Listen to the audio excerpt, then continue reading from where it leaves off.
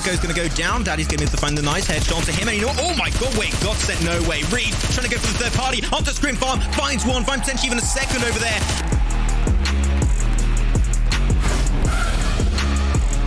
But GSG, they're currently also out of the circle compared to UDR that are currently in the circle. So they got just such a good foothold.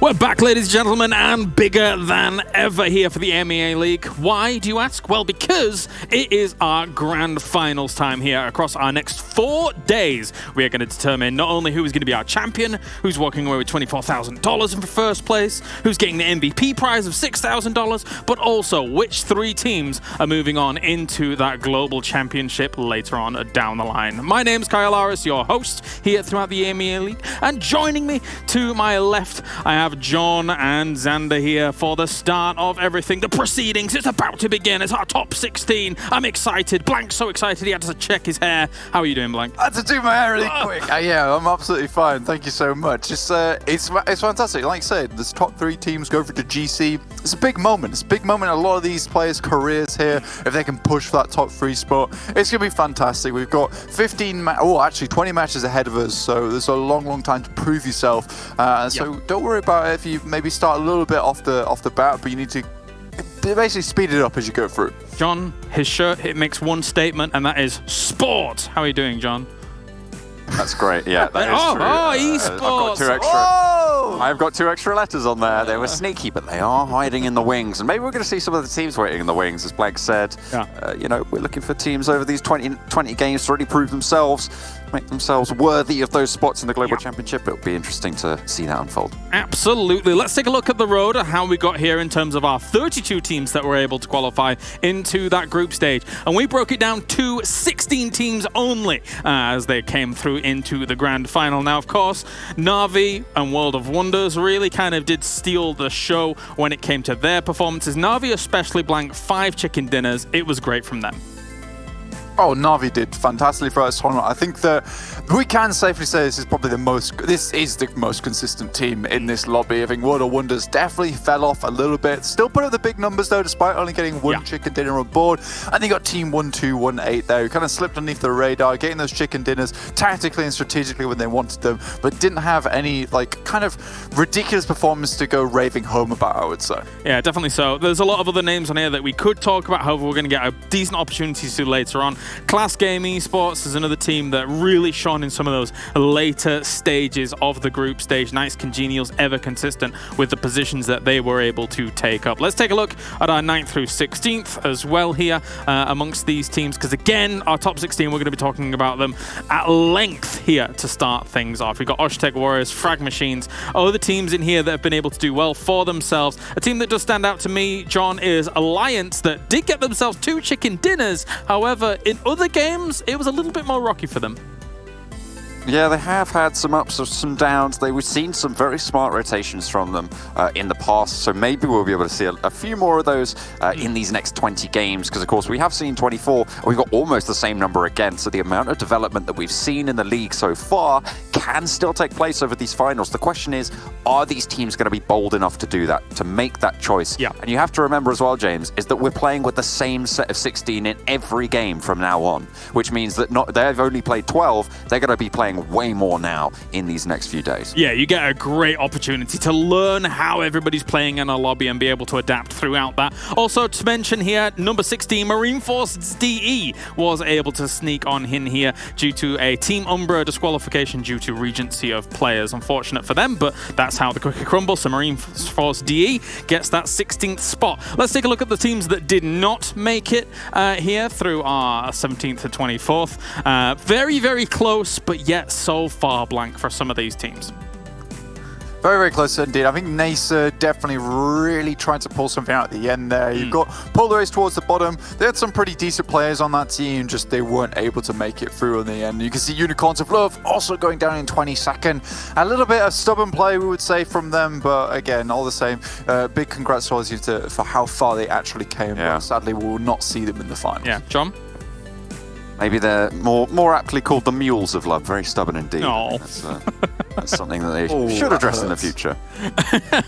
Like a mule kick. Let's take a look at the 25th through 32 here and see what's going on. Unfortunately, as I did mention before, our bottom 2 teams throughout the group stages had that disqualification come their way. Again, both due to that regency of players. And then beyond that, we have our 25 through 30. Some, you know, valiant efforts here, Blank, but it's all to be for naught. We'll maybe see them in the next EMEA League. Yeah, some valiant efforts. I mean, some of these teams just couldn't catch a break. We saw Punishers drop in hospital, and then the circle goes straight to hospital, and they're all the way in North Georgia. So sometimes you do get unfortunate. Sometimes PUBG just plays against you. Sometimes that's just the way the cookie crumbles. And just come back for the next tournament. Better, stronger, bigger.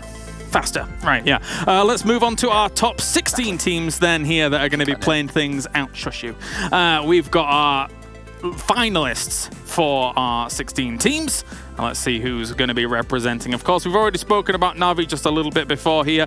But all 4 of these teams, I want to say, John, when you look at their performances throughout the 2 weeks of play that we had, some had some ups, some had some downs, but for the most part, a lot of consistency here throughout these 4.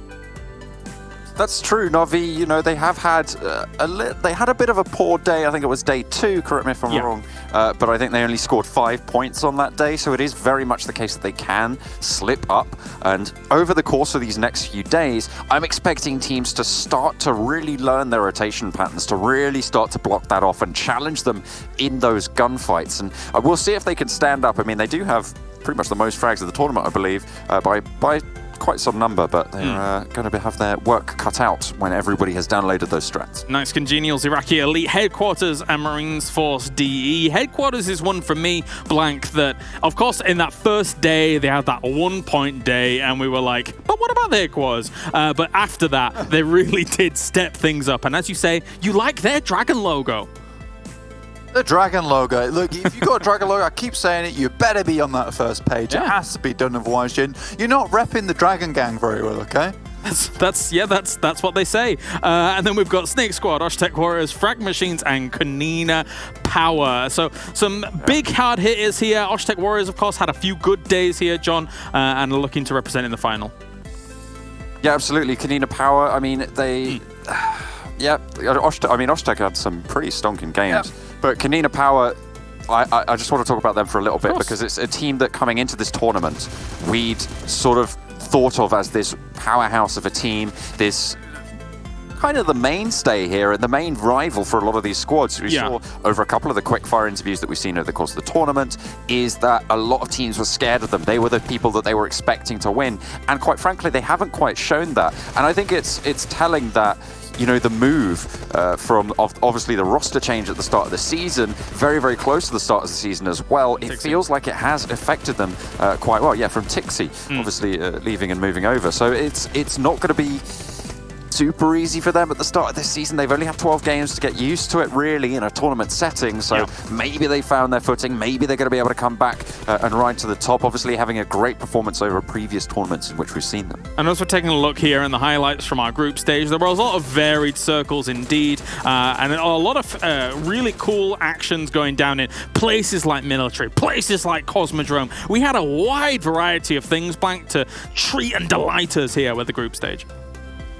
Absolutely, we saw a lot of new things coming through from Erangel 2.0. We saw the Crater Fields finisher south of Yasnaya, which was really fun with the BDMs, the flying bulldozers. They came in and sorted out just a massive compound out of what was basically nothing in those fields. And like you say, we've seen military finishes, we've seen crazy finishes over on Vikendi, where it's literally just flat and then a helicopter. You got people just screaming, "Get to the chopper!" the entire time. But you know, it worked out very, very well. We had some amazing 12 matches to try and solidify this top 16, which we now have moving into the finals, and I'm really excited, basically. Yeah, same here. Got to see who's going to be able to iron things out. The thing I'm most excited about, as John mentioned prior, is the fact that all of these 16 teams are all playing in the game, every single game, so they're going to be able to learn each other's play styles. Let's take a look at how these teams are going to be earning the points as well here in these games, because we are still now on the new point system as of the beginning of the season, and 15 points will be going to first place. And if you're unfortunate and you want to get yourself that 13th through 16th, you will get no points for getting yourself in that spot. So it better be kills. It better be kills. But that's the cool thing about it, right, John? The fact that that the kills are weighted more heavily in this system, which rewards some of those more aggressive plays if you can make them happen. Absolutely, and I mean, we've actually seen some changes come through from the rosters in response to that as well. Teams have acknowledged that they need a little bit more of an aggressive play style, so they've been looking for those aggressive players to bring in. I mean, obviously Tixi coming in and sort of revamping that style that we've been seeing for his new roster, and managing to do incredibly well with it. So it's been great to see how these teams have addressed this change in the in play style, in necessary play style as well, due to this scoring system. Blank's trying to get his camera left, camera right's correct, and he got there eventually, I suppose. That one. It's gone now. It's a 1 out of 2. Let's take a closer look at World of Wonders, one of our teams that really did steal the spotlight in that first week, I should say. And to be fair, they kind of kept going, but not to the same true strength extent, Blank. What do you think of World of Wonders? I think that World of Wonders certainly had a massive standout week 1, and they opened day 1 with an 18-kill game, which was just madness, and then took the chicken dinner as well. So they were starting off with a hefty chunk of a lead. And to be honest with the fact that they let that go after having such a fantastic weekend 1 to going into second place is almost a little bit upsetting for me, considering they had some what they seemed like throwaway games, like we saw a Sanhok game where they moved from boot camp immediately to Paradise Resort. Such a dangerous rotation, such a weird rotation too. And as you can see from the numbers on your screen, there is a noticeable dip in terms of numbers there, especially in terms of kills. You're 18.7 average to a 5.8 in terms of kills there, which is just not great, right? You're losing a total of 3 kills, and what we can say there is that there's potential that this team got a little bit too comfortable, especially the player Zessi on their team, who was providing so much space, and I was congratulating for that in the beginning. He started moving so far away from his team now that they may as well be playing like as 2 teams. You've got a team of 3 and a team of 1 at the moment. It's not working out, and I think that during this little break time, hopefully they've had a rethink and reshuffle of how they're going to play this out and their strategies going forward. As we take a look at some of the moments here, and to that point though, there is merit in 3-1 splits in PUBG Mobile, John, but sometimes they can go awry. It's kind of that line between genius and lunacy, right? Like sometimes it looks fantastic and sometimes it just looks falls flat on its face. Well, I mean, it is a risk, right? That's the trade-off you're taking. You're gaining information, you're gaining territory at the potential cost of one of your players. Now, the question is, are you going to get value for that player going down? Are you going to get information that can be crucial for your final circles, for your positioning, your rotations maybe? Is that going to be a viable option for you to try and make that trade? That's the sort of thing that we're seeing sort of start to falter for World of Wonders, as Blank was saying. Zessi, he feels like he's not really even getting that value back for World of Wonders, so the trade-off just hasn't been there in these later stages. It'll be interesting to see how they deal with this, again, permanent 16-team lobby. I've got high hopes for them, considering what we saw in that week 1. Let's see if they're able to, again, iron things out. Let's check in, of course, with our team getting 16th spot here, qualifying on through. Technically, they were 17th before. However, now they are in the grand finals. It is Marines Force D. It was my wild card. I was sad that they didn't make it, but then they have made it, Blank. It's Wade all day long. What do you think?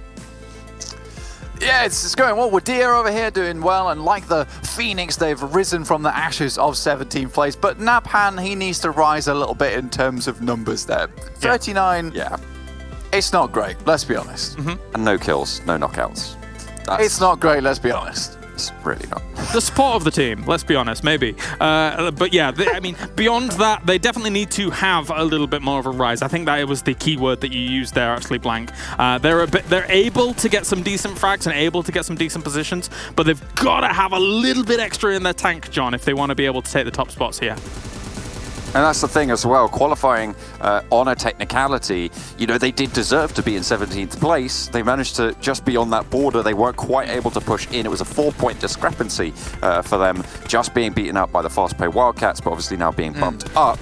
They need to prove themselves once again. So they have been given that second chance. They have been gifted as you said earlier, that Phoenix rising from the ashes moment. Question is, are they going to burst into flames once again, or are they going to fly loud and strong with the Phoenix chorus? Yeah, and that is Marines Force DE, and just in general, I feel like when you've got a team coming in from Germany, a very, very prolific region in esports in general, so they want to do their region proud. Now let's talk about another one of the teams that's been able to qualify on through and kind of pipped other teams at the post at the very, very end. It is, of course, SNAKEsquad, who, to start things off, it was kind of meh, but then towards the end, Blank, it was kind of, hey. Whoa, yeah, very much so. Hey, look at those numbers over there. Oh, those big numbers, yes. But the thing is, these 10 matches, 595 total average damage done to 1,846 is ridiculous. Let's be honest, ridiculous. And that, on that last day, they were certainly being the snakes that they were meant to be, laying in the grasses, ready to strike, and then suddenly the fangs are in you, and you're all the way up in, I believe, was it in 8th place now they're doing? They're fantastic stuff from them. Really happy for them. They're able to just fly up those rankings. The windy movers, as you call them, just taking the ladders all the way to the first page. That's right, the windy movers. And let's be honest, John, when you look at that kind of performance, it shows that they're able to hang with this lobby with very much a lot of gusto. So it gives them a good opportunity. El Chapo especially taking this position towards the end of the league play. Fantastic stuff. Yeah, it's a bold choice to take that spot, but they managed to make it work and actually get huge value for it. Yeah. And that's the thing. You're basically putting him in that 3-1 split just vertically. And they did get the value back for it. That's what we were talking about with World of Wonders earlier on. And really great stuff to see them able to make that call and to make that decision. And of course, they have had some pretty good other games as well. To be on that first page, it is necessary to be able to duke it out with the best of them. Very, very nice to see, and being able to use that full arsenal there, even a little cheeky Uzi at long range. Wouldn't totally advise it, but if you've got the spray control, you can make it happen as well. Let's take a look at the schedule, because no, we do not have 4 games per day. We have 5 games per day here, so we'll be starting things off with the bookends. We have Erangel, and then at the end we have our Erangel as well, but we've got Miramar, Sanhok, and Vikendi coming on up here, Blank. So once again, not only is it 16 teams in every single lobby, not only did they have to adapt to every one of the other teams, but then they have to adapt to the ever-changing battlegrounds. So they're really put through the ringer here.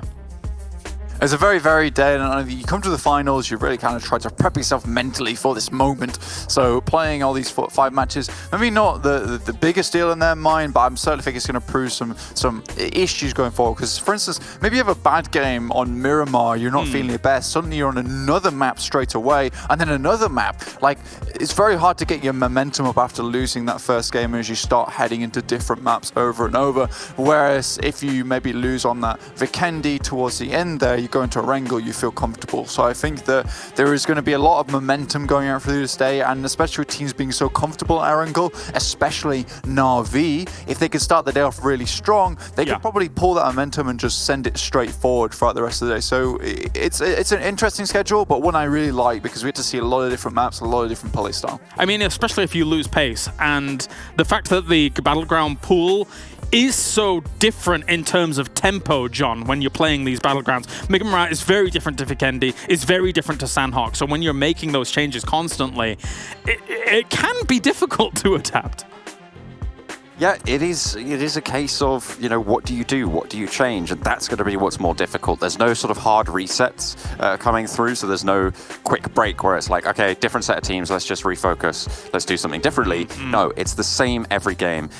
Different maps, obviously, as we were talking about. So that is the sort of way you can hard reset. You can try and take that mentality of, okay, bad Erangel, we'll play it again at the end of the day, but now let's focus in on this map. Let's sort of change that mindset. So I'll be looking for teams who are struggling maybe in some of these games to be able to make that shift. And that is where the champions will lie. And that's what I'll be looking out for. And speaking of champions, is Na'Vi the one to topple here, Blank? Do they have the target on the back for the entire lobby? I think they do have the target on the back. But what's difficult about us is their rotational paths are so good. They scout out so frequently and so effectively that a lot of times it's very hard to catch them off guard because they're essentially like laying down landmines as they head through the field. They've got little cameras set up all around the map at this point. So I think they should be okay despite there being a target on their back. But for me, yeah, I genuinely think that Na'Vi is probably the one to take the title here in this grand finals. Unless World of Wonders can start to pick it back up again, pick up the pieces left over from weekend 2, and then get back to that form we saw in weekend 1, then there might be a chance for World of Wonders to take that #1 spot. But we could also have a complete wild card and have a big switch up of things. I'd be interested to see what happens. I think EMEA is definitely one of those regions where anything can happen. We have such good teams here.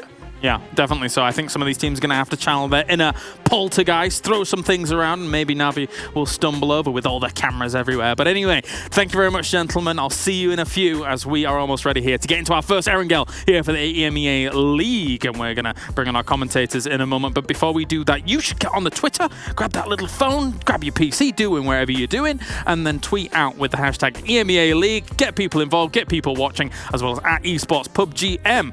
Now let's bring on Maxman and Imperium here to bring us our first game, and every game, in fact, here for the tournament to start things off. Looking fresh, looking fly. How are we doing, Imperium? How's it going? I'm doing pretty good. Of course, fresh and fly because it's the start of a new week of games. It's the start of the finals, right? And, you know, reinvigorated teams ready to get on the battlefield and prove their worth. Yeah, I'm looking forward to it. I'm going to talk to Maxman later. I'm disappearing. It's Erangel time. It's grand finals time. Let's do it.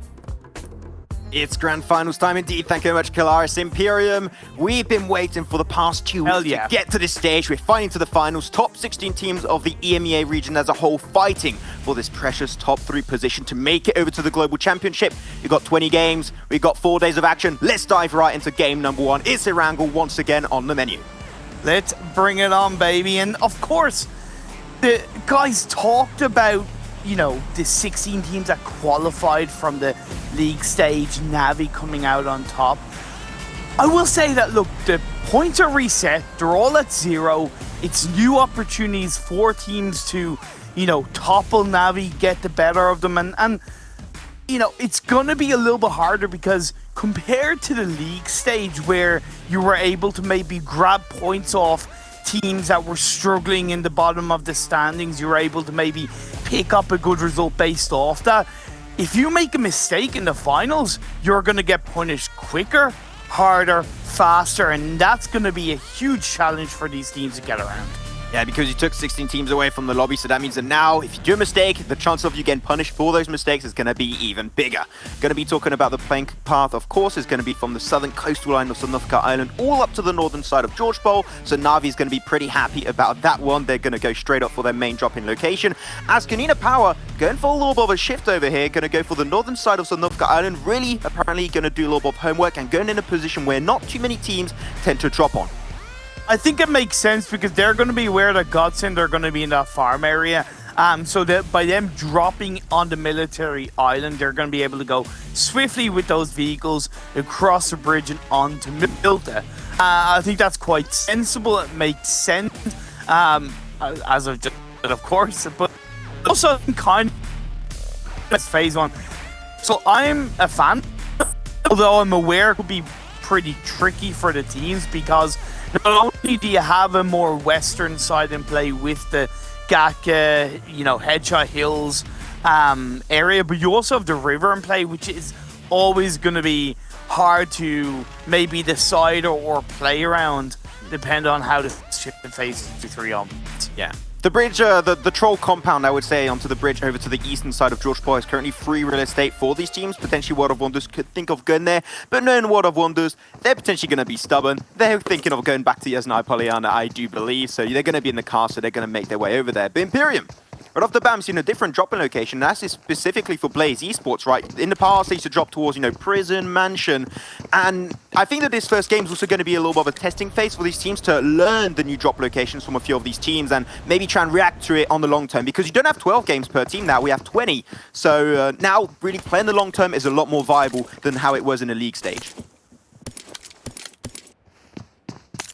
We're going to keep on going with this one, see exactly what's going to be unfolding for the long run.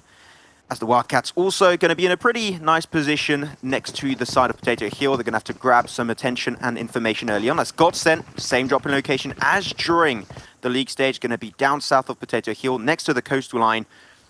As Na'Vi, well, Navy, it's two Na'Vis. Say it once again, if we see Navy as the player, if we say Na'Vi as the team, Navy is going to get a little bit close to the opposing side. So you've got to be very careful, as GODSENT do tend to be very split in the early stages. So I'm hoping that they won't get caught out by the high ground position of the Wildcats, as it does seem that like Imperium might be having a little bit of a technical issue on our end. So hoping the Imperium will be back soon.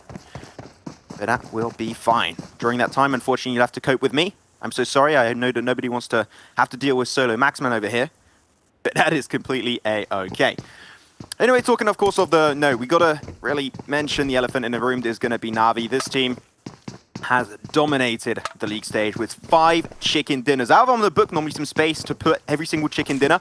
I didn't have enough space to write all the wins coming up from Na'Vi, so that really shows how dominant of a performance they had in the league stage. 180 points total. Overall, this team potentially going to be making it over to the global stage, to the global finals, the global championships, as I did have a little bit of an interview that hopefully we'll be seeing really soon at one point during this broadcast today.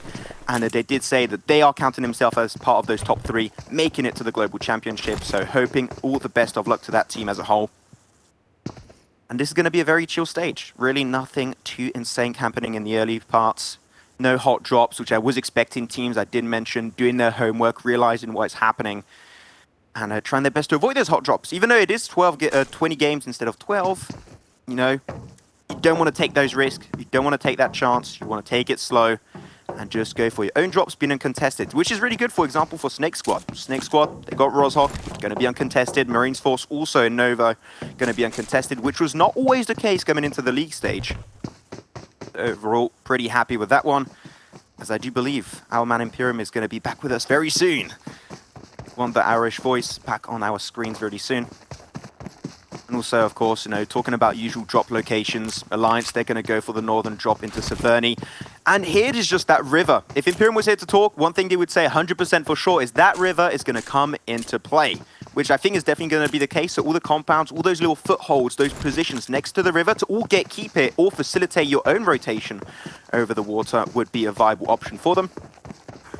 As Imperium, I hear a little sigh.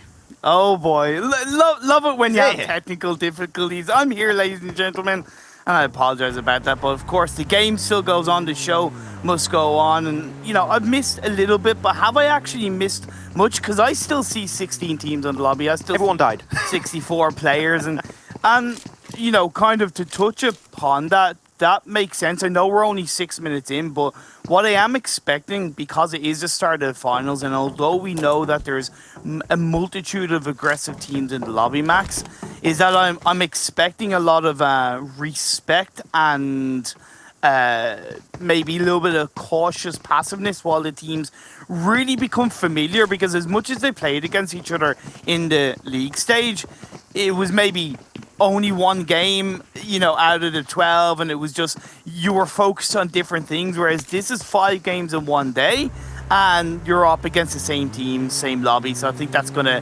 shift how the teams play at the start of the finals. I'm sorry, Imperium, you had like some tech issues for too long. Like, this is game 5, just so you know. Like, we're already like, we're almost done. Like, I don't know what we're talking about. Okay, yeah, fair play. So who won then?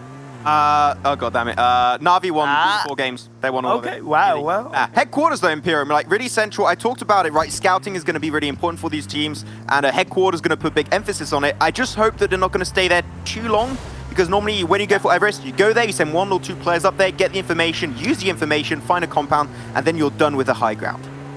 Yeah, I totally agree, and they're not normally a team that utilize the Everest train, and I think it is the kind of place where you really have to be not just controlling as a team, but unified, your comms, you know, collected, because you can get breached from either side. Now, I'm not saying there's going to be a breach, but it could be the case. And if you're not prepared for that, if you're not, you know, proactive, you're going to get suppressed, and you are going to get squad wiped on that Everest Hill. So I definitely agree with you there. But I like the fact that FRAG Machines are looking to rotate over onto the Gatka fields. They're not going to get too much information to the north of Everest, but I think considering, you know, a lot of the southern part is inside this phase 1, from where they rotated from, it does make sense that they're heading towards Gatka. AWT and Groza looking for a few shots for the Osh-Tekk Warriors. Not going to be too much. They're on the coastal line, which I think is really good for them to take that pressure from that position, because you're at least 100% sure, right, and you're not going to get engaged from the western edge. So that means you only have to focus on 180 degrees of land, going and looking into Hospital and Southern George Bowl. So I think that here, Osh-Tekk Warriors have a really good potential early game for just gathering information, but they're also going to be on the coastal line, which means that the circle will have a tendency later on in the game to maybe move away from them. So I just want to see them at least get prepared mentally and also by their position to respond to such a hard shift to come down later on. Yeah, the question is, are they going too close to the coastal line where they're going to get punished in the next couple of phases? We'll have to wait and see. GODSENT, they have a 2-2 split for now with Navy and Marley by the edge of circle, maybe looking to catch out KoninaPower a bit, and then IRAQI Elite and Reinforce. IRAQI Elite going for the eastern bridge and not the western bridge? That's a strange, unexpected surprise. I think they were trying to be a little bit too big brain, but sometimes when too big brain, it comes out being small brain. So there's sometimes maybe IRAQI Elite just go for the simple rotation, the very straightforward one. But Imperium, when you were not here, I said, oh, I know what Imperium is going to say. That circle, the river's in play. Teams will have to put focus on it. Well, you know what? This is going to be even more the case. The circle is going to be centering pretty central, but up north, it's going to be great for potentially teams like Alliance and also Na'Vi and also World of Wonders to have a lot of experience in this northern edge. But now Na'Vi going for the 2-2 split. They want to control those bridges. Yeah, but there's also that golden compound that is by the bridge, unoccupied. Who's going to get there first? Na'Vi normally go there, and Alliance sometimes look to head towards there, but SNAKEsquad are rotating on the Northern River by Alliance. Alliance already have a compound in play. It's a very solid compound, and having Discrum outside of it, getting information on teams rotating, firing those suppression shots, it's absolutely fantastic for the Alliance. Yeah, there's a lot. Still found it a little bit risky for Discrim because you never know if they just come out of the car and then you're just in the open, you've got no way to retreat back. It was a little bit of a risk, but you know what? He's just trying to put some pressure, make sure no one gets too close. But FRAG Machines and Naix CongenialS going to have a little bit of an early game clash, and actually the first clash of these finals, but no kills confirmed as of yet. So to keep your eye confirmed onto that one. And as I say that, Freak is going to get confirmed away. Outplay also will go down. FRAG Machines taking the toll. Down to Naix as they're going to find themselves a double knock on Natus Vincere and Vitamin. Jackie and Malloy trying their best to reposition, but now unfortunately, right, the compounds, the teams around, they will try and get a little bit of a third party from a distance. Nice. As Ralph's going to get that kill confirmed onto Vitamin. FRAG Machine, really, this is a fight I think no one was really expecting to break out in such a position because nobody even has control of the compound as Ralph's going to get spotted away. But no, the Blitz just don't connect on the DP28 for Jackie, and Ralph will take control of the compound. And, you know, this is always a tricky area to play around in, and it's the area that, yeah, FRAG Machines look to have under control for now. But I would say that you can easily go against them. Yeah, they've lost one player, they've had another player knocked down who's just gotten revived. But it's similar for Naix, right? They've lost Vitamin. It's really not a confident area to hold on to, in my opinion. You don't get much information to the northern side of the river. You're kind of stuck there. And you're hoping that the circle stays in your favor, but looking at other teams rotating across, GODSENT have gone for a north of the river rotation above Rosshockey. Fastway Wildcats are doing the same, and Konina are behind GODSENT, which makes sense considering they both dropped in the same area. Ralph trying to pick up a little bit of speed, though smokes will stop. Really, Naix CongenialS to find his early shots. So Ralph should be able to normally pick up a little bit of speed and hopefully make it away. Natus Vincere going to go for the nade play. I mean, he heard that car from Ralph, and this might be the one to seal his fate. Towards Ralph. Seems pretty good. Will explode mid-air a little bit overcooked, but you know what? Still, the idea was good, and Ralph now, he knows he's in danger. He knows he's got to move away. Risky play. Going to put down to 1/3 HP. With a few more bullets is all they need. Can they find it? No, he just goes away in the horizon, and he will be completely fine. FRAG Machines will remain as a three-man team for now. I'm also keeping an eye on Blaze. They've gotten pretty close to Osh-Tekk Warriors on the southwestern side of the map. Now, as you see, KoninaPower, they're looking to take a couple of shots towards Fast Bay Wildcats. Sword has gone down, and now it's going to be GODSENT looking to GODSENT their way into that garage. And send himself forward. Still four-man team GODSENT, a team that's been really surprising on the second week of league play. Really aggressive, and they're going to aggressive into the finals. Also, M16 shots coming out from Mert. He's got a reload. He's going to take a lot of damage from that grenade, but Mert with a VSS will get the trade-off, though. The grenade of Navy is going to be coming on hot, finding himself Mert right off the bat. Wildcats down to 2 is Ketch and also Moss. There's a few teams will potentially go for a long-distance third party. Got Klas game just cruising on by like, okay, we don't want to take this fight. Discerx is on the edge of the circle. And also up top of that mountain, you can see Marines forcing Pyram, and they're thinking of maybe stealing and taking a few frags for granted. As one of their players is Raze, GODSENT. Really full sending it on that engagement, and they're going to confirm that kill actually, but it's going to be taken by Moss of the Wildcats. But this fight, I think Imperium might be taking a little bit too long, and I think I'm seeing so far Klas and Marines Force putting himself a little bit far forward towards the circle to stop these teams from moving away from the engagement. And I think that this is definitely this fight taking maybe a little bit too long. Moss going to take some heavy damage from that nade. He will be down to 1/3 H as Ketch will be taken away. We might have the first team get eliminated in the first game of these EMEA League finals. And the grenade comes in hot and confirms that kill onto Ketch. Yeah, and now it's going to be up for GODSENT to get that revive off onto Marley, keep themselves as a full squad. Marines Force on that circle shift on its side, not a phase 3, went really heavily down the southwest. So these teams that are fighting by the garage, they're so far away from the circle, and you got to think, are they punishing themselves? Navy, we saw that, man. That was caught on camera. I'm so sorry. We'll put it on the film montage. It's okay, my dude. But yeah, Moss here, we saw him. He had nothing. He had just 2 bandages. Now he's got absolutely nothing. He's going to have to run for it. He's got no cars. This is the definition of being stranded in a game of PUBG Mobile. Hey, he's got no other option, and I do believe the Blue Zone will be taking his life. But really here, this circle is just insane on the very first game, right? You got Everest, you got Northern George Pole, you got Southern George Pole. And Headquarters, right, I said maybe disengage for it, but I think that now they regret that decision maybe. Sure, it came down to luck, also a little bit of RNG into the game, but now the mountain is taken by Naix CongenialS and IRAQI Elite. They got full ownership of the circle.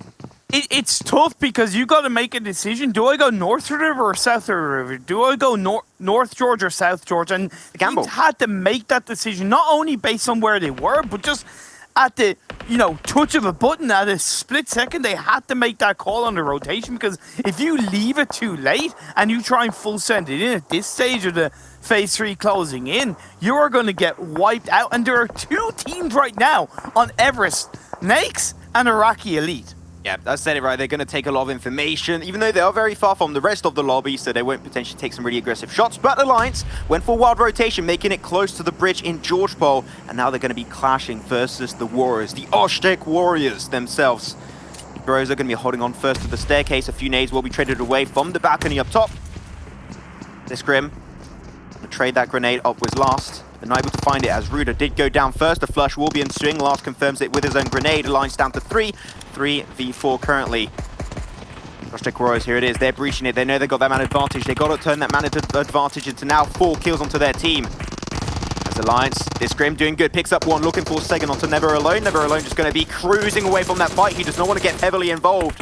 But Osh-Tekk Warriors still got 3 of their players. They do go for the rest. Last pushing on forward with the Mini 14 in close range. That was huge, but Alliance down to 1 player, and that is Sunrise. Why is Sunrise on top of the roof? I know his name is Sunrise, so he's instantly gravitating higher, but I feel like if you're going to take that fight, you got to take it as a full squad, and Alliance are going to get punished for it. You got to try and defend those buildings, but here this is not going to be a defense for building, is a defense for a little hilltop between Marines Force and GODSENT. GODSENT, successful fight they took earlier versus the side of Wildcats that did get eliminated in 16th, by the way, and now they're going to take their second fight of this game. They've been looking good. They are changed. They are redeeming themselves for that first week of League play, and now they're just popping the hell off versus Marines Force, picking up 1, 2, and 3, potentially looking for 4th. And Wadea will be the last man standing, though you've got to keep in mind, SNAKEsquad and also Navi from a distance could go for sneaky third party if they really want to and full send it. But now they're confirming the kills 1 by 1, and Imperium GODSENT already up to 5 kills, looking for 7 total. They are shredding the competition on this first game. They find Wadea, and there you go. That is going to be 7 kills already for GODSENT. And they keep up as a full squad. I was talking to Reese during the week, right? And he said to me, we're coming for the lobby. We're coming for them. We're ready. We qualified. And now we're here to take on the big boys and take a PMGC spot. And honestly, I know they have all the confidence in the world. Showing it in game has been a big reason why they even got to this point.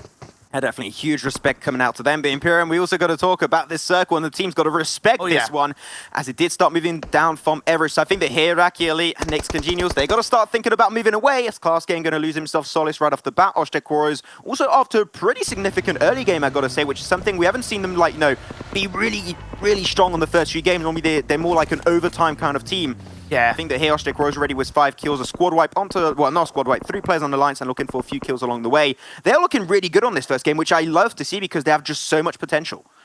The compound that KoninaPower are looking to breach on towards headquarters is in prime spot of this phase circle. Oopsie daisy, that's going to be KoninaPower knocking on their door, absolutely tearing down that door, but Jamal's going to go for the jump shot to Black White from behind, and he will be normally able to find it, but no, he does not connect it, and that is headquarters taken out. KoninaPower barely able to survive the encounter, but will get back as a 4-man team with already 5 kills under their belt. Oh man, there's less color and it's more play-by-play. You got South George crates, you got the warehouses, the newly renovated warehouses, which in my opinion are much easier to play around because you don't have that railing around the building, so you are able to kind of move from warehouse to warehouse a little bit easier. 12-18, another CIS team, part of the CIS Triforce I like to call it, was KoninaPower and the side of Na'Vi. Going to be currently holding on to the crate area. Nuggets is very split away from the rest of his team, but I think he's mostly gathering information on the teams up north, like, Sunrise of Alliance, SNAKEsquad, World of Wonders, and Na'Vi. But Na'Vi, we haven't really talked about them too much because they didn't get too involved in this early game. Oh. They're just chilling in the northern side, but not for long. I'm pretty sure it's going to go down south, and it does indeed. Blaze will have the circle going their way, but goddamn, this first circle is looking spicy. I'm sorry. I feel for these teams. I feel for these teams. You're disengaging away from the George Paul area. You're disengaging into the open. I hope you have the utility. I hope you have the smokes. Hopefully the vehicles as well, that you can create some form of defense, some form of barrier inside the circle. World of Wonders going to swim their way on forward, and they're going to go for that rotation first. Na'Vi, they got a few cars. I think that here, because the river's going to be clustered with teams, maybe taking that car rotation and just full sending it hyper-aggressively might be the way to do so. As a few nice shots we saw from ZaKonInvolve for 12-18, really connecting heavily onto Osh-Tekk Warriors, able to pick up that kill onto Never Alone. He's going to be out of this lobby. As now World of Wonders, they got control of the canal. They're taking himself down. SNAKEsquad, Alliance Sunrise, right nearby. Know what I'd do if I was Na'Vi? I'd go actually into the blue zone over the other bridge and come into the circle, but they're going for the small bridge rotation, and Mecca's going to get taken down to half health. That is smoking, baby. Yeah, it is smoking, which is not really a good thing happening into this game. But you know what? They were able to crash it inside the crates, which I think was maybe the best option because that river play from World of Wonders was a little bit too strong. But unfortunately, that rotation takes risks, and risk will involve a few kills and a few players on your side getting eliminated. They lose Meku and Tixi. Now it's down to Oldboy and Matic as a whole. But you know what? Oldboy, if he's in the lobby, he's about to pop off in really big fashion. As Bandita, pretty sure that's not how you're supposed to park your car. He will have to do the rest by foot.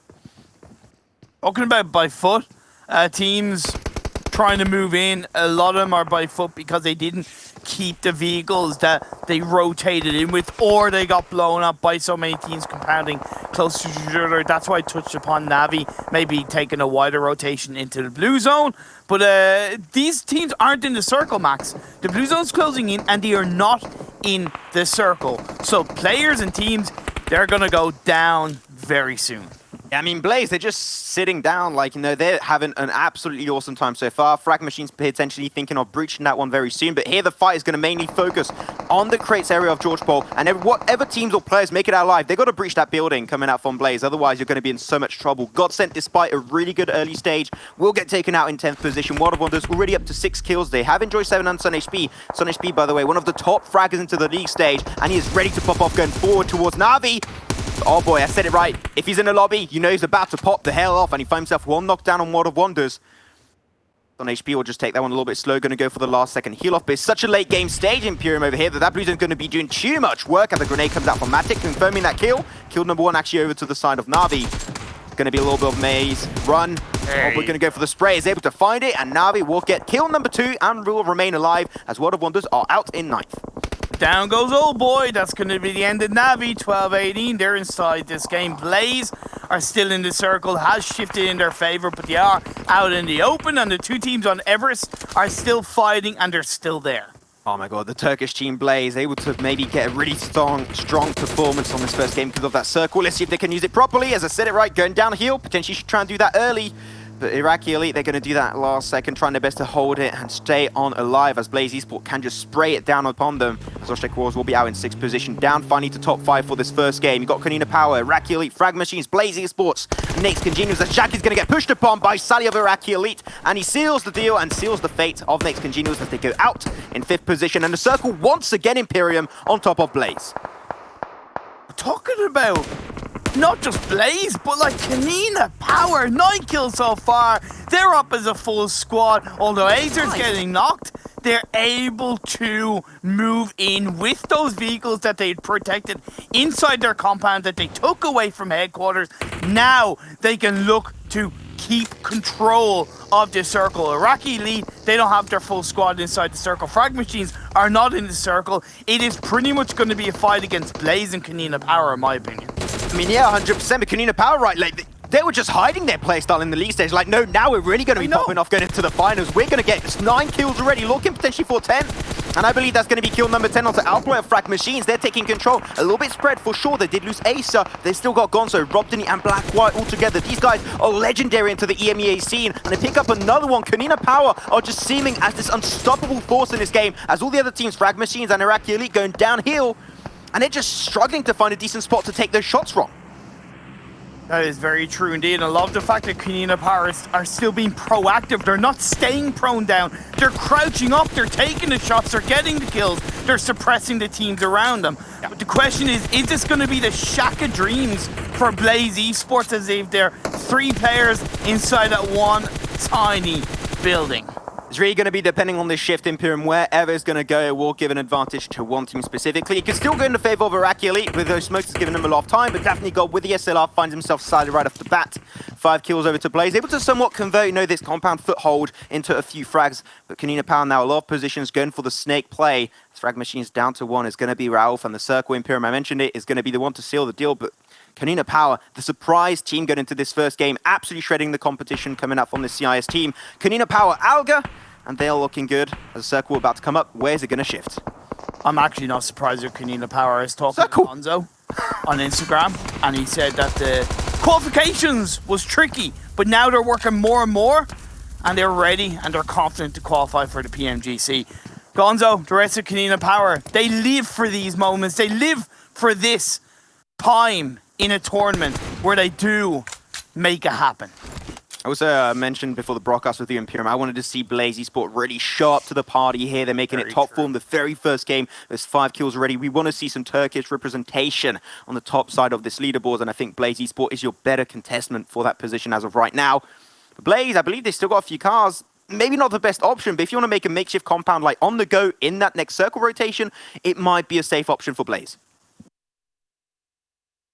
Have they taken too long to disengage from this shack? Did they make a mistake by not sending somebody out of that shack in the previous phase?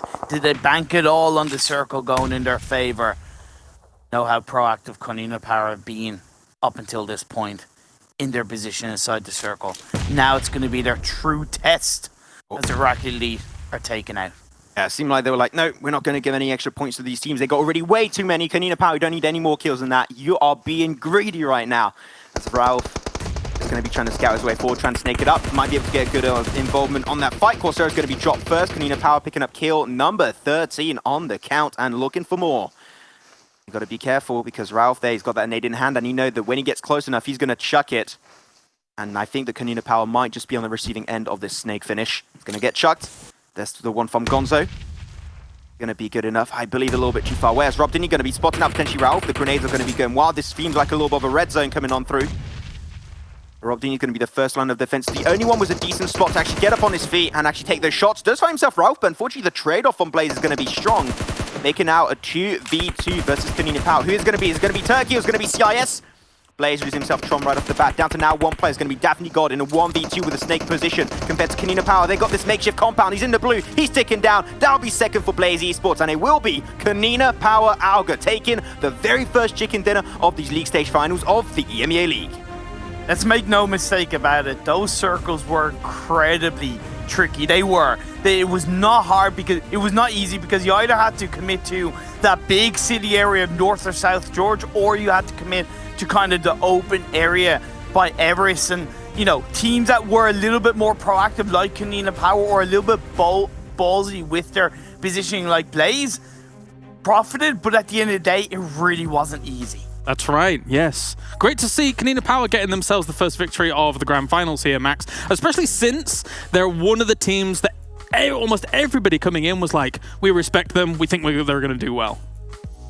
I mean, they were also doing so good going into the PMWR West, right? And I think that here the people were expecting maybe a better result, but maybe also they were just hiding a little bit their playstyle going into the finals because maybe knew they were going to qualify. And really, I was talking with Kiara, the manager of the team before, and she did say that they're feeling extremely confident, and I just saw that happening in the first game. They were dominating the lobby. All right, well, thank you very much, gentlemen. I'll get you back from Miramar after this as we now bring on our analysis boys here for this. It's John and Xander joining me here for this Erangel. Very interesting Erangel as well, considering some of the circle shifts that actually did go down, gentlemen. But KoninaPower getting themselves the first victory. It feels like justice, considering the fact that a lot of people pegged them to do pretty well at the start here, Blank.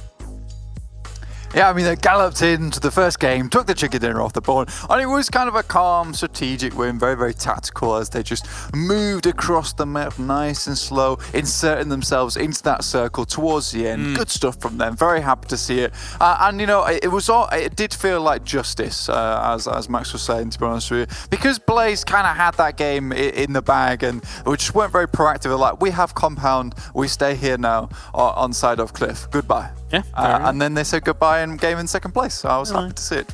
All right, let's take a look at the points coming in from this game then and see what's what, as KoninaPower got themselves plenty of points. So let's check how many points KoninaPower as well as the other teams were able to accrue. Ta-da! 31 points going in for KoninaPower. Blaze Esports with 17 points. They had a bit of circle favor for a little bit of this, John. They didn't have the best of compounds, but they got themselves the second place regardless.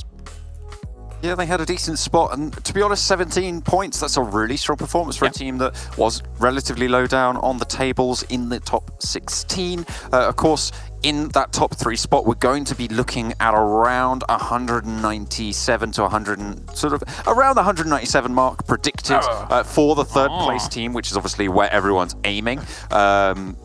For that qualification to the Global Championships. So you're going to be looking for a 10-point average at least, and they've managed to get well over that, well clear that with 17. So a fantastic start for them, and of course, a even better start for the KoninaPower squad. Definitely interesting to look down towards the bottom half of this table as well, 9th through 16th. For Team 12-18, for example, Blank, they had an incredibly wide split on crates, but in the end, only got themselves a 9th place from it.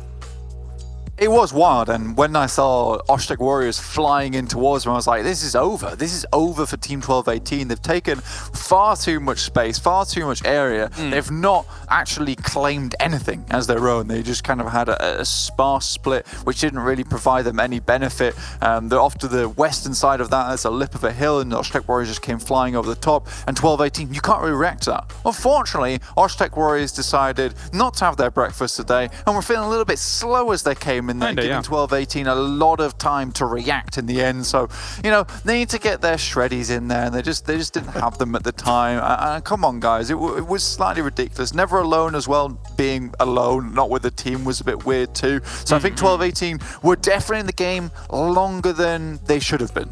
And here's KoninaPower and Blaze putting up numbers. KoninaPower definitely so. Blaze, again, with the compound that they had, whilst it was a nice position in the circle, it doesn't afford too many angles to work with, as it's very open on one side and not really that many windows on the other side. So keeps you surviving, John, but doesn't give you many opportunities from there as we take a look at the highlights. No, and I think that was really the story for quite a lot of these squads in this game, James. It was such a difficult set of circles to rotate to. It started, obviously, with that northwestern side just generally being encompassed. Everybody sort of gambled going a little bit further up north, you know, towards South George, even going all the way up over towards the north side of the river. But then there was that hard shift down southwest towards the estuary, towards that central island as well, the sort of in-between parts there. And that's where a lot of teams kind of got caught up. I mean, it was Na'Vi as well, notably, who were in North George for, well, they dropped there, they stayed there for an incredibly long time, and then when the time came to make that crossing, they tried to send it across past GODSENT, they got peppered from the back, and they crashed into crates, and it just went downhill from there. It was such a difficult decision to make, such a difficult rotation, and I don't blame them for going down there. I'll be honest. I think that maybe, you know, they could have sent to a different location in the circle, but even so, I don't even know if they'd have had much more chance of surviving there. And notably, whilst we look at a lot of these highlights, Blank, for all intents and purposes, a lot of the early skirmishes that went down were all in city environments, compound environments, not too much open ground here. So for a lot of these teams losing out people early, it felt probably quite brutal to them, considering that you're in these kind of city situations. I think that a lot of that comes down to the fact that teams are clumping up, trying to take a space where they can. And honestly, when you have a circle like that, where I think at least 30% of it was cut out by the water coming out on the western side of the coast over there, you tend to have less space to play in, and teams are just like doubling up on compounds, whereas like, we can only have one team here, and one of us has to go. And a lot of times, that's when you start to see like the fragging prowess from some of these teams, where they were just basically booting people out of buildings, just evicting them like an angry landlord, which was absolutely fine for me. I liked it, and it's nice to see these teams being active in their position taking. But I think KoninaPower, for them in the end of this game, a lot of it was due to flexibility and their ability to, like, you know, move up slowly, scout, decide when and where is a good compound to take, and which teams they had to actively remove. Because you saw in those final circles, I think they pretty much controlled the entirety of that northeastern edge of that circle. They'd cleared their angles really nicely, and it was up to them to just kind of sweep across that circle to finish off, as you can see here. Rob Deeney, though, a little bit over-aggressive, but I don't think he expected Blaze to be there. Yeah, I mean, ultimately, KoninaPower got themselves 16 kills throughout this game, so even if they had actually lost out the situation against Blaze and got themselves to second place, they could have potentially still had 12 or so kills on the board with that, and from there, I suppose, Blank, it's still a great game for them, so the circle coming their way was just kind of the icing on the cake, I suppose. I think for me personally, with those 31 points on board, John mentioned it, you want to be hitting that 10-point average. But more than that, when you get these big pop-off games, you've got to remember yourself that you can either extend your lead on this, or you basically have 2 free games. So if you have like a couple of bad games here and now, you're still hitting that 10-point average over the next 3 games. So it's really important to have that flexibility, to have that leeway for yourself, so that when inevitably you do have a bad game, because no one can perform to that top 3rd place literally every single game unless you are an absolute god, you do have a little bit of a safety net to fall back on. Yeah, all right, top damage time. Let's see what these teams have been able to put up throughout this game as well, as we have that 2,117 coming in from KoninaPower. Let's see how everybody else stacked up, because GODSENT actually was able to do a lot of work, John, and I think that comes off the back of, they were up north on this circle, and I think they were doing a lot of gatekeeping and skirmishing against some of those teams that had to come in from north of that river, because it can be a death trap sometimes. Yeah, absolutely. They were camped out on the north shore. I think they had an outpost on the southern shore. They sort of laid the foundations for their own funeral, though, by taking all those skirmishes. They drew everyone's attention there, and they allowed a lot of teams to the south to actually take positions inside of them. So they allowed that inside track to come through. And when teams started to break through, then they needed to move and they needed to get in, but all of those locations were already taken. So whilst they did get a lot of value for that position in terms of kills, it might have been the wiser choice to actually get a priority position in the circle a little bit earlier than they did. Let's take a look at the top players as well. Also to note here when it comes to the damage, a little bit uncharacteristic. Klas Game Esports, 0 damage coming in. But here we are. We have our, oh wow, Rey Mysterio coming on in here for a black-white with the 619. Not too bad at all. And we have Never Alone actually doing quite a lot of damage, even though he was quite in a really odd spot on their rotation from the west side Blank. So anything to extrapolate from this? You're just throwing me back to WWE, that's all. Yeah, I just want to talk about the assists there, and this is sort of what we were seeing was a lot of teams playing a little bit disparate. They were tag teaming. In the that's true. They were tag teaming, except there wasn't really much tag and not really much teaming either. It was just towards. It was just a lot of players, as I said, playing a little bit separate on 1-2-1-8 on Osh-Tekk as well, where we saw Never Alone be very split. And Crates is a very difficult position to play. It has to be said, it is tricky, but being together, I feel like, is at the core of the strategy that needs to be employed there. There's some value in getting some scouting from different locations in there, but you need to recoalesce very, very quickly upon threat. Yeah, we were talking about it, John, whilst the game was going on, and whilst you got an ample time and opportunity to be able to get together if you see someone coming from the east, or maybe even the north, or even the south to a certain degree, the one weakness kind of is that west side. to a certain degree, because there is that kind of high ground dividing South Georgia as well from the crates. But then Na'Vi just crashes into the east side anyway and causes chaos when the circle shifts. So it was kind of a little bit of a brutal situation, John. Yeah, it was. It was very difficult, as I said, for Na'Vi as well to choose a position to go to. Yeah. Crates wasn't even really in the circle, so crashing into it, they needed to wipe everyone there really quickly and then move again. So if they lost a player, if they lose a fight, you know, then they need to heal up and all of a sudden they can't do it. And that's almost exactly what happened. And they just lost so much time. Yeah. And you guys at home can earn some rewards whilst watching the EMEA League Grand Finals as well. If you are watching in-game, you can get yourself some nice stuff indeed. There's a parachute. Oh my god, I want that parachute. That looks fantastic. Goodness me. Yeah, it's 650 cans of boosters. I'm not sure I'll get those, but I'll try my best to start, you know, hoarding them now. Yeah, and you know, you could wear that thing in the middle. I assume, Blank, actually, you would wear that in real life, no? I would actually. Yeah, I think it would look really cool. I think I've seen you in that actually. I think it's yeah, you can hear me coming down from the back of the studio, just milling around the hotel lobby, you know, as a big chicken in an egg. That's the thing, though. Did it come first, the chicken or the egg? Doesn't matter. You're both. Doesn't me. It's me. The answer's I'm the blank. chicken now. That's right. Which came first? It's blank. We've got Miramar coming up, Sanhok, Vikendi, and then Erangel afterwards as well. 4 more games coming at you here for today. As KoninaPower have already started things off nice and strong here, galloping away with this one, with the 31 points going their way. Thank you very much, boys. I'm sending you into the nether once again here, and we'll get our commentators on for Miramar. Some Mirror Mania. Hashtag EMEA League as well as at Esports PUBGM over on the Twitterverse, and you can join in with the conversation as well. Let's bring on Maxman and Imperium here, and I want to ask Maxman the question. It's in Mirror Mania once again. Which teams are you looking out for on Mirror Mania? Mirror Mania, I would say one team that I think is really good for breaches, which is going to be, you know, very, very important on this map of Miramar. I would say FRAG Machines. I think they're a team that I'm really expecting a lot going into a game like this. Also on Vikendi. So my pool would be FRAG Machines for me. What about you? Oh, me? Somebody's asking me a question. Yes, I know. I've been caught off guard. Care about your feelings. I like the alliance rotations on this map from our day one all the way back to try and get themselves a good spot. So I'm wanting to see that channeled once again. And with that, I'm disappearing. So thanks for the question, Max. Man, he cares. Bye. There you go. No problem, Killaris. We'll see you later. Imperium. We made Killaris there. I know, there you go. Hey. We made his day. That feels good, man. Everyone feel happy. I know. We support boys. We're making our way into this one. It's going to be in Miramar. You know, just talked about the alliance rotations and, you know, just really talking just about rotations. They're going to be extremely important going into this game. And it is also Blank's favorite map, so I'm hoping they're not going to be disappointing, Blanky boy. That's true. That's true. And, you know, let's bring some statistics into it, because you know me, I'm a numbers maths person, I'm a numbers person. Going off the league play, the top 3 teams that we saw take advantage of Mirror Mania was 12-18, World of Wonder, and Navi.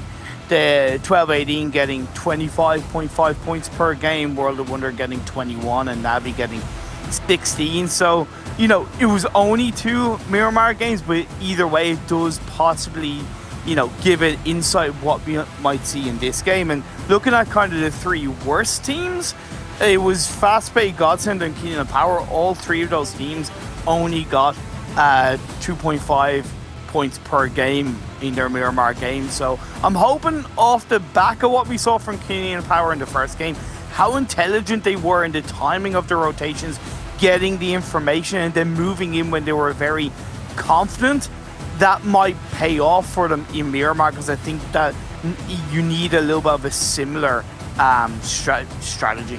Yeah, hoping to see a few teams, you know, step it up to the next level. What I'm liking already from these drops, you know, 12-18 going to go for Puerto Paraiso as always, to play it very passive in the early game, because Polar Race are not here for them, unfortunately. Navi, they're going to have full control of Chumacera, is going to be uncontested, so they're going to be pretty happy about that one. But here, there's a lot of variability in this first circle, right? You've got some high ground mountains, you've got some low ground, you've got some valleys, you've got literally every piece of terrain going into this, so I hope the teams will be able to respond in good manners wherever the circle does tend to shift. I was okay. I like the fact that Blaze have changed their drop spot in Miramar to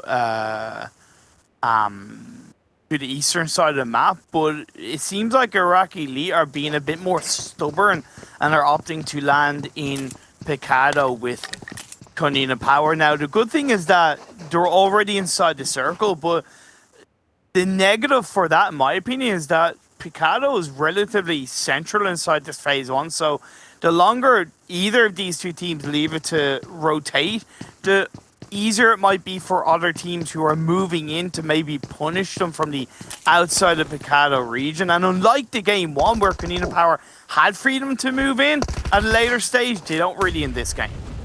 And going to take that nade play. Seem like going to have some early game action happening towards this compound of Monte Nuevo. Going to go for the push. El Chapo, the Eye of Sauron for that, first Erangel game of day 6 of the league stage. Going to take potentially a few shots, but hey, you got Joker, and we know him here, and we saw it also in the scrims and a few times that players, teams take control of wherever Joker is currently. Sure, he has an M4, not going to be great right there. If you had yourself maybe a DMR, Mini 14 SLR would be really good, but he's going to be looking for El Chapo off SNAKEsquad.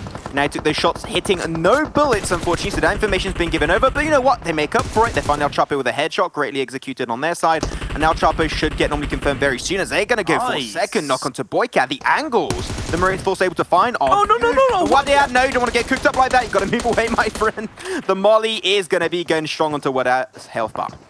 And, what was great for Marines Force is that, okay, they've now had a player knocked down, but what Joker provided was a distraction, a suppression, pressurized shots from above. Yes, they didn't need to connect. He didn't need to get the knockdown, but he gave that kind of 3-second window for the rest of his team, for Wadi and Phoenix to maybe put more pressure on the members of SNAKEsquad and, of course, confirm those 2 knockdowns. What might be effective for Marines Force is that they cut their gains. I wouldn't say cut their losses, but cut their gains. Get the revive into Joker and actually disengage away from Monte Nuevo, because they've got the upper hand. They've pushed back and suppressed the members of SNAKEsquad more northerly, and that gives more freedom for Marines Force to rotate a bit down south to the high ground, the Ledgerl area, and play for that phase 2, phase 3, because if they don't, again, a little bit similar to KoninaPower, they might get suppressed by other teams rotating around them. Yeah, I just like the fact that SNAKEsquad are trying to move away, right? Because over 20 games, and you're playing every single game, consistency is going to be that much more rewarding, especially when you've got like huge dominant teams in the lobby like World of Wonders, Na'Vi, KoninaPower. So you want to be very careful, because you know that potentially those teams are going to be looking to be extremely consistent over those 20 games. So over 20 games, you really try and get them kills coming on through, those positioning points overall. So I just like the fact that teams, when they know they just don't have the chances, when the odds are not in their favor, they're just going to give up on the fight and aim for the later stage. So SNAKEsquad, I think they're here being respectful, which maybe would not have been the case going into the league stage, but into the finals, that will indeed be the case. Looking at a couple of rotations, 12-18, choosing to go for that coastal line rotation by Porter Priso. It's going to set themselves up really nicely if they do execute that rotation fairly early. I would like to see Blaze do a little bit of the same and come in south via the south side of Los Leones. Then it is going to be a little bit trickier for the likes of Naix. And if I were Naix, kind of predicting / knowing where the other teams drop around them, I would actually wait for phase 2 to pop up before they actually look to move into this circle, because they have Alliance to one side, they have World of Wonder to the other side, never mind the teams like GODSENT, Fast Bay Wildcats and Headquarters already inside the circle, so it would be quite tricky for them to try and move in now. I think the creative fields could be a viable option. Like, they know where Alliance currently dropped it, always towards water treatment, so they can be somewhat prepared to it. Overall, we should be fine. GODSENT, we're going to see them in the kill feed, taking a few shots. We currently lost already 3 players going into this one. It's going to be very indicative of a Miramar game in that sense. It's going to be very passive, which you are expecting. And still, that's what I mentioned on the first game when you were not with us, Imperium. I mentioned, right, that these first games might be a little bit of a testing ground kind of to get used to the lobby, because here you have a completely different atmosphere and mindset from the league stage. Now going into the finals, teams might tend to go more aggressive, some maybe more passive. So you must be able to adapt every single time into this one, as we have a sweet replay from the Einsight plays of Lord of Frag. And he will be able to find himself that kill by exploding the cart. That was clean from Lord. It was. And it's also the fact that every single team plays 5 games per day in the finals. So you do have the potential to create a bit of momentum, right? And maybe bounce back from a bad performance or two in the one day. But of course, the fear is that if you are on a run of bad games and you can't shake that, you can't have that next day reset like we saw in the league play, you could go even further down the standings, further downhill, further away from the other teams around you. So it is important. And don't get me wrong, every single team in this lobby should be mentally ready for this kind of situation because they're used to playing 4 games per day in scrims, 4 games per day in tournaments, 5 games, even 6 games per day. And when you're talking about the big boy league. So yeah, they've got to be prepared. Big boy league, big boy team fights will apparently also going to be happening. Headquarters going to be rolling on through on this position. They already got the knock onto Curia. And also, by the way, I had an interview with Headquarters. And you do not say ID7, you just Yeah. So you mention it. So going to be taking himself a nice sneaky 1v2. He's going to get pushed up by the side of Blaze. Unfortunately, will be going down. And will get confirmed away from this lobby. That's going to be it. 2 players are going to be potentially taken away for Headquarters. Bandar, Loka. Now going to have to do exactly like SNAKEsquad in Montenuevo. They should try and move away, get in the cars, and leave the scene if they potentially can. That will be the best viable option from them to also avoid that blue zone tick damage. You know, I don't really agree with how Blaze were rotating from the Impala area, to be fair. But credit to them that they're at least able to stand their ground on that fight in phase 1 that you wouldn't really expect to kind of have to pull off. And they've only lost 1 player. They've sent Headquarters back, and then it does give them a little bit more freedom to now move in as the blue zone is going to be making its way towards the end of phase 1. Making its way downtown. Okay, no, okay, I'm not gonna. Don't get me started. That music is legendary. It's for FRAG Machines. Okay, no, the circle's going to be centering up on their position. I said it right. You got some valleys, you got some low ground, you got some high ground. Here, the circle does tend to go towards some high ground positions, so the mountaintops is going to be great for FRAG Machines. Navi and Chumasara could also capitalize and start rotating, which they're already in the cars. So once again, Navi showing how responsive and reactive to circle rotations they are. But in the southern side, 12-18, Osh-Tekk Warriors, they got full ownership. They can take any high ground position they want. Yeah, I mentioned, 12-18 while phase 1 was moving in, and maybe they've been a tiny bit slow, but the fact that they have the momentum of already moving into phase 1, that they can continue moving into this phase 2 as it did shift a little bit more down southwest. We could have a Valdemar finish. That is something to think about. But they do predict it to shift up a bit more northeasterly or northwesterly on this next phase. So you don't want to be too close to that city. You want to maintain a central high ground position if you're the likes of Osh-Tekk and 12-18. Oh, for a second I saw my map, I thought that now you're going to actually try and breach onto FRAG Machines, but it seemed like that's not the building, that's not the compound that they're going to be aiming to focus on, so they're just going to continue down in the valley side. Can be some of a risk because teams can come in and check it out, but they're actually going pretty far away, like further away than I was actually expecting from the get-go. So intrigued to see what Navi's really intentions with that position is to be for the long term. But I think because they pulled it off early, they're not only setting themselves up much better for phase 3, phase 4, but I think they're kind of learning from the slow rotation that they pulled off in the first game in Erangel, right? And I think they're kind of realizing, hey, look, we can be controlling in Miramar, we can be proactive, but we've also got to make sure that we have the position before we can pull that off. We have to get ahead of the curve. Maybe I didn't realize in game 1 that teams would rotate as early as they have, so to speak, so they're adapting. And you mentioned it, right? Being able to adapt is so important. See you later, Sword. Very unfortunate, but he's going to be caught in the open by Rays of Klas. And Klas, another team I had the interview with, and they said they're feeling really confident, really good going into this one compared to the league stage, and they are going to show what they can do to make it potentially to an international event like the Global Championships. But, Sword not flushed away just yet. The utility is coming through. They're putting a lot of resources into this, really hoping to get that res onto Sword, but he's taking down pretty fast, Imperium, and I think that Sword might be a casualty, and as I say that, he will bleed to his death. Salem sending a player outside the circle to try and go for that flank position. I don't disagree with that, but if I was Salem and Klas, I kind of more think about your position across the road, deeper in towards phase 2, rather than kind of focusing too much on fast play Wildcats. You've done the job, you've punished the player.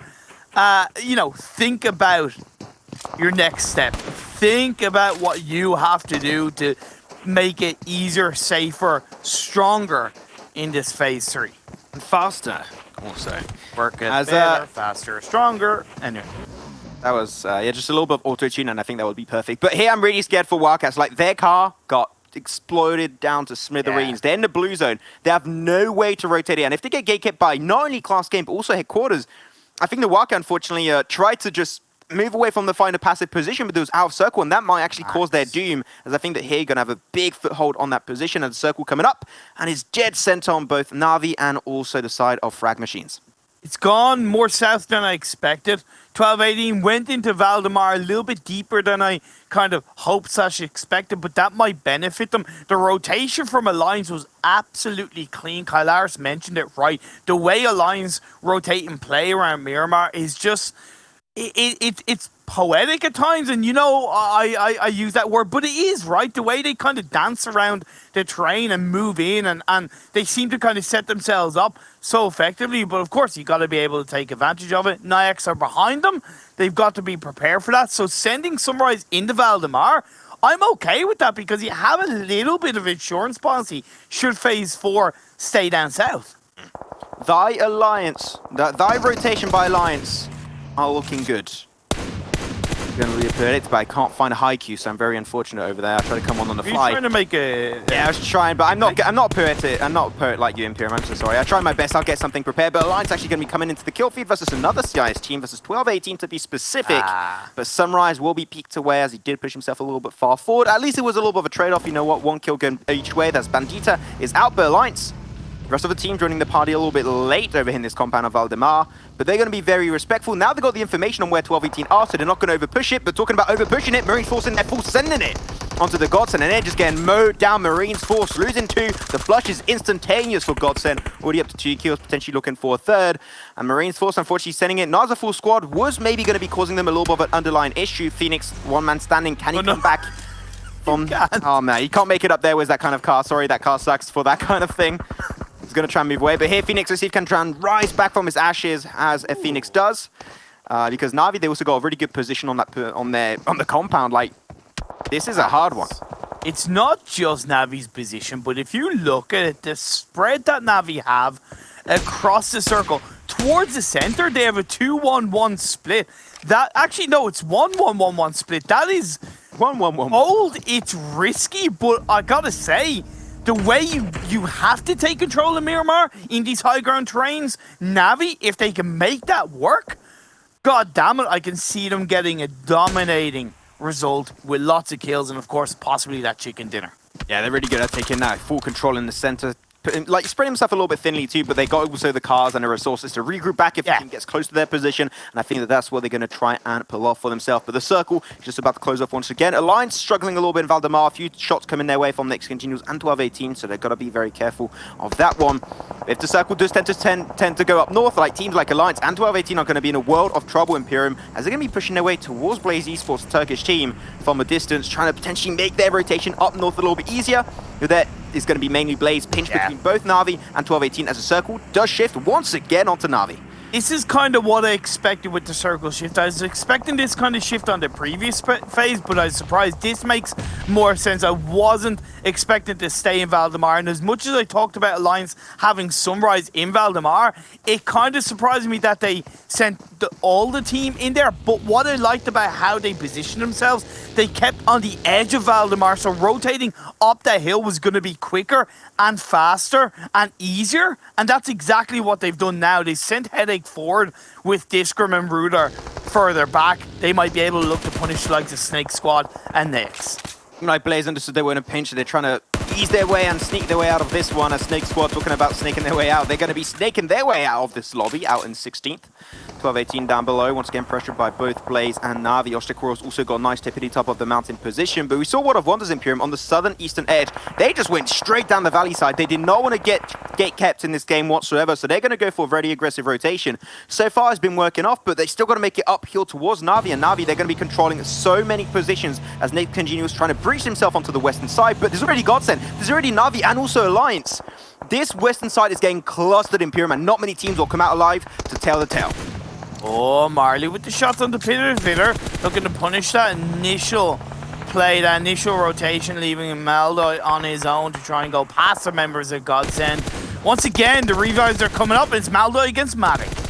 There you go, Matic taking himself on a 1v1. Gonna have to reload. Unfortunately, that reload is not gonna go as well. Don't know if he had a secondary weapon he could have shifted over to, but that's gonna be causing him to go down. Na'Vi, I like the fact that they're being so spread, but I think that now is really the time to regroup because teams are going to put a big focal point on this area, on this mountaintop, and being able to regroup will give you a way better advantage and chance of winning those fights head on. Malloy down below, the nade of Tixi could be huge if he connects it. Naix CongenialS struggling to make their way over there. They still got Jackie really far away outside in the blue. That grenade looking good, and it will put Malloy down to mid-health, but unfortunately the knock will not be coming his way just yet. Wasn't quite a Kobe, but let's see if this second one can work.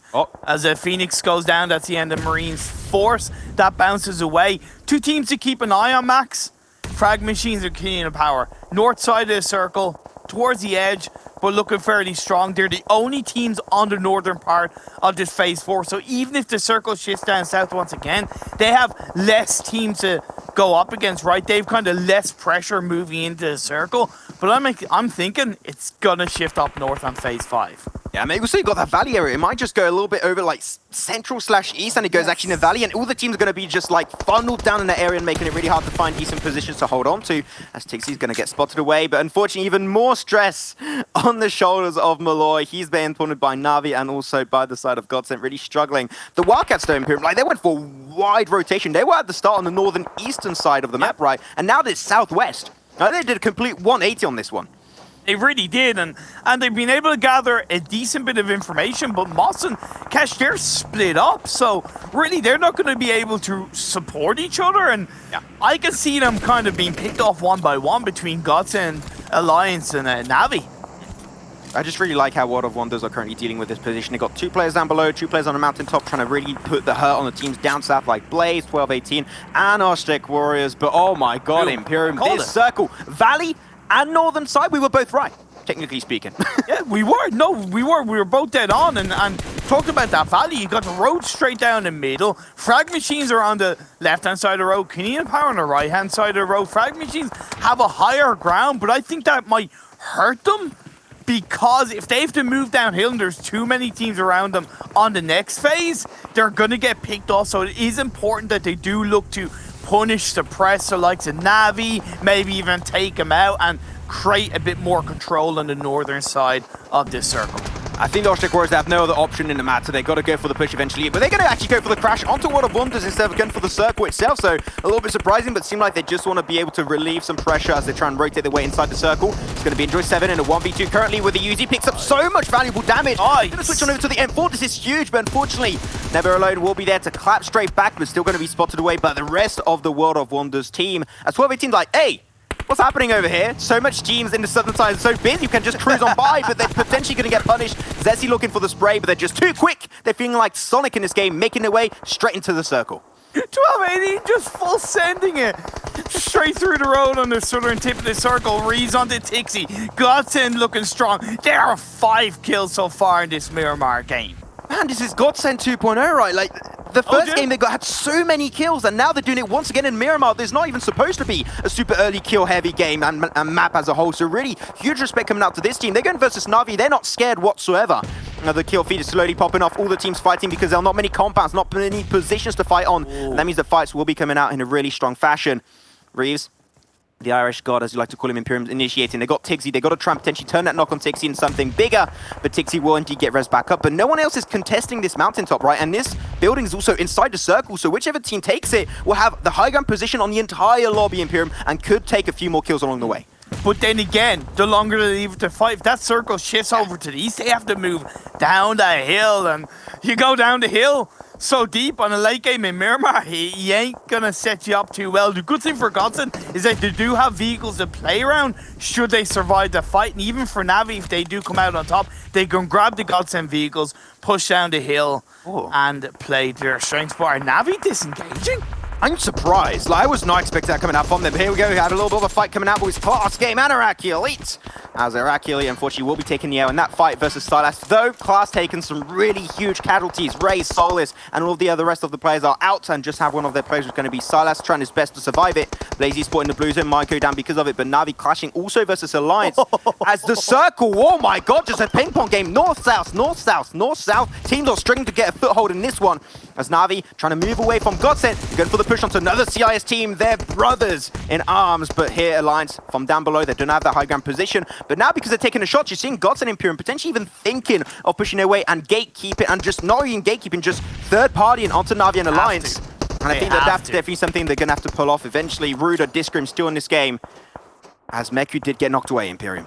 Yeah, third party coming out from FRAG Machines. Like I said, playing around on the high ground when the circle shifts away from you is so difficult. And I like the fact that Na'Vi disengage. Maybe they disengage, you know, a little bit too passively towards Alliance. Maybe they should have gone a bit more aggressively. Whereas, you know, playing on the high ground and you leave it too long, you're allowing Alliance to take advantage of their low ground. It's third party time. Let's go. Na'Vi down to 1. It's going to be Tiggs. He's going to go down here. I know what that means. That means it's a last resort move. Will Tiggsy survive it? Will he get picked up by the likes of Klas, 12-18, World of Wonders, even potentially KoninaPower? We'll have to wait and see. But here, he is just struggling to stay alive and is going to run for it. But here, GODSENT, they had one player knocked away. They got that smoke behind him a lot of precious time. But Alliance now, maybe not the best option to go for GODSENT, as the blue zone is slowly going to be moving against you. You got a full sending downhill as Marley going to go for the car rotation. KoninaPower having a similar idea as World of Wonders going to be having one of their players taking some heavy damage. It will be Zessie out. World of Wonders eliminated in 8th. 17 still in this lobby.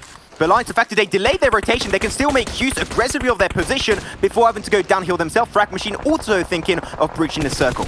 FRAG Machines, third place in the first game. They're into the top 7 with a multitude of kills on this second game. Consistency looking good for this side. That's going to be the end of Na'Vi. Oh, we had 2 of these games appearing on the valley side of Miramar, and it's just absolute mayhem on these phases on phase 6 going to the phase 7. Also, Alliance Discrim, he's going to be a casualty. CLA to Alligator, you're dead, my friend. But they'll make it minimum into top 4, as GODSENT still got one player on the mountaintop trying to do the heal off. Ruina trying to dodge those bullets like Matrix style, but that is not going to work out. Alliance will go out in 4th position. Still with a strong game, but the Imperium Silas, one-man team now, and they already got 9 kills in 3rd position. This is huge for Class game. Also, GODSENT, Rokas, he's still in the blue zone, but he's playing the healing game. And KoninaPower, Max, double chicken dinner, back-to-back, baby, coming into the finals. Man, it's looking good. Looking good, you know what? Really consistent, and there you go. They end it once again. KoninaPower, Imperium, they make it happen. KoninaPower out, as you like to say over there in the CIS region. Amazing. They take the back-to-back win on the 2 first games of the finals. Like I said it, you know, I said that was KoninaPower 2.0. I'm seeing KoninaPower 3.0 right now. Update after update, they are looking insanely good. Yeah, and it kind of makes sense because when the circle shifted up north, I talked about FRAG Machines and KoninaPower having an easier job. And I did also mention if it shifted down south, it would still be easier. And I also mentioned that KoninaPower would probably have an easier job compared to FRAG Machines because they were more in a low ground position. Therefore, they were going to be able to take advantage of the teams on the high ground. So it did play out somewhat as I expected. And a back-to-back. So cool to see here from KoninaPower. And Imperium, they had a brilliant compound to deal with it, and then when that southern shift came in, I actually thought they could get towards the south with all 4 alive, but they were a little bit slow about it, but it doesn't matter. They get themselves the victory. Yeah, they did. And also, you had a lot of teams when Phase 5 shifted down south to where it's just a valley and you had that road on the edge. So many of those teams were playing on the edge high ground, so it was just so easy for the likes of FRAG Machines and KoninaPower to pick those players off one by one. Very nice. Thank you very much, gentlemen. Let's see if they can continue this momentum. Double chicken dinner to start off the grand final. That is huge here for KoninaPower. John Blank joining me here to get things going. Blank's awestruck here by the KoninaPower. I'm very awestruck by KoninaPower. They've done pretty damn well. They have been favoured by the circle twice in a row on that northeast side, so it seems that that's their lucky spot. So if I was to advise them going forward, continue staying on the northeast side. I think that's pretty sick position to be on, to be quite honest with you. Not too bad. Let's take a look at the points that they were able to get here. They got 31 in the previous game. How many do they get now? 21. It's not as big a fragging game, obviously because there were so many mountainous areas around them and a lot of people were just kind of killing on top of those. But Class Game Esports, 19 points compared to the 0 damage they did in the previous game. A little bit of a return to form here, John, for Class Game. Absolutely, they were expected to be towards the top, and that's what they've managed to get here. As you said, 19 points. That's going to make up for last game as well to bring them up towards that 10-point average, which, as you said, is what we're going to be looking for the top 3 teams. However, it's only 2 games in, and quite frankly, these circles have been a little bit unkind to quite a few squads. So I'm expecting things to settle out a lot more, especially, for teams like Na'Vi, who have had not the greatest of showings, especially in that last game. A little bit of jitters coming in there, potentially, but we'll talk about that in a bit, I'm sure. World of Wonders as well, a little bit lower than they'd like. Yeah, unkind about the circles is definitely one way to put it. Blank, when we were talking about how these circles worked out, obviously it's in these valley areas and with these cliffs and things like that. Yes, you can dedicate yourself to the top of a cliff, but then if a circle shifts all the way down, you have to come off of it. It's a brutal situation to play. It's very unenjoyable. I think in those moments you have to make some really big decisions going through. You're going to be like, okay, where do we go next? Do we go here? Do we group back up together? Navi's case, should have grouped up way earlier. We're playing a 4-man split for the majority of that game, and you're like, what's going on? And then Matic goes down, even though you got Tixi and Meku on the top side of the ridge, and you're like, you could have technically helped that guy. Like, help a brother out, please, just at least once. And this is the problem, is that even if you are one of the best players in the lobby, if you've got no one to refrag you, if you've got no one there to support you, you are still most likely going to go down. And as we were talking backstage, you come into the grand finals now, you're no longer playing against these teams who might be towards the bottom of the leaderboard and not be as skillful as you. Everyone in this lobby is pretty damn good in a 1v1. Yeah, definitely so. And GODSENT was one of those teams up on the top of those hills that was able to do a decent amount with that, with a lot of the situations that these teams kind of pose. Like, as you're saying, if you can't have the slight communication in place to get those extra little helps from distance if you're going to be split, at least consolidation of members up in some of these dangerous areas can always help things out. But GODSENT, John, getting themselves into that second place with the amount of damage that they were able to do, and they had a wide split towards the end. Let's take a look at the highlights. What do you make of it? Great, again, to be able to have that sort of edge-style play where they are willing to take those fights and try and gatekeep, and it turned out pretty well for them this time around as well. And it wasn't even that bad on the last game. Maybe they needed to move in a little bit earlier, but they still managed to get, I think it was 8 kills on that previous game, get some decent points on the board and keep themselves in that conversation. Really, really great to see GODSENT stepping it up. Yeah, Blank, thoughts? I think that for me personally, like, we talk about consolidation a lot, and for GODSENT, I'm actually happy how they consolidate points in these games, purely because a lot of times that you're seeing teams in this lobby like desperately trying to fight towards that center, but GODSENT, a lot of times just realizes, you know what, let's just try and take a forward position on the edge side and try and clear our angles, and we'll try and get as many kill points as possible. That worked out fantastic in the first game. I think they hit around about 8 points with a couple of placement points, but 8 points came purely from their kills alone. And if you can hit that 10 points average just with kills, that's absolutely fine. That's a perfect way to play this game. The difference is, and we go back to Na'Vi for this instance, is that if you're not consolidating players and you're playing that 4 split, you have to be clearing your angles. By, I think it was like zone 4 or 5, we still had 50 players in the circle, 16 teams alive, and Na'Vi really hadn't done much with that position other than kind of poking their head over the top and then coming back a little bit. So I don't think that they took an as aggressive position they should have done, because in my eyes at that point, if you're playing that kind of split, you should really only be dealing with 2 to 3 teams on the western side, not 6. In that position, you're obviously going to get overrun if people start running up the mountain, as they did, as you can see on your screen.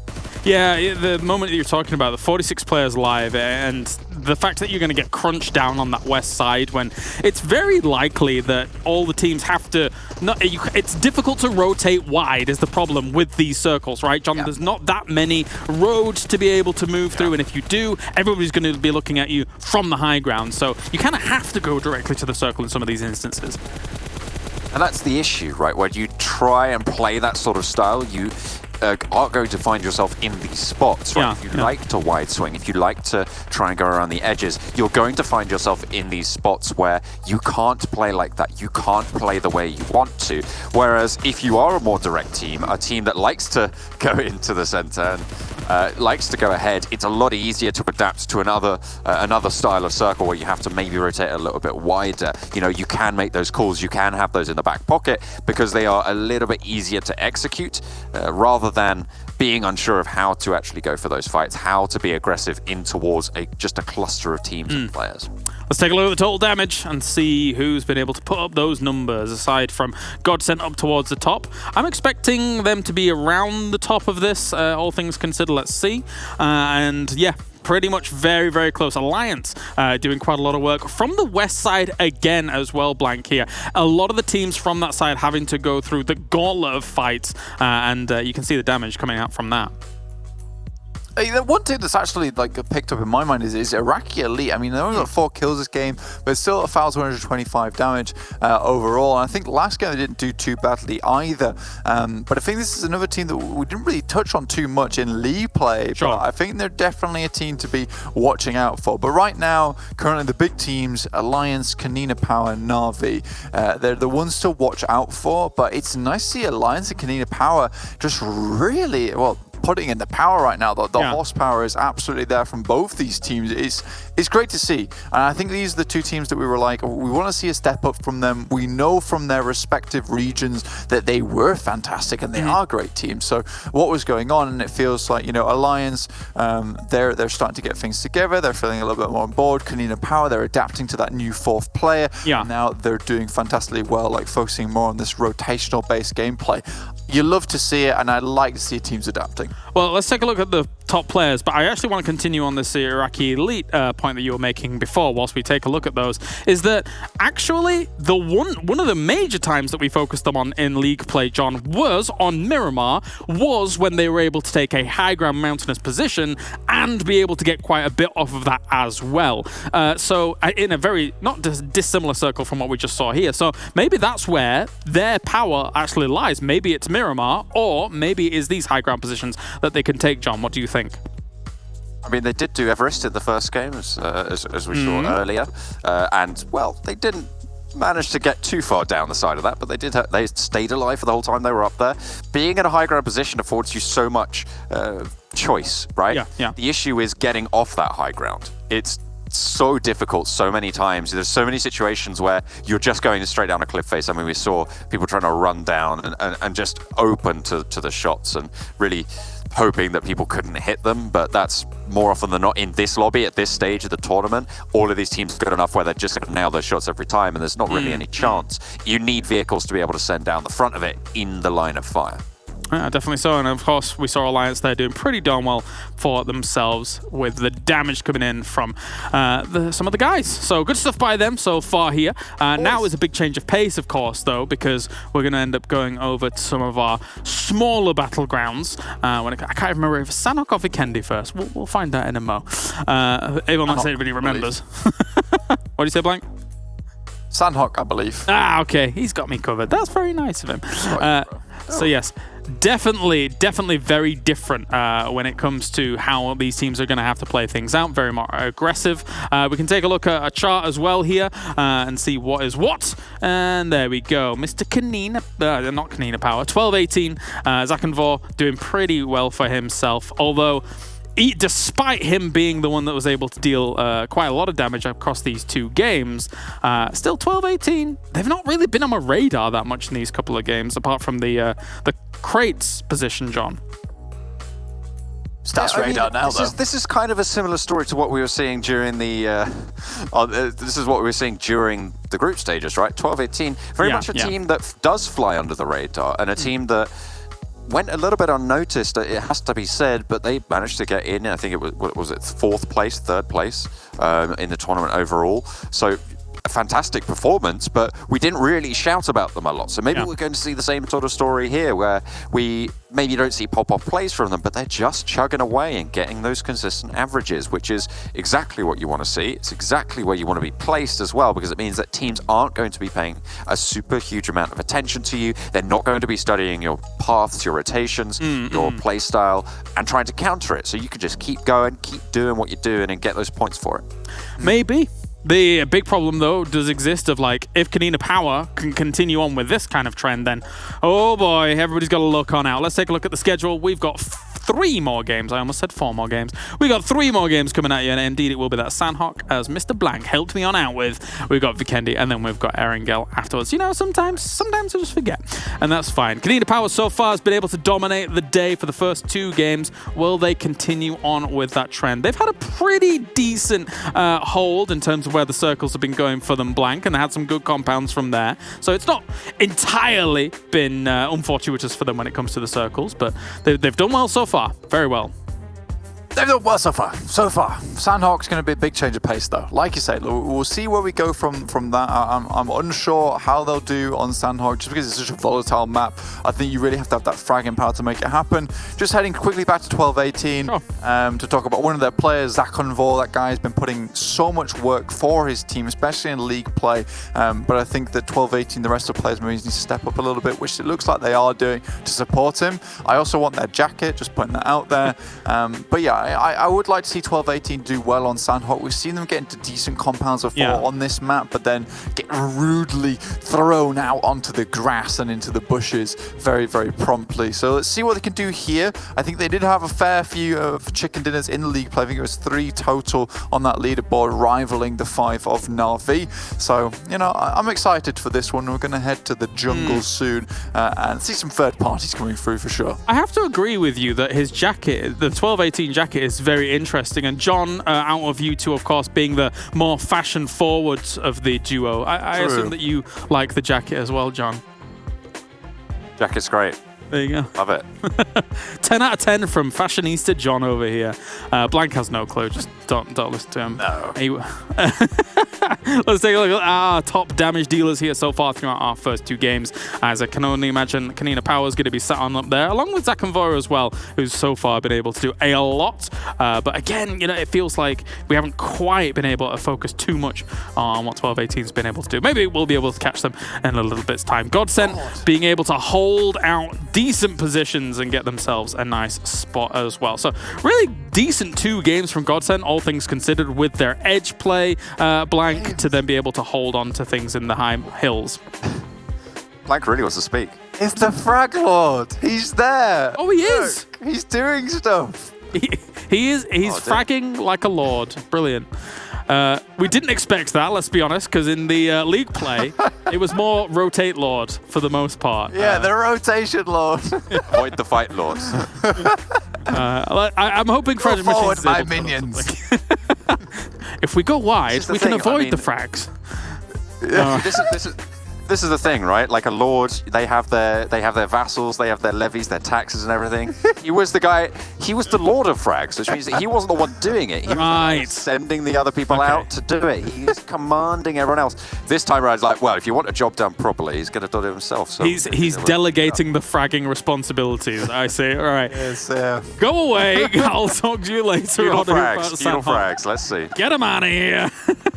And then we'll get on our commentators here. Can I leave? Get me out! I want you to leave, but it's not working. Get me out of here! Get me out of the box! We'll just, I guess we'll wait. You're wild indeed. All right, bye-bye. Into the nether you go. I did want you to go about a minute ago, but yeah, we'll see. Hashtag EMEA League, as well as at Esports PUBGM. Here, we'll be talking with those guys about Sanhok after this, of course. But now let's bring on Maxman and Imperium here for our Sanhok for the jungle. Imperium's a big fan of the jungle because it gets a bit rowdy over there. It does, and also, you know, always reminds me of Welcome to Jungle by Guns N' Roses. Love a little bit of hard rock in there, but you know, the guys touch upon 12-18, and they proved to take advantage of Sanhok. So I'm expecting bigger things from them in today's game. All right, well, thank you very much, gentlemen. I'll disappear once again, and you can bring us the jungle. I'll see you in a few. We'll bring you the jungle. Thank you very much, Kalaris. We're a lot calmer than Blank right there. We're going to be taking a little bit more chill going into this one, Imperium. But yeah, Sanhok is going to be on the menu once more. And, you know, Sanhok is a map where, you know, he's not really seen too much consistency get into the league stage. So you have a few teams, you know, FRAG Machines doing pretty good, World of Wonders also taking a win over there, and also Marines Force, right? And I think that here Marines Force is the team that I'm going to be personally looking out for, because they're given a second chance making it, you know, back into the league finals. So I think that here Marines Force, if they want to get some good results to maybe make it over to the Global Championship, Sanhok might be the type of game that might reward them the points they desperately need. I fully agree, to be honest, Max. And even though this is only game 3 of 20, this is still game 3 out of 5 today. And I talked about the momentum, right? I talked about kind of the mentality of how important it is to bounce back, to really kind of forget about the games before and focus on the game at present. And, you know, side of Marines, they're not looking so good from the first 2 games. So this is the kind of game where they need to kick things off, where they need to take advantage of the unpredictability of Sanhok. Yeah, going to try their best. But you know what? The best thing to make up for the unpredictability is to predict where these teams like to drop to and then try and make up for it. You know, Unicorns of Love, unfortunately for them, they did not make it through to the league finals. But you know what? That liberates a lot of space, a lot of room over towards Kampong and also the docks, where Marines Force talking about them. They're going to take that position, followed up also with IRAQI Elite. Wait, Max. Yes. You call it rum? Because I watched too much CSGO and Pansy always says rum, and now I say rum without even thinking about it. So I blame Pansy. You realize it's called room? Yeah. I don't even do it on purpose anymore. God damn it. No. My language is changing. Like, because we can talk about rum because, hey, look, you know, I like talking about a little bit of alcohol, right? I'm Irish, but I'll get back to it. It's fine.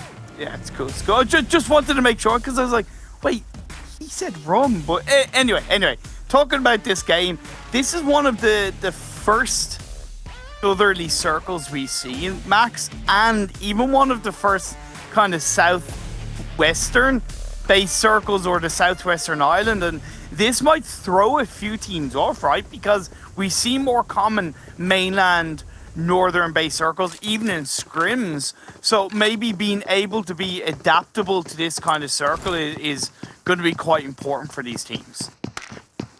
Going to be definitely the case. But you know, we saw the circle go heavily down south. Well, somewhat heavily down south. And we know Na'Vi Imperium on this map, they do tend to sometimes go for some sneaky boaty rotations. So I'm going to be keeping an eye out on that team to make sure what's going to be happening. But Sword, how do you get here, mate? How do you get there without your team? Okay. Last time that Na'Vi went for a boat rotation when the circle was towards the southeast island, GODSENT had already moved down there earlier and they punished Na'Vi. So if I were Na'Vi, I wouldn't actually go for a boat rotation. I would utilize that high mountainside, send a scout forward, maybe 2 players, get a little bit of information on GODSENT and Reason, and actually wait for phase 2 to pop up. Or what they could even do before phase 2 pops up without moving away from HT would be maybe even to send a player across to the mainland and go down that way. I don't normally mention that because the majority of teams are in the mainland, but I think it might make sense considering how tricky it is to play along those bridges and the water area going into the other islands. I mean, it could work. They did it like in a similar fashion in the past where they would have like a drop 3-1 split and send one player over to the mainland on the east. Towards like the Black Hole, as you like to call it, over the bridge. So I think that they're definitely used to doing that, and I think the communications would be pretty strong. So maybe that'll be coming out from them. But I want to mainly put our a little focus point on Alliance. We mentioned it time and time again in the past, right? We don't like that they drop and Hot Drop versus World of Wonders. And this also counts for World of Wonders, by the way. But we don't like the fact that they're both dropping in boot camp, taking those fights, a squad wipe in 16th position in a finals over 20 games. That is definitely going to be hurting your chances of making it in the top 3. But here, Alliance, they dropped up north, not inside the main buildings of boot camp. I think that the respect coming out from mainly Alliance to avoid World of Wonders is huge and is exactly what they needed going into the Sanhok game. We even saw it in the Erangel game between World of Wonders and Osh-Tekk, right? I think it was, I forget exactly who it was, but they one team didn't go to Yasnaya, and that's just clever play, to be honest. That's, you know, that's not even just respect, that's simple, clever play. It's a straight up thing you want to do. What isn't straight up in Sanhok is using vehicles, so that does worry me about Klas. But as they are on the edge of the circle coming in, even though all the noise they're making, at least they're sending that player scouting forward and might be able to even bait a few teams out into the open so they can take advantage. Yeah. But the thing with Snake now, that you just mentioned that car, they heard that car, they saw it, and they actually saw it moving away. So they know that here, Class game, they don't have the numbers to take that fight. They're only going to be undermined. It's going to be a 4v3, but now it's going to be a 3v3. They found out Chapo, the Eye of Sauron himself.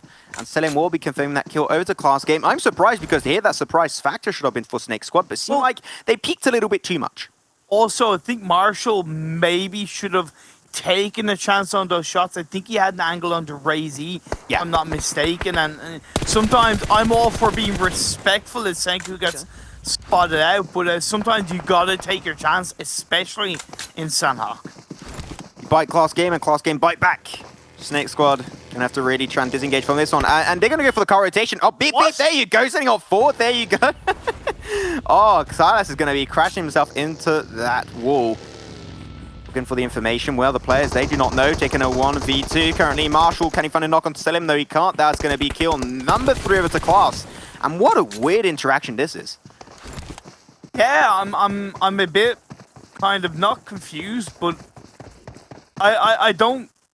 Yeah, Snake really lost hold of that team fight so quickly, and I like the fact that Klas were confident, but it does worry me. This is what I talked about. Whoa, GODSENT actually moved upwards towards Navi?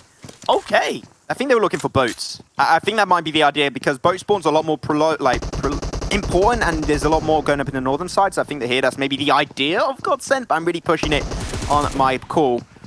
Marley taking a 1v1, but now they potentially know Meku is going to be there as a one-man team, so maybe going to send the full GODSENT team forward, as Rock is going to be joining up with that bug. He's going to go for the crash, makes it forward, going to be making it right in front of Meku, but Meku barely is able to connect that knockdown, and now can just move back. He's got himself 2 first aids, but will not have the time to pull it off, as he's going to get knocked away by Marley, and Marley, he's not going to give a second chance to that player. Meku is out for the count in this Sanhok game, and Navi really taking their good old time to maybe push it onto GODSENT.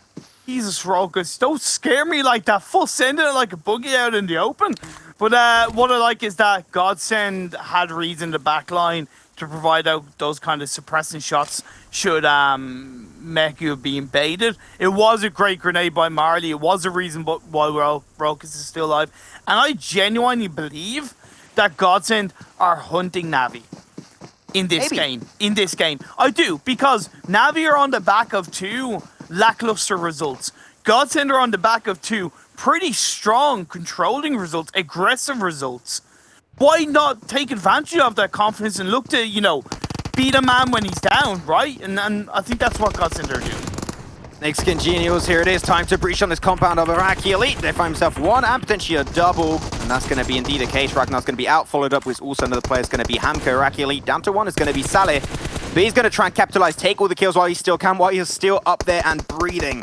He's going to get pushed up on 2 angles, almost able to find himself Pitters Vitter, but Pitters Vitter will be the one putting a nail in the coffin of IRAQI Elite, and 16th position will be their spot for game number 3. As phase 1 is closing in, we're seeing a lot of teams rotate towards the center of the circle, which is hovering around the Painan area. KoninaPower dropped there. They're still there, and I'm actually okay with that. The reason why is because there's no guarantees that it's going to stay down the Southwest Island, so if phase 2 shifts up north more towards the mainland, KoninaPower will have kind of more freedom to disengage northwards of Painan into high ground terrain. Of course, if it stays down south, they might get punished for that, but again, you can still stay in Painan, right? Disengaging away from Painan on phase 3 or phase 4 is very tricky, but phase 1, phase 2, maybe phase 3, in my opinion, is okay. I mean, you just mentioned it, right? The mountaintops. Like, I call it the Konina Mountains because they've just been so dominant on those kind of areas. If they do tend to go northeast just a little bit, they'll get information on teams like World of Wonders, Klas Game, Alliance also are going to try and move away from Quarry depending on where the circle tends to shift. I think this is looking good, but like we saw Navi, they're just like disengaging completely away from GODSENT. Yeah. I think that rotation is clean personally. I think it's a really good call for them to do. And this circle is not going to be having too much of an impact. A lot of the teams are still in the circle. Not too much movement should be happening. Yeah, but it's also quite tricky because, again, there's no uncertainty of what direction it's going between the mainland and the Southwest Island. That river is still in play. And even though Navi lost a player, they've done what I kind of thought they would do, which is wait for phase 1 to end out and phase 2 to pop up. The thing with GODSENT is they had Navy down by that bridge line, but he's sent himself back up to the rest of the squad, and I think they could be going for a boat rotation. The one thing I fear about that is that might be too late to pull off the boat rotation, because you know Sanhok, the circles close in relatively quickly. I just saw a clean grenade from Bandit onto there. Headquarters now a little bit spread on that position, so they got to make their way forward a little bit scarcely. Luckily enough for Headquarters though, the western side is pretty much open. Like, you can rotate north if you want, can go down south next to FRAG Machines and Same and breach the circle that way. But here I think the Headquarters will not win too much of pushing this early on, and maybe you got to wait for teams to move away to try and get a little bit closer to the circle. So here, Dare, as I mentioned, got knocked away in a position where the res is going to be extremely hard to pull off, and I believe we'll see Headquarters down to 3 players. 12-18, Sanhok confirming that kill, and it is it's important for 12-18 to not only be controlling in this kind of circle, but even look to punish teams quite heavily, because again, they can't allow what happened to Navi in the Miramar game, right, where you have 6-7 teams pressurizing around you from all directions. You really have to push and suppress teams back, and the only way you're going to do that is by being proactive. So yeah, confirming the kill on the Ida is one thing, but you have to maybe confirm the squad wipe, confirm another kill on another team, and really create that space. Klas game seem like they want to try and take position onto the Konina Mountains. Konina Mountains is going to be under their control. It seemed like KoninaPower taking a little bit longer to maybe move away from Pineland. I think it's somewhat of a little bit of a risk. You did mention it earlier, right, that maybe staying there too long might just be a little bit troublesome for the long term. But it seemed like the KoninaPower, seeing how dominant they've been so far, I think it's okay for them to take maybe just a few little risks left and right and stay in the compound for the later stages. We'll see. As I mentioned it right, GODSENT by staying so long up north, they were going to potentially go for boat rotation, which is exactly what they're doing, as Rockets will be the one conducting it. Yeah, and I'm okay with it, but it kind of does worry me because the blue zone is halfway through nearly on phase 2, and they might have a little bit more trouble to continue. Again, they're going to be going into this circle with no information, so we'll have to wait and see how they deal with that. The rotation by Navi, they actually went into the mainland rather than staying on the Northwest Island, and the reason why they did that is because it's much higher ground, so they're able to get much more information on any team that's in the Southwest Island, any team that's in the mainland. There you go, a little more fun time with the GODSENT boys. Hoping that no one's good. I said it right, the western side, the western coastline is completely free. So lucky enough for GODSENT, no teams will come in and just take a few shots on that boat. So they'll be completely A-okay. But they've got to try and now get on over and get himself inside the circle, because that ticks damage of the blue zone is slowly going to be ticking down on their health. So they've got to keep that in their brains. A circle, where's it going to go in Pyramid? I mean, so far, we didn't have a hard shift on the first phase.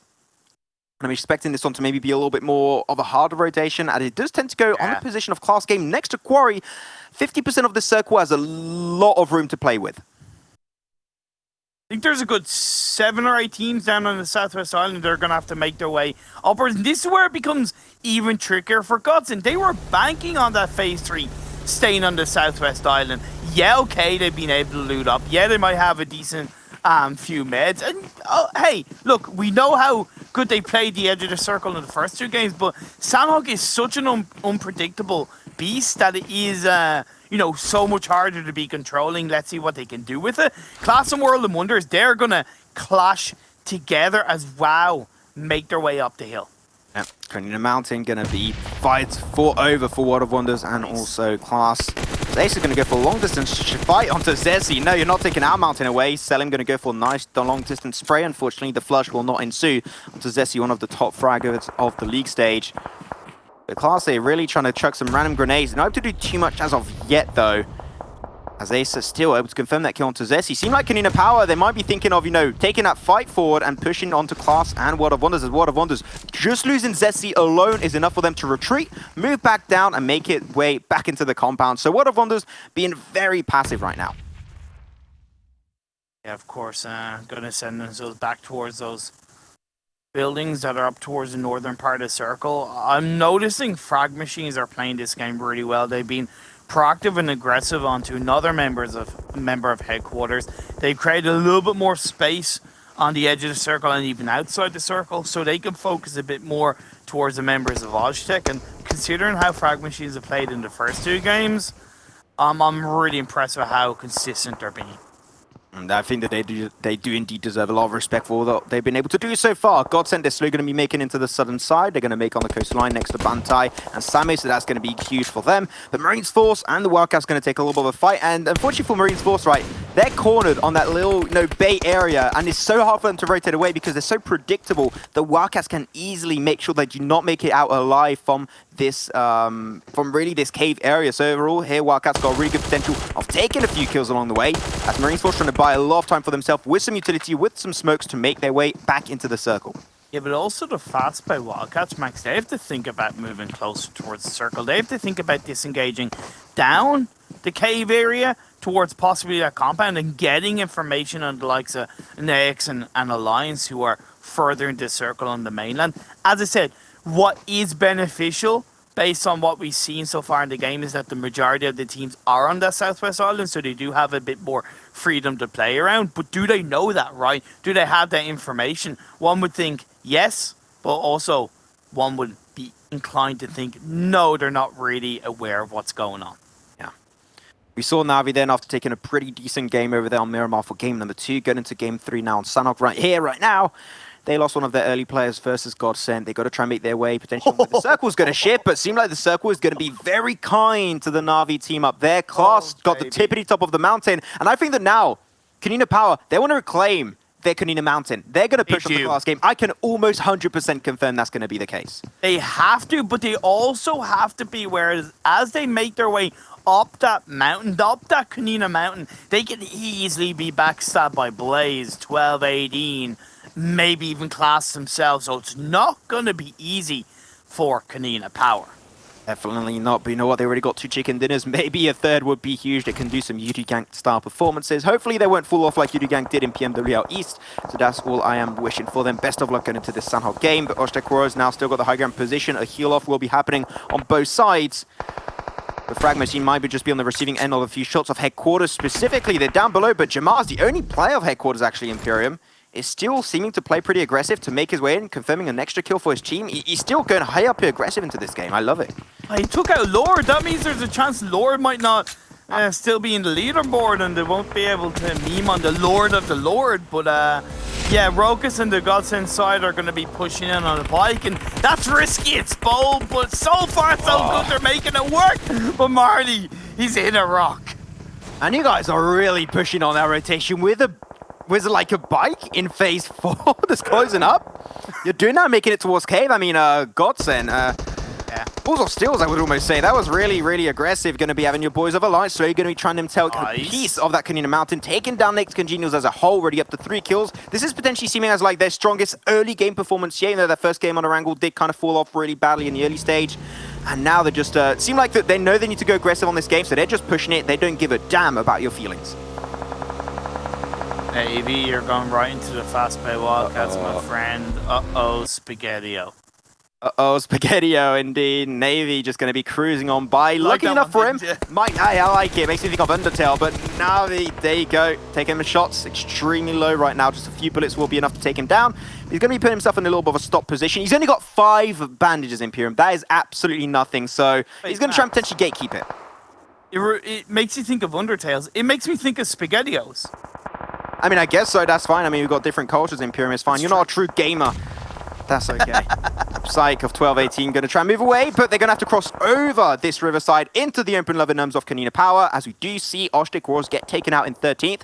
This game is slowly making its way towards the late stages, and teams are getting decimated left, right, and center. As I said it, though, the fight's going to be coming on through. 12-18 receiving the shots from the side of KoninaPower, up to already 3 kills in this game.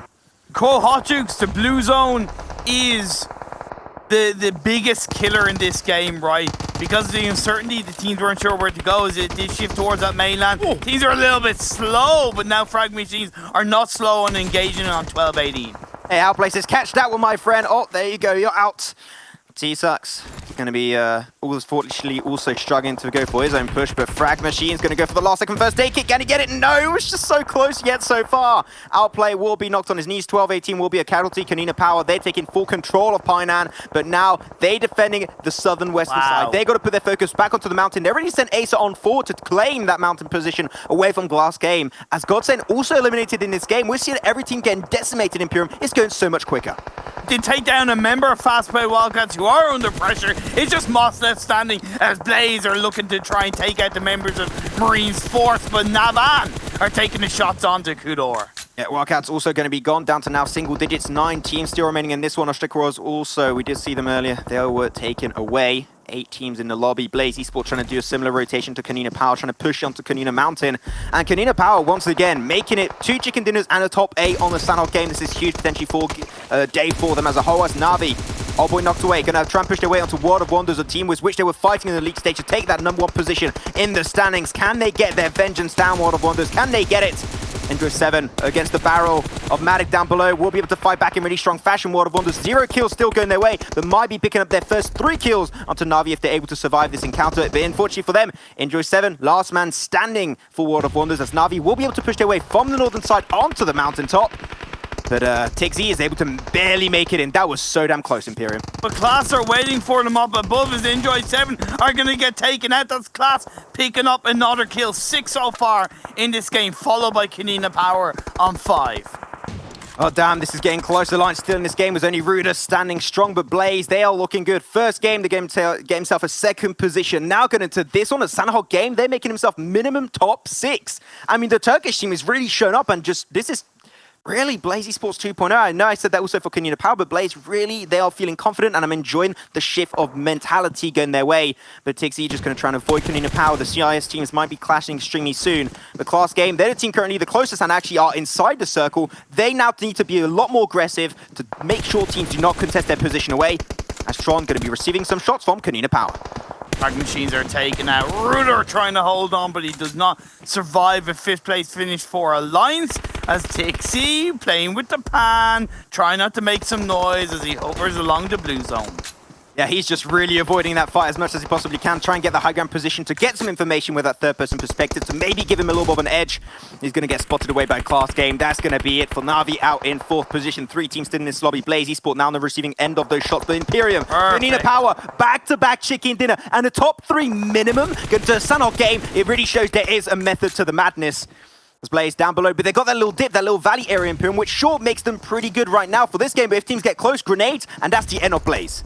It is. That's why they have to somewhat spread themselves thin. They only have 2 players up, if I'm not mistaken, as Kudor goes down. Can Tron stay in the smoke? Can he get to that revival? Will a grenade be cooked up by Gonzo to clean up Blaze Esports? Looks like a clean grenade from Gonzo. Will it be on point? A little bit overcooked, unfortunately, but Robdin is behind that tree, can still gather some information for his team. That utility, those smokes coming up on Blaze are huge to just deny that pressure away from Klas. So now they can actually fight back onto Klas, and they're going to confirm kill number 6 going their way. Blaze really making full usage of their resources, of their utility. Ace are going to get spotted away by Raze. Klas game, though, getting pressured by the Blue Zone, and so are KoninaPower, but they already got some players inside this circle.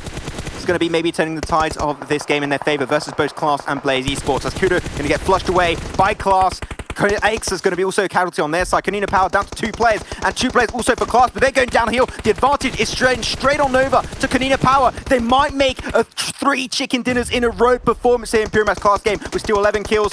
Down to 1 player. It's going to be Solace. It's going to be a 1v1 currently happening, as he's going to be having Tron coming on through. Actually, now a 1v2 as Klas game did get eliminated in 3rd position. Tron, can you make it happen, or will we have a 3 chicken dinners in a row? What a dominant performance coming out from the CIS team. The grenade's going to be traded away onto Robdini. It's going to be pretty low, but I do believe he's got some meds. He's going to be able to heal himself up. Tron going for the push. He's going to be taking his damn time as the circle's going to be moving away from Tron himself. So KoninaPower, they're going to send Sneaky Gonzo back on the mountaintop to reclaim that high ground position and take the advantage upon Tron.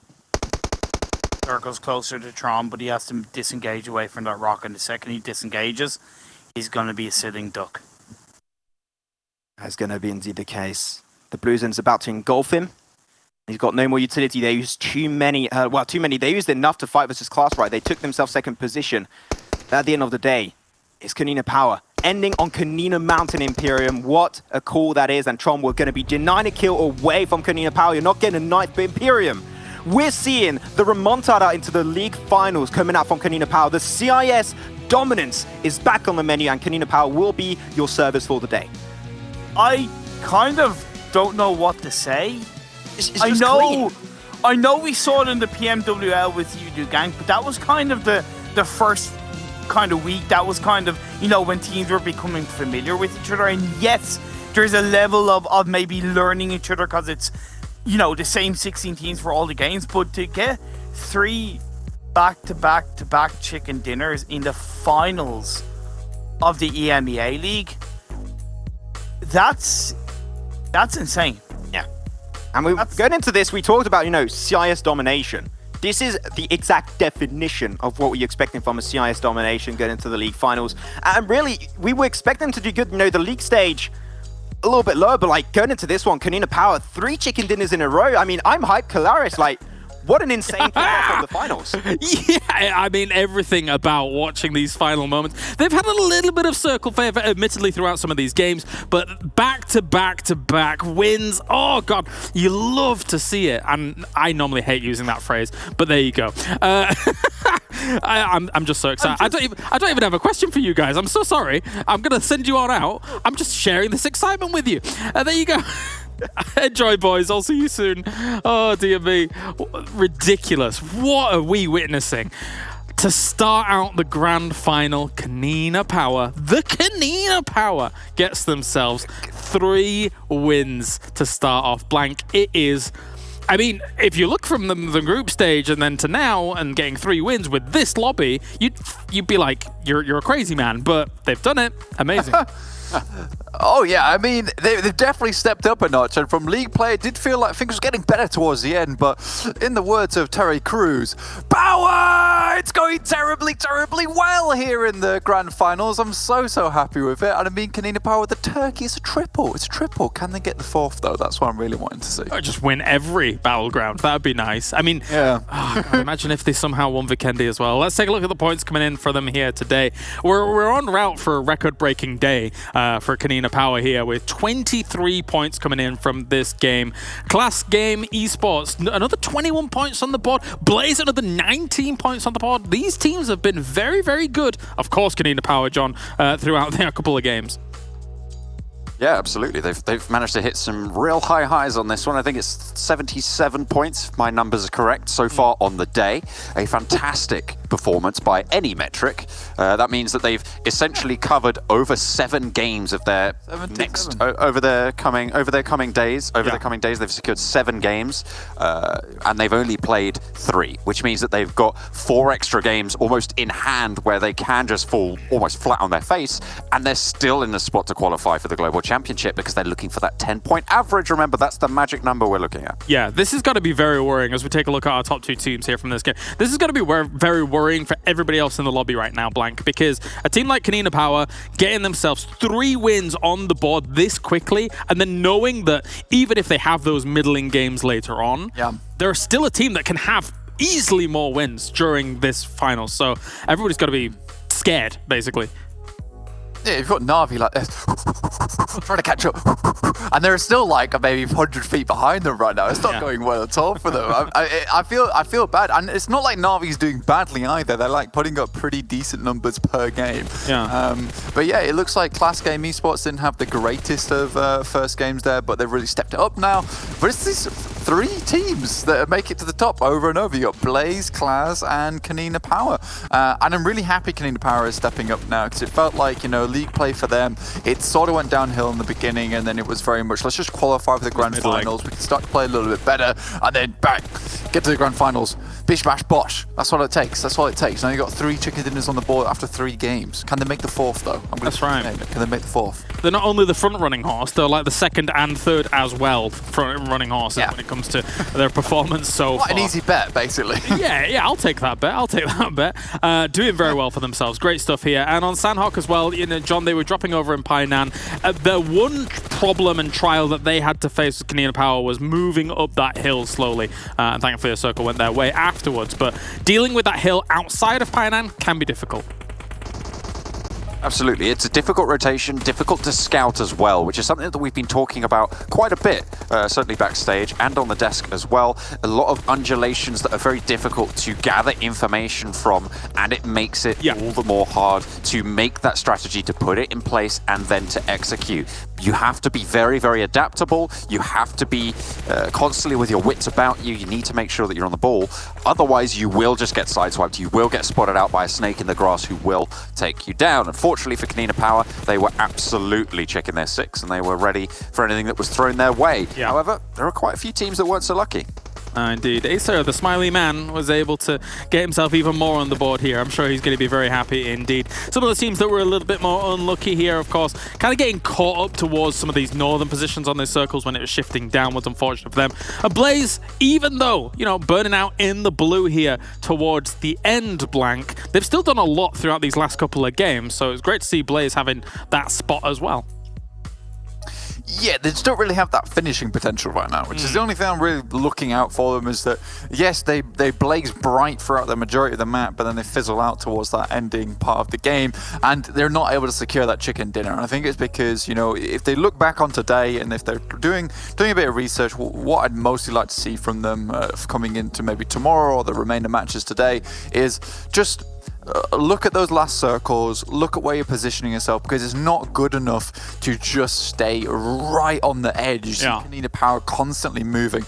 And yes, we have to say this right now, KoninaPower, they've got the circles. Pretty much today, they are a circle magnet right on top of them. It keeps lassoing on top of them the entire time. They start in Painan, it ends just above Painan. They did not have a long way to go, and the majority of that game, like I don't think they had a huge amount of kills that game, and that's absolutely fine because they played it correctly. Tactically, you just look to the people off to the west, look to the people off to the east, make sure your zone's clear, and then you go to the end, and then you find those kills. You don't want to give away a position that is so good right at the start. Yeah, definitely. I think 8 kills in total for this game coming on. And let's take a look at the total damage, though, here from this game. I think there may be a team or two beating out KoninaPower here, given how things have played out. Let's see and see what's what. Just one team, in fact. Klas Game Esports once again here. So Klas Game hasn't been able to really round out a game. And in fact, the first game, they got 0 damage done. But since getting that 0 damage done, John, they've been able to step up with 2 good games back to back.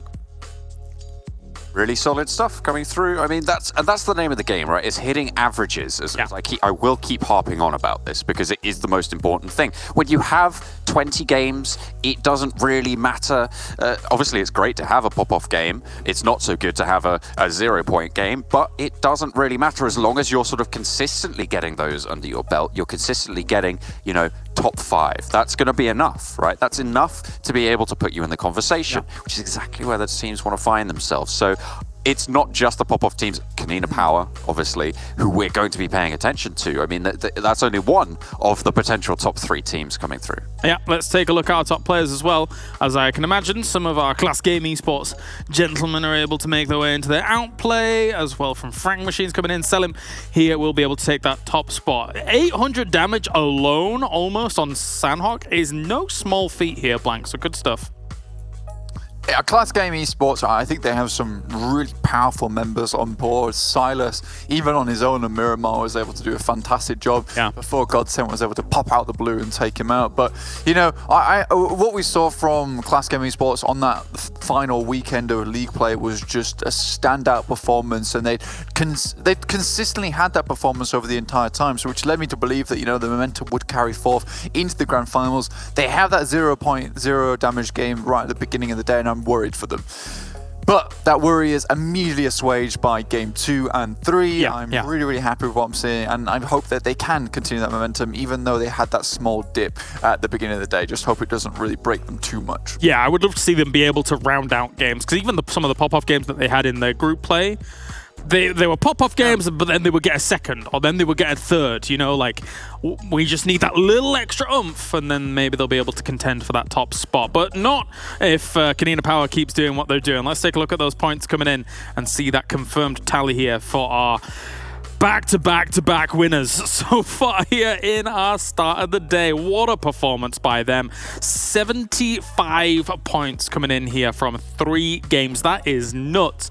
But Klas and Blaze are on their heels. Not necessarily on their heels. I should rephrase this. Kind of, you know, keeping social distance away from their heels. That's 34 points to try and catch up already after 3 games, John. That is nuts stuff. It's a big lead, and that's what we're talking about, right? That 30-point lead, it's 4 games in hand, really, over those second-place teams who have about 1 game in hand each. it's a big lead. Let's be honest. It's a big lead, and it's one that can definitely be surmounted. Remember, it is 30 points over the course of, we've played 3 of our 20 matches, so we've got 17 remaining left to go. There's still plenty of time to be able to make that difference up. But if KoninaPower keep up their speed, then they're going to be able to keep a hold of that lead. Hopefully, we'll be looking for their performance to continue. Is it just going to be a one-off? Any thoughts, Blank? I'm looking at 8th place down here of 18 points. I'm excited for this page. Na'Vi, 18 total. Not quite hitting that 10-point average there. World of Wonders in 14. So a massive flip on its head. Headquarters, Dragon logo, second page. Unhappy with that. Come on, sort it out. But yeah, this is not too bad. I'm just astonished by the points that we're currently seeing. Just because KoninaPower has just vacuumed them all up. It's all for them. It's crazy. Yeah, very impressive stuff. It's a big lead. It's flying around everywhere here for KoninaPower right now, that's for sure. It's very impressive stuff by them. Of course, Na'Vi, I'm not too worried about them in 9th place right now. I think that, you know, they've just not woken up yet to a certain degree for the lobby, so we'll see how that goes. But before we actually get on to our next game, of course, we can take a look a little closer at one of our big impactors here in the group stage, coming in now, currently in 2nd place. It's Klas Game Esports.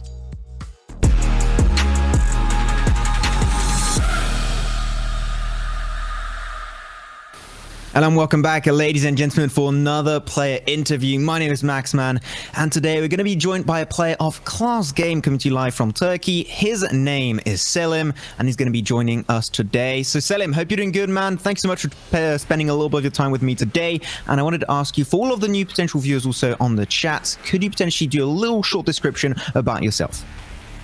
Merhaba, ismim Selim. Klas Game'in kaptanıyım.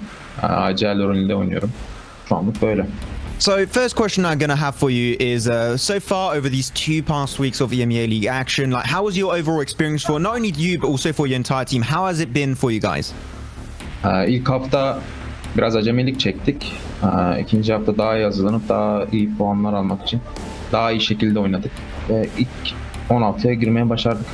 It's actually really good you're mentioning that, because that's going to be taking me to my second question. So you just mentioned, right, that your first week, you know, maybe a little bit of a troublesome position, a little up and down, some left and right.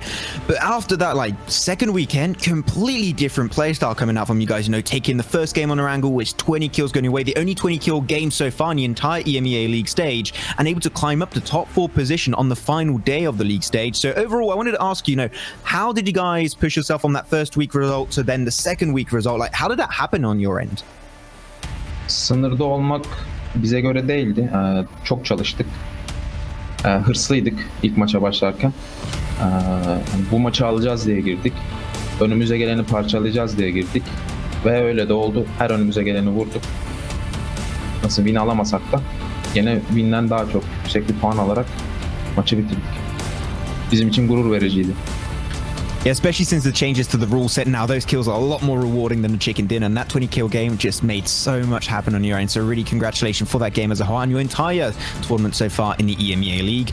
So I wanted to also ask, you know, going away from now the league stage now towards the finals, how have you and your team been preparing for this final stage to make it potentially in the top 3 to go to the Global Championship?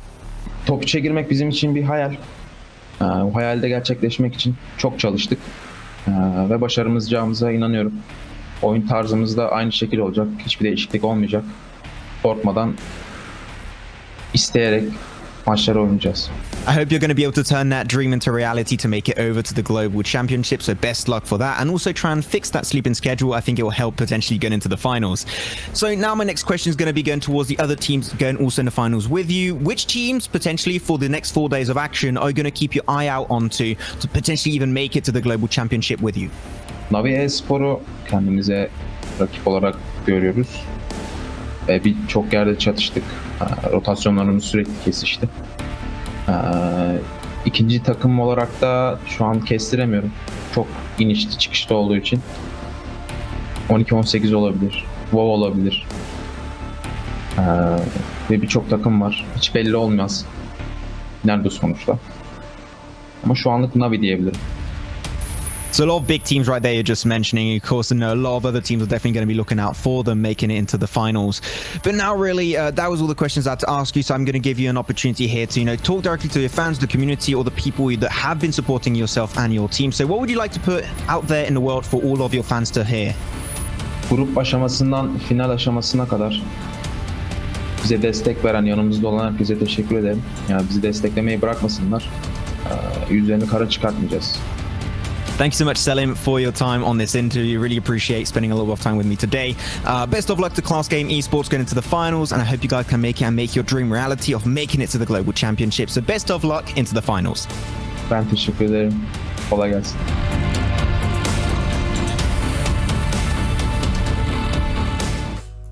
Brilliant to hear from Selim here from Klas Game Esports, and I think our suspicions are realized in that interview when he was saying that Na'Vi is one of their biggest rivals because they were meeting so much in rotations in the group stage, and even, Blank, they were able to even win out some of those fights in those kind of rotations in the group stage. So I think they know that they are a very high quality team right now and have the potential to move on to the Global Championship. I think they do. I think that at the end of the day, I think there are teams up there like World of Wonders, Na'Vi, currently KoninaPower, who are playing like they deserve to be in the GC, right? They have that confidence, and we're starting to see that from Klas Game Esports because, from weekend one, it didn't feel like they had that quality to them. Weekend two comes around, they're like, we're getting this confidence on board, and you need that. You absolutely do need that because you need to be convinced yourself that you deserve to be in GC before you get those top 3 spots. I think there's a lot that needs to be there, and as soon as you start beating yourself down, it's not good for yourself. And that's not to say that you shouldn't be critical of your own gameplay. Sure. It should be that we are confident that we can win, and we are confident that these are the right calls in the moment, but we are also prepared to look back and see any mistakes we might have made and work on them. Yeah, realistically, understanding where you're sat in the lobby and your skill level is very, very important, and you can drive confidence from that. Let's take a look as well, because you guys at home can join in on all the action. You can be watching in-game and you can be earning yourself some rewards. You can earn yourself the fantastic parachute. You can earn yourself the fantastic Blank cosplay in the middle. And you can earn John's briefcase on the right-hand side. John, what do you think of your briefcase? Well, you don't just get one, James. You don't just get 2 either. You get 3 of them. That's right. Nuts. All of them. All it's of them. value for money, that is. That is. You don't even have to. You have the 3rd one in your mouth like this. That's value for free. Great stuff. Let's take a look at the schedule so far. And just in case you missed the winner of today, well, there you go. You got Vikendi. Blank, stage left, stage right. All right, come on. Look, it's just over that way. Okay, it's over that way. Jeez Louise. James is that side of us. Can't you see him? He's right there. It's a big lead. James is right there. Unbelievable. Anyway, we've got Vikendi as well as Erangel coming on up here. Vikendi on the way. This is a different change of styles. Although if KoninaPower does actually get a circle to start things off, John, who knows where they can go with it? Absolutely. I mean, they've had a little bit of favour from the circle, as we were mentioning before. They have converted it very, very well. Now, the question is, will they be able to do it on Vikendi? Because this is a circle, this is a map where you need to get centre circle in general. And we know that they can convert on that, but getting there is the problem. And on Vikendi, it's very, very tricky. Now, it depends where they drop, where the shifts go, who's rotating near them as well, because remember, they haven't had too much opposition in a few of those rotations. I mean, Erangel, they had to push through quite a few teams, and that's where they got the bulk of those kill points, but it was never a case of like, we're taking fights on several different sides and we have to win out and try and squeak our way through. It was a case of, fight, go to the next, go to the next, go to the next. And over on the other maps, it's been a little bit more just methodical and slow for them. So even on Sanhok, it was on a. It was just it was Painan. They just went away, and it was fine. Did what they needed to do. They moved on. Let's thank you very much, gentlemen. We're going to be moving on into Vikendi now. Ooh, I've got all my maps mixed up. But of course, do join us over on Twitter as well with the hashtag EMEA League, as well as at Esports PUBGM. Go and tweet at us as to what you think is coming up here for this. Do you think KoninaPower is going to continue on this brilliant win streak that we're seeing so far? And I'm going to ask Imperium, do you think KoninaPower can carry on with this? Because it's ridiculous right now. It is ridiculous. Like, everything that I thought coming in today is just thrown out the window. Absolutely No, it's thrown gone. out the window. KoninaPower absorbed all the points. Every single team is now left starving. Now, the good thing is that so many other teams are in the same boat. Well, I'll go learn some horse riding skills, and I'll be back in a few. Enjoy, boys. See you later, have some fun on your ponies, Kalaris. But here he goes, going to be Vikendi on them and galloping over there. We're going to be galloping also into this game, Imperium. And you know, we're talking about KoninaPower, of course, like we have to. They took just back-to-back chicken dinners. But one team I want to really see make it back up, like Blank was a little bit like, oh my god, they're like in the bottom 8 teams. It was actually Na'Vi, right? And I think that Na'Vi is a team on Vikendi you want to look out for. Reason why, they had 100% win rate on Vikendi into the league stage. No, I know you like your percentages, so I'm just making it a little bit nicer for you, Imperium. But 100% win rate, like that is huge, and Na'Vi is going to be a favorite going into this map.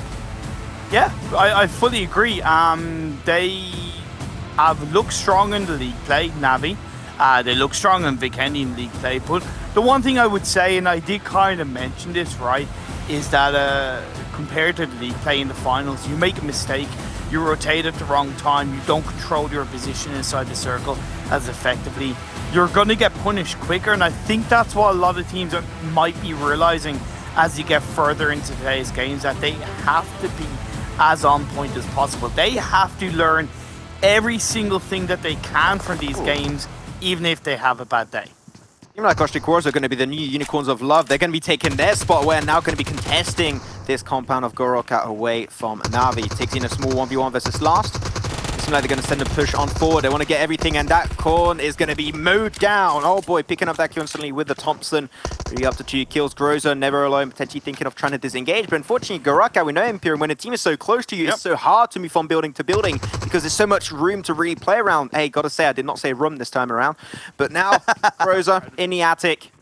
Really going to get pushed up. You have no escape potential in this one. The windows are too small to jump onto the rooftop also. So Groza, my friend, you're going to have to really take this one head on. Going to go for the pre-fire with the AKM. But here's just Na'Vi. They want to get back in this top 8 Imperium, and they're going to go so aggressively. Groza going to try and defend it. Unfortunately, will get taken down. Na'Vi up to already 3 kills. Where's the last player of Osh-Tekk Warriors? Where is he? He's gone. He's never alone, is now alone. Further back outside the Goroka compound, and it does beg the question, why did Osh-Tekk Warriors try to land in Goroka? That was definitely a mistake, and I'm curious as to why they did that. But Na'Vi, you know, I'm sure that they were kind of looking at this going, wait, a team are landing with us, right? Because with Unicorns Love not in the finals, they thought, okay, we're gonna have this city free. So I like the fact that they were like so reactive off that, right? They weren't thinking, oh, wait, a team's landed, oh, how do we deal with this? It's like they've kind of gone, wait, we made mistakes in the first 2 games. We have to come in fighting on this 3rd game, and that's kind of what they've done in the first 3 minutes alone. Other than that, this is just, you know, the early start, a little bit more aggressive than what we might be expecting. Some hot drops that I'm pretty sure that, you know, Osh-Tekk Warriors, they learned their lesson right there. They're not going to try and mess with Goroka again to the future game on Vikendi. But now on to, you know, 12-18 and Blaze Esports. I really want to highlight what Blaze Esports has been able to do so far, right? They've been able to take themselves 2nd position on game 1.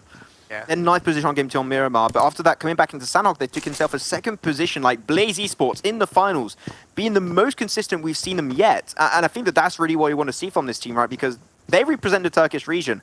And there's just so much support, and it feels good to have a Turkish team being able to just be so consistent over these first 3 games. So really big respect coming on to the Blaze Esports team.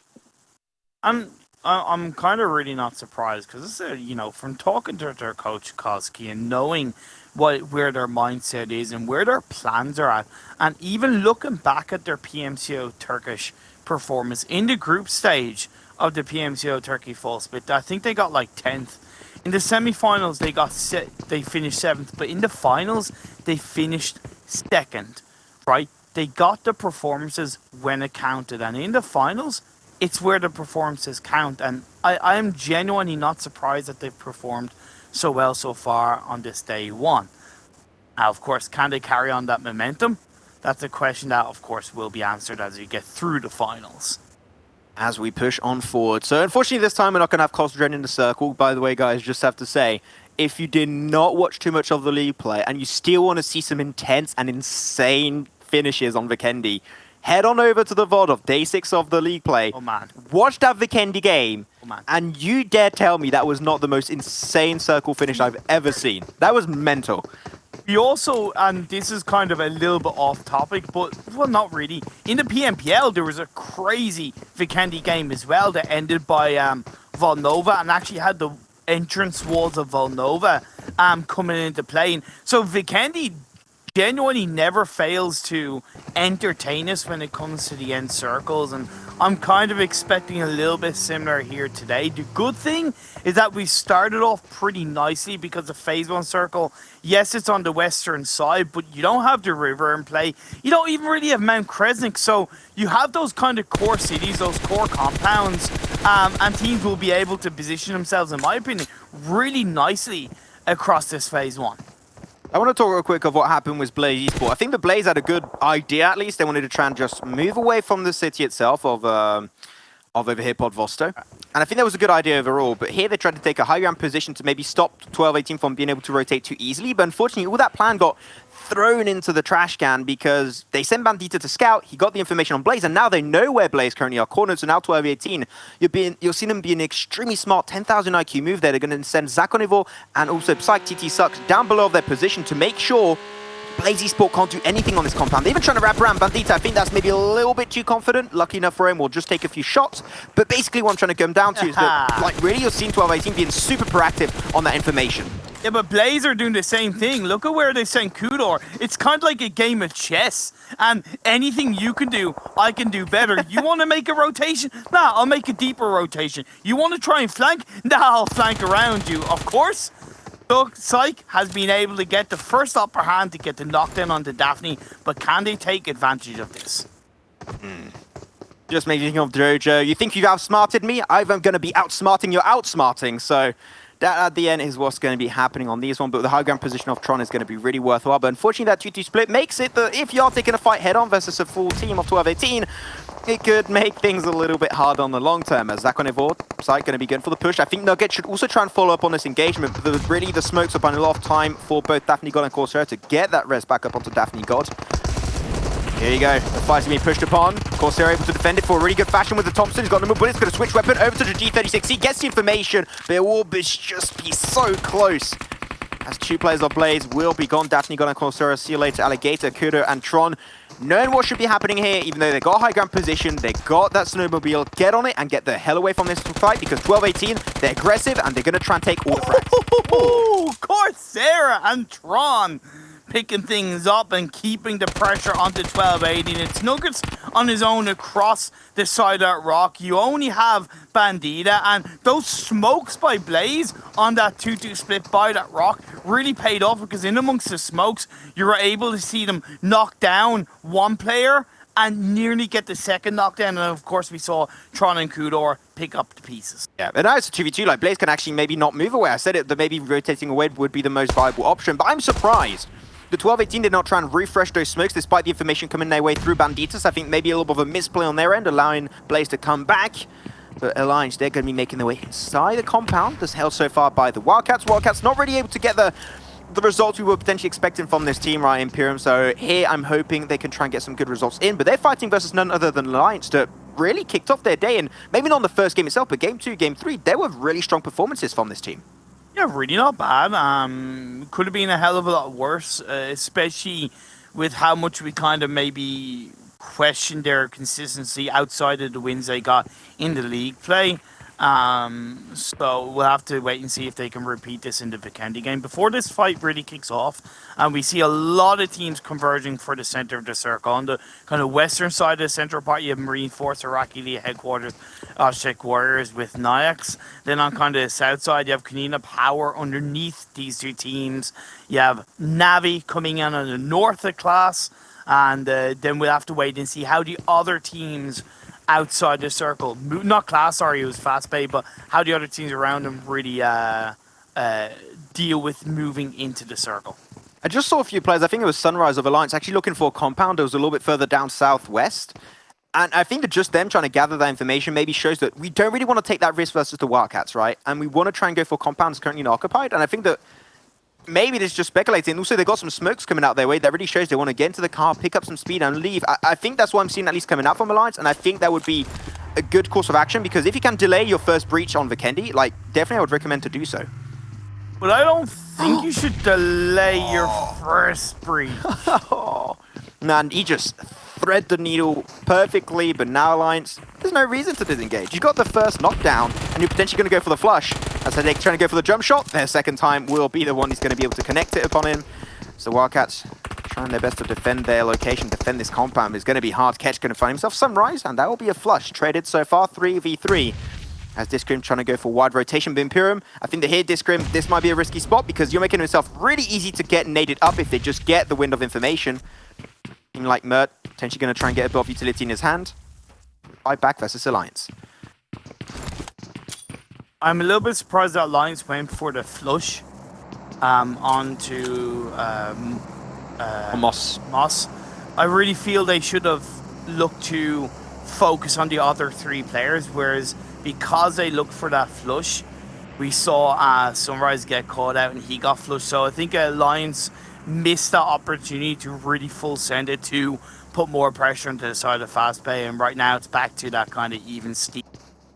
Each team in one building apart from each other, and you know, the reason why I kind of mentioned about not wanting to really delay your first compound breach, because it's towards the center of the circle. Look at how many other teams are around them, right? You have KoninaPower, you have SNAKEsquad to the south, you have Marines Force to the west, you have World of Wonder, IRAQI Elite, and Navi. And if Phase 2 or Phase 3 kind of shifts down south towards them, there's a higher chance they're going to get, both teams are going to get third party. So I definitely think one team should be a bit more proactive than the other for the sake of each other's late game. John and Blank going to be happy. KoninaPower inside Dino Park, their favorite area over here. They're going to try and think of potentially rotating away very soon, but GODSENT really taking their time in the blue. Axe. Yeah. Be any dinosaur. What dinosaur would you be? If I could be a dinosaur, damn it, I don't know. That's a good question. I don't really follow too much the dinosaur. Like, I don't know. I don't know too many. Like T-Rex, maybe that's the only one I really know. Okay. So yeah, T-Rex. I'm gonna go for a normie answer. Fair enough. I'd be a Stegosaurus. I am a Stegosaurus, and Keys is getting lit up by Matic. They're gonna make themselves down into a compound. They got a 2-2 split, which I think is good as long as you're able to, react to teams moving close to you and just get back as a full team when you're getting threatened. And you mentioned about GODSENT still being in the blue. They landed around the Volnova and Hot Springs area, and they've rotated all the way up north on Cosmodrome, looking to push into the circle. Now, I'm okay with them being inside the blue zone, but that rotation may be a bit unnecessary, maybe a bit risky. Hey, they're used to playing this kind of blue zone strategy in Vikendi, but because it's a bit more of a normal circle, they might find it a little bit more difficult to enter Phase 3, maybe Phase 4.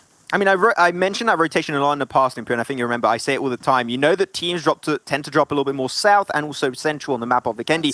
Up north, Port, Cosmodrome, except for Klas game, not really too many teams drop up there. So why not go for the wide rotation and make sure you're not going to get gatekept. Also Naix CongenialS, but they're ready to start to rotating down. So GODSENT, they took that rotation, pushed it to the next level, so really outdoing me on that one. But overall, they should make it into the blue zone or into the circle, not into the blue, but into the circle without too much of an issue. Blaze and 1218, they disengaged from that fight around the Podvolsta area. Blaze taking advantage of rotating on that Mount Krasnik area earlier on. Now they move in on the northeastern side of the circle. There's a hotbed of teams on the southern side of this phase between SNAKEsquad, Fast Bay Alliance, KoninaPower, and FRAG Machines. And then on the western side, you don't have too many. It's just Naix, last player of Osh-Tekk Headquarters, and Marine Force down on the southwestern side. But this is a normal circle shift once again in this Vikendi game, and I like it, but I do think it's going to, be that kind of dam breaker come Phase 3, Phase 4, where we'll see those Russia kills and those Russia squad wipes. Rush of kills, IRAQI Elite, and World of Wonders pretty central. Going to take a few shots back and forth, just having a little bit of an exchange. Mainly going to be turned into a battle of Nox. The flush will not be able to come out as of yet, but that's completely fine. But really, this is a very normal game. It's very flat terrain, not too many mountaintops, a few compounds, and it comes down to what John and Blank, mentioned many times when they do talk about this map of Vikendi. Sometimes you just get a compound and you just do not move. for almost the entire game until your circle just moves away or it just moves on top of your position. So really here comes down to that, and it's going to turn in Battle of Nox, which you are expecting Vikendi numbers, as John would like to say, was a lot of damage, but not necessarily a lot of kills to follow up with it. Still 16 teams, still 55 players, and this is what I kind of talked about with Fastpay and Alliance. 2 other teams instantly around them of IRAQI Elite and SNAKEsquad, plus to the direct east of them, you have FRAG Machines. This is going to be so much more difficult for these 2 squads should the circle shift away from them in the next phase. I will point out that Villa is completely unoccupied, and even a few compounds to the north of Villa, which is kind of by Blaze, also untouched. And there's quite a decent high ground just to the north of the Villa area, which the likes of Blaze could utilize to their advantage should the phase 3 shift up northeast. So that's something to think about. And this fight has been going on for ages. It's been 84 years. And they still have yet to get the engagement. But they're taking their time, you know, that's okay. The circles tend to get onto them. And they still got, like, both teams still got cars, right? So, as I say that, you know, KoninaPower can actually spot the cars of Alliance. I think if they can potentially get them inside, you know, garage or somewhere where they can keep in a safe spot, it will be better. But overall, this is, like, the most passive game because it is Vikendi. It is kind of expected to happen. But I'm surprised no one is actually inside Villa. Like, no one is a really good position. Yeah, I would like to see teams potentially play there. I'm not gonna lie, I'm not happy with the fact that KoninaPower stayed in Dino Park. I think it's a risky area to have to disengage away from come late game, and as the circle shift away, it's okay now because they have to move out from it, but it would have worried me if I had to stay in their vicinity. But now, as it's still centered up, you do have that relatively high ground but still forestry area to the south of Grocka that Klas have that 2-2. So I think it's a 2-2 split. I think it's important that they look to join up as a full squad so they can create a decent bit of control on the northern half of this phase. Yeah, potentially the same for Navi. I mentioned it earlier. I would like to see them try and regroup quickly. Yeah. But where Klas currently are is a little bit high ground position, said like the plateau forest area. This is going to be big. But I was mainly scared of KoninaPower. You said it. You think they stand a little bit too long into the side of Dino Park, which I definitely do agree with. It is low ground, and you got teams that like around you, like potentially, you know, Alliance and the Wildcats that could spot that from a distance, but they're just so focused on each other. I don't think we're going to see Konina get in too much trouble as they're going to go for the rotation right up north of Movatra. I really like World of Wonders' position towards the center circle on the southern part of the road, but close to the edge that they're going to be able to get a lot of information.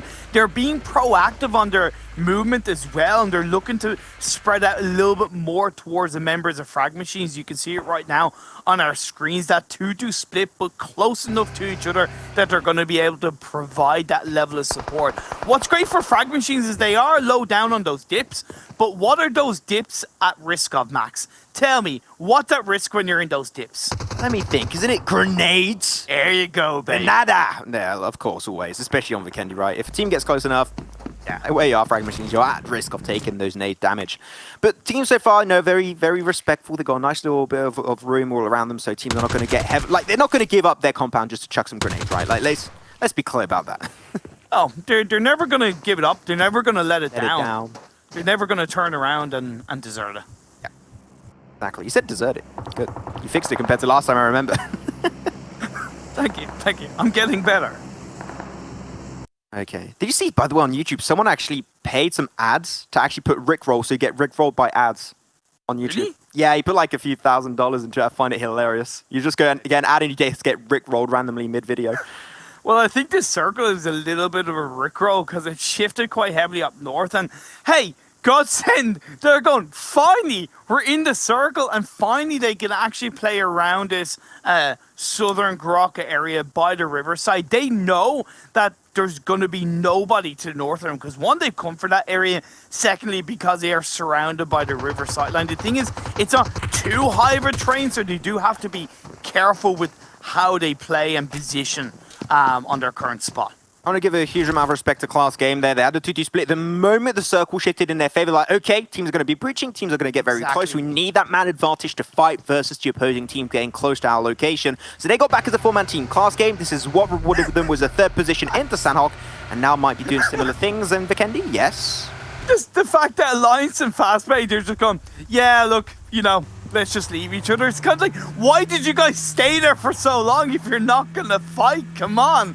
I like the fact that they both disengaged, but it's kind of like, really? Really? You left it till now? But Yeah, they were neighbors, okay? They were just having a fun time. You're like, okay, now what? We don't need it. We'll leave the rent, and we'll just leave the scene. Someone else can take it for us later on in the next Vikendi game.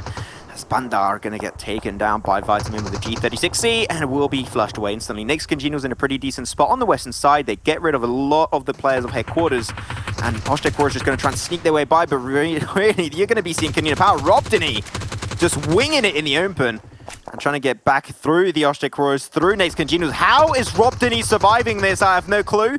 But he makes it back over to the rest of his team, of KoninaPower, and they'll be now in the northern western side of the circle.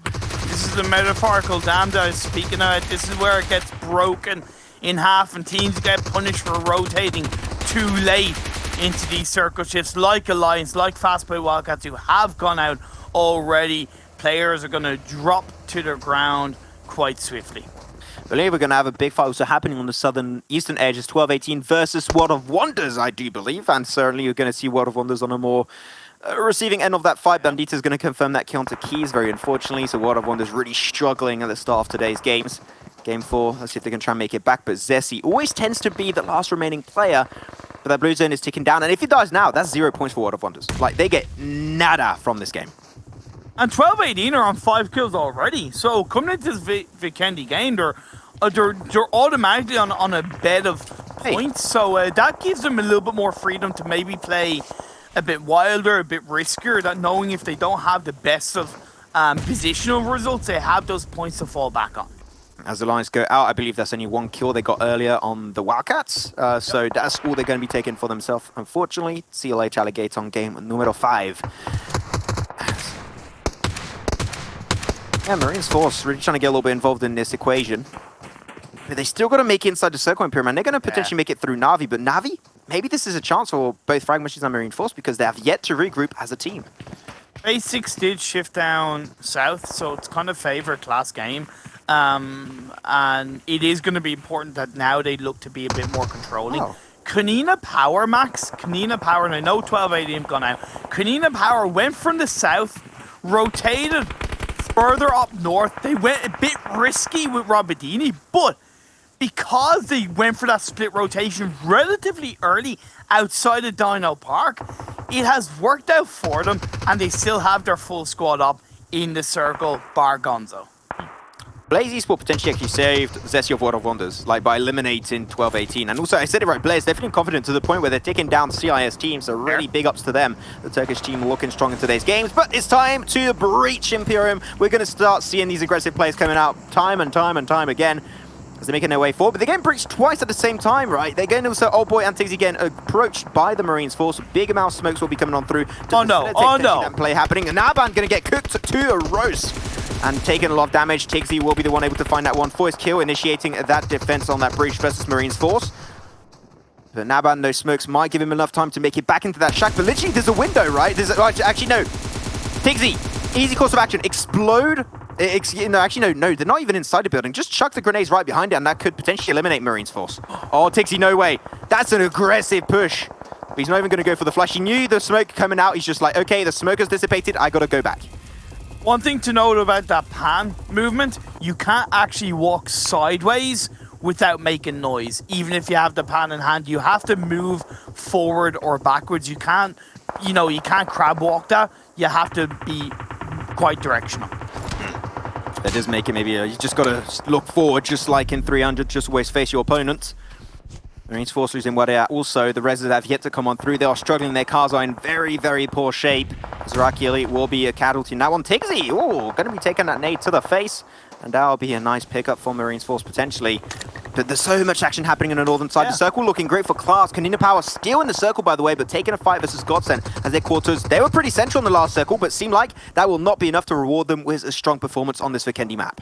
Klas took down ERAQI League. GODSENT with that 2-2 split might be looking to take advantage of that, but one of the GODSENT members got knocked down, so it leaves Marley further back, but we know how good he can be with those grenades. Yeah, I remember doing a 1v3 grenade shot one day in Erangel.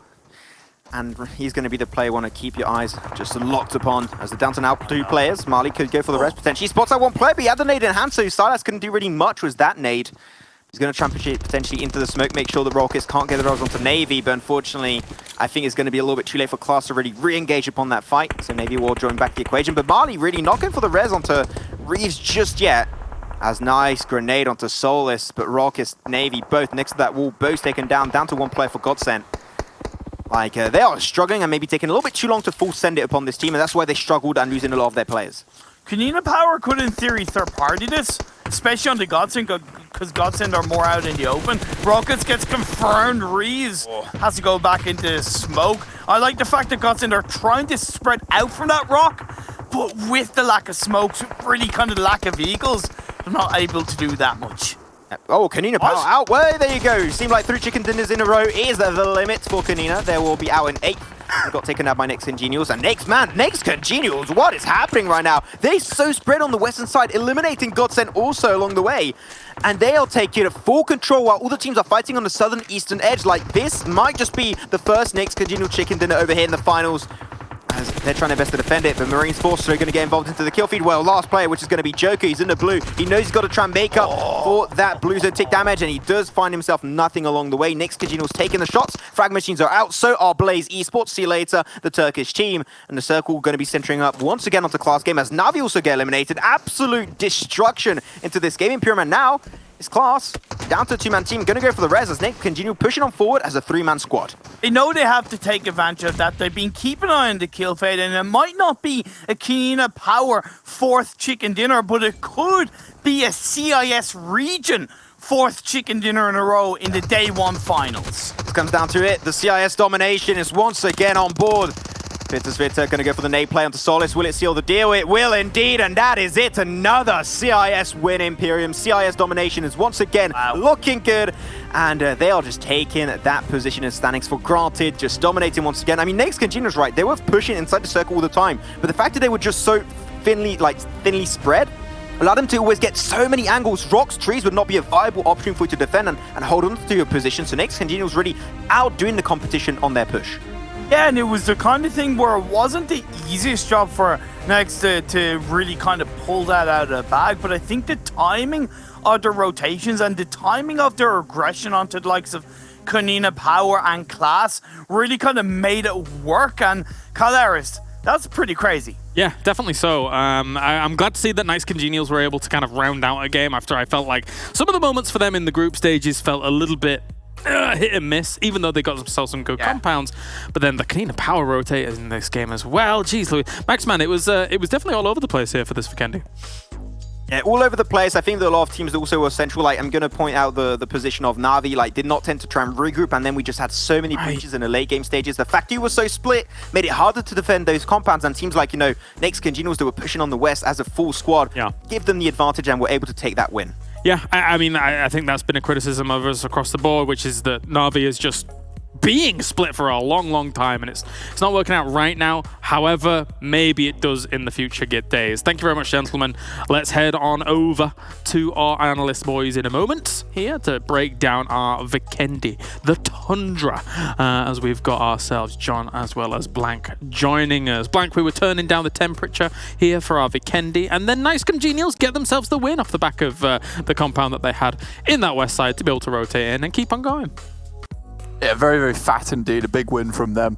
I love to see it. They actually took down 1 player from KoninaPower as well towards that northwest side, which was a fantastic rotation from them. They started really, really early rotating to that side, and they went straight through the blue. And I think it was just such a good rotation, such a big heads-up 1-2. Yeah. They did it really early. And too many times we see these, well, when we're watching backstage as a trio, we see these opportunities where it's like, just go, make that big rotation, and by the time a team decides to do it, it's already too late. KoninaPower, on the other hand, they had this difficulty towards weekend 1, being a little bit too passive, a little bit too late, but now it feels like they're taking these decisions early and just really committing to them, which I'm loving to see, and it actually paid off big time. Unfortunately, Naix take down Gonzos early, GODSENT come in, remove the rest of the players, and then it's all over from there. But Naix, fantastic game from them, really good swing from the western side. Let's take a look at the points coming on in here, and actually to continue on that point, I mean, we were saying throughout that game, John, there's considering the circle and considering the position they were in, there was no way KoninaPower was ever going to get themselves something good from this, but that rotation continued on. And we can actually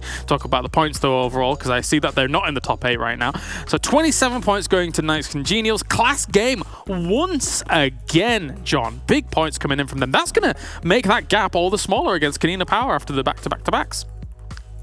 This is true, although it is still a fairly large gap. We'll have to see just how large after the end of this game when the overalls come up. But also another name that's appearing here more often than not is Blaze Esports, a team that qualified fairly low down the tables. Yeah. And now they're starting to rise up. What are they doing differently? I'm going to be paying attention to them in this next game and reporting back, James. That's what I'm going to be looking for here as to what are Blaze doing that is netting them such a strong, consistent set of finishes over so many of these other really strong teams like Na'Vi, like World of Wonders. Setting the world on fire and just setting all the snow on fire, I guess, for this one. Not too bad at all. Let's take a look at our top 2 teams as well, Naix CongenialS as well as Class Game, in terms of the damage that they were able to put up. Naix CongenialS, I feel like this really is their strength, and correct me if I'm wrong, Blank, here, when it comes to being able to take a compound, hold it down for quite a while.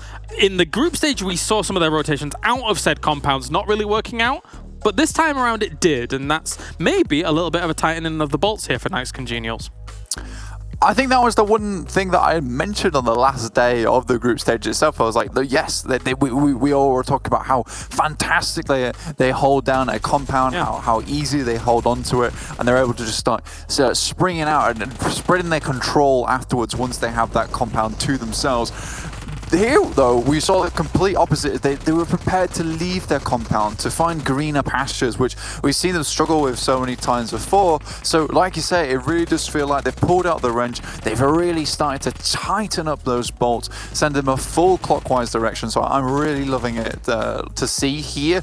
I think that it's netted them a nice win. But Class Game Esports as well, though, still in those top numbers once again. So I think this is a team, you know, I was saying how Na'Vi was huffing and puffing to catch up, but it feels like, you know, Class Game Esports, they really have a stride on them, and as far ahead as KoninaPower is, Class Game Esports are within a chance of catching up to them and breathing down their neck at the moment. And John, aside from the G36C, which is a really good gun, okay, all right, calm down. Okay.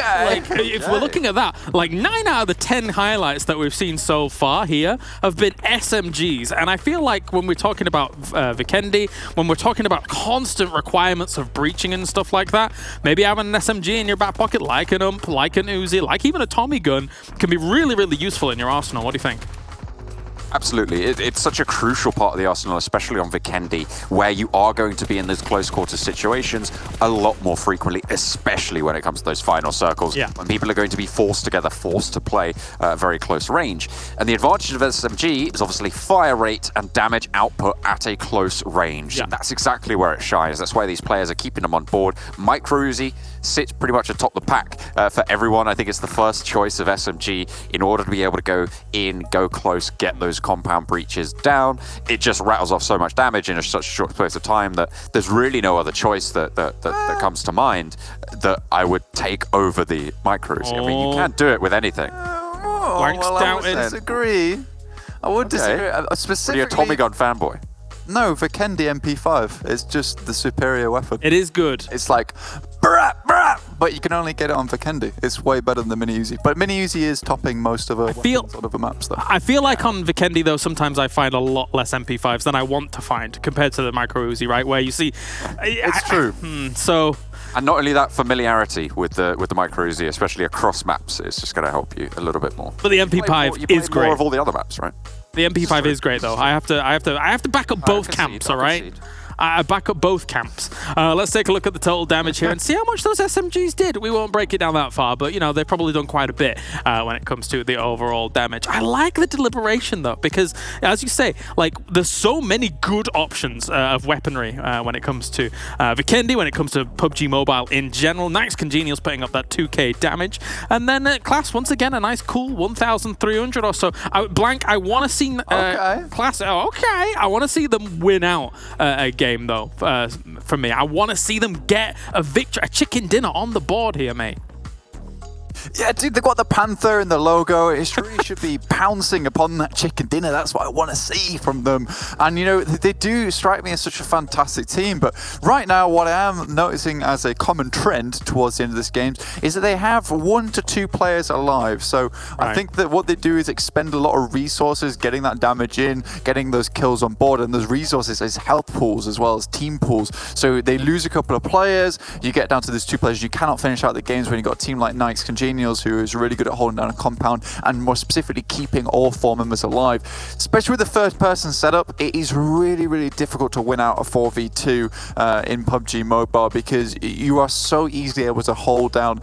So essentially in this situation, you've got 4v2 there. You saw how Naix CongenialS played it. They had 2 in the back, 2 going front. And so you have just these backstops and they've got their designated player in front and they are just peeking out to support them. So they're just giving that suppressive fire. So very, very difficult class. So maybe a little bit more of a focus on keeping players alive. But if this is their play style and they're all about getting the kills in the early game and getting towards the end and getting the second places, sure, it can work with the new point system. I don't see a massive problem with it. But we do expect to see those chicken dinners if you are trying to get that first place. Yeah, and also defensive smokes means that there's a big red flag saying, we're here.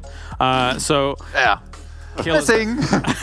All I've got in my head ever since you said it is like a panther with its claws around a nice big chicken, like a roast chicken. But this is all that exists in my head. That and silly music and dancing clowns. And anyway, let's take a look at the top players quickly before I reveal too many more of my secrets in my mind. Max not even dancing. I don't...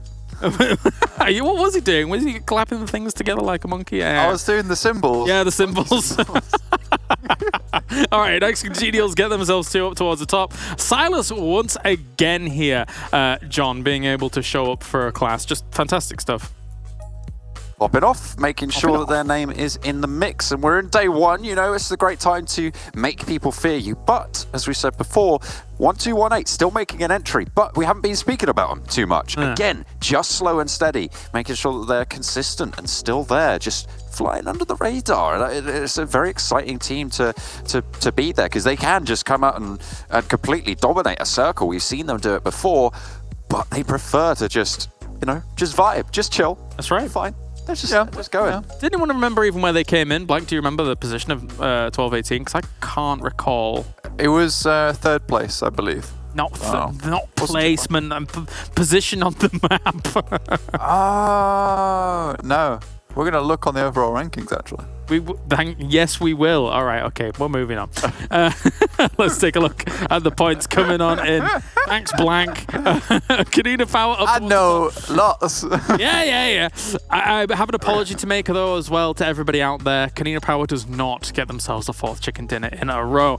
Unfortunate, but 3 was enough for today. Don't be too greedy. Class Game gets themselves 60 points, just 16 points shy of a team that got themselves 3 chicken dinners. That's not that bad, John, all things considered.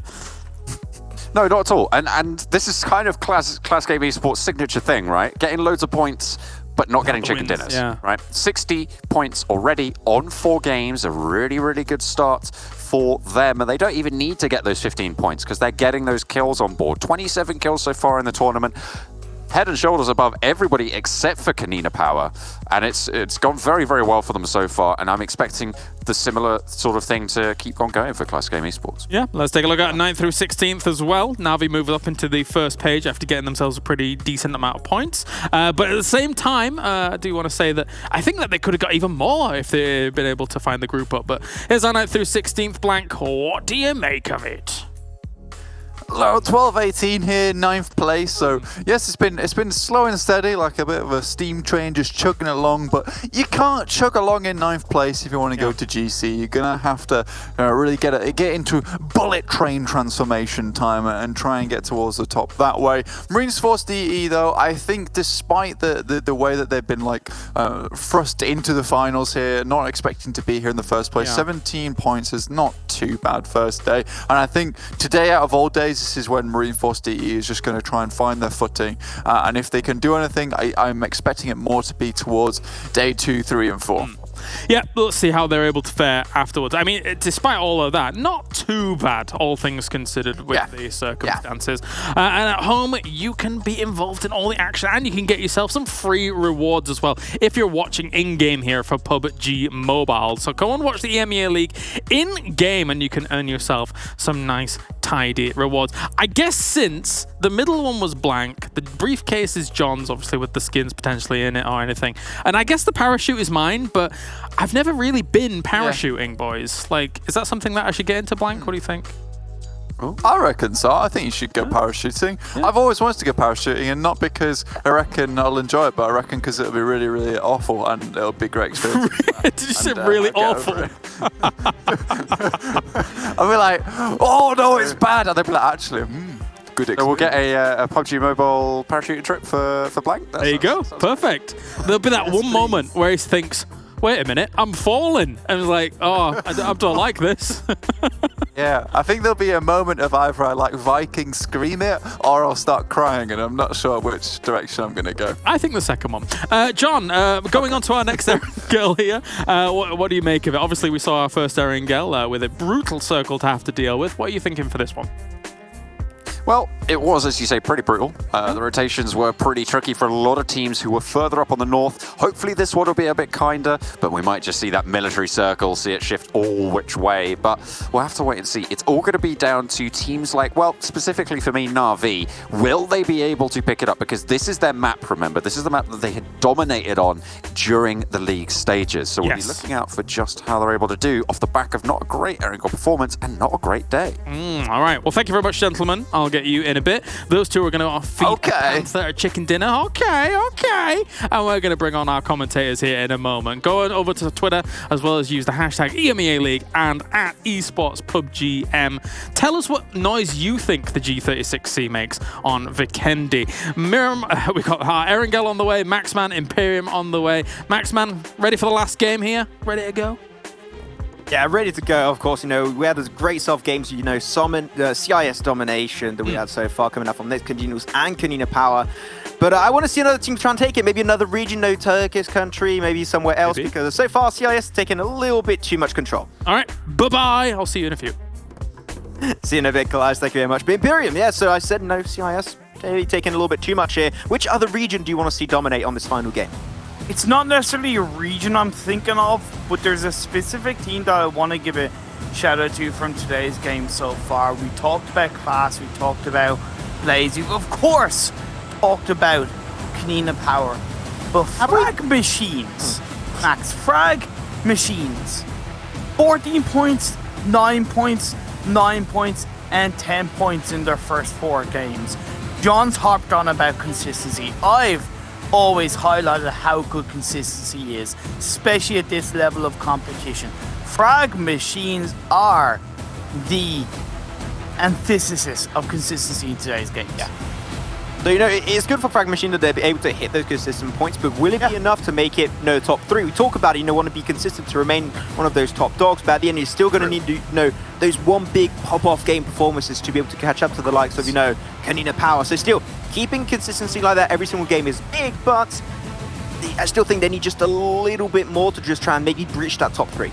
Yeah, of course, currently they're 10 points behind Blaze in the overall standings. Again, it's only kind of first 4 games come, but you do have a point in terms of needing to claim those chicken dinners, really to set yourself apart from the other teams. But this playing path was nice and easy, a little bit down south, going from the east over to the west, and I think that's going to be pretty good, but oh me.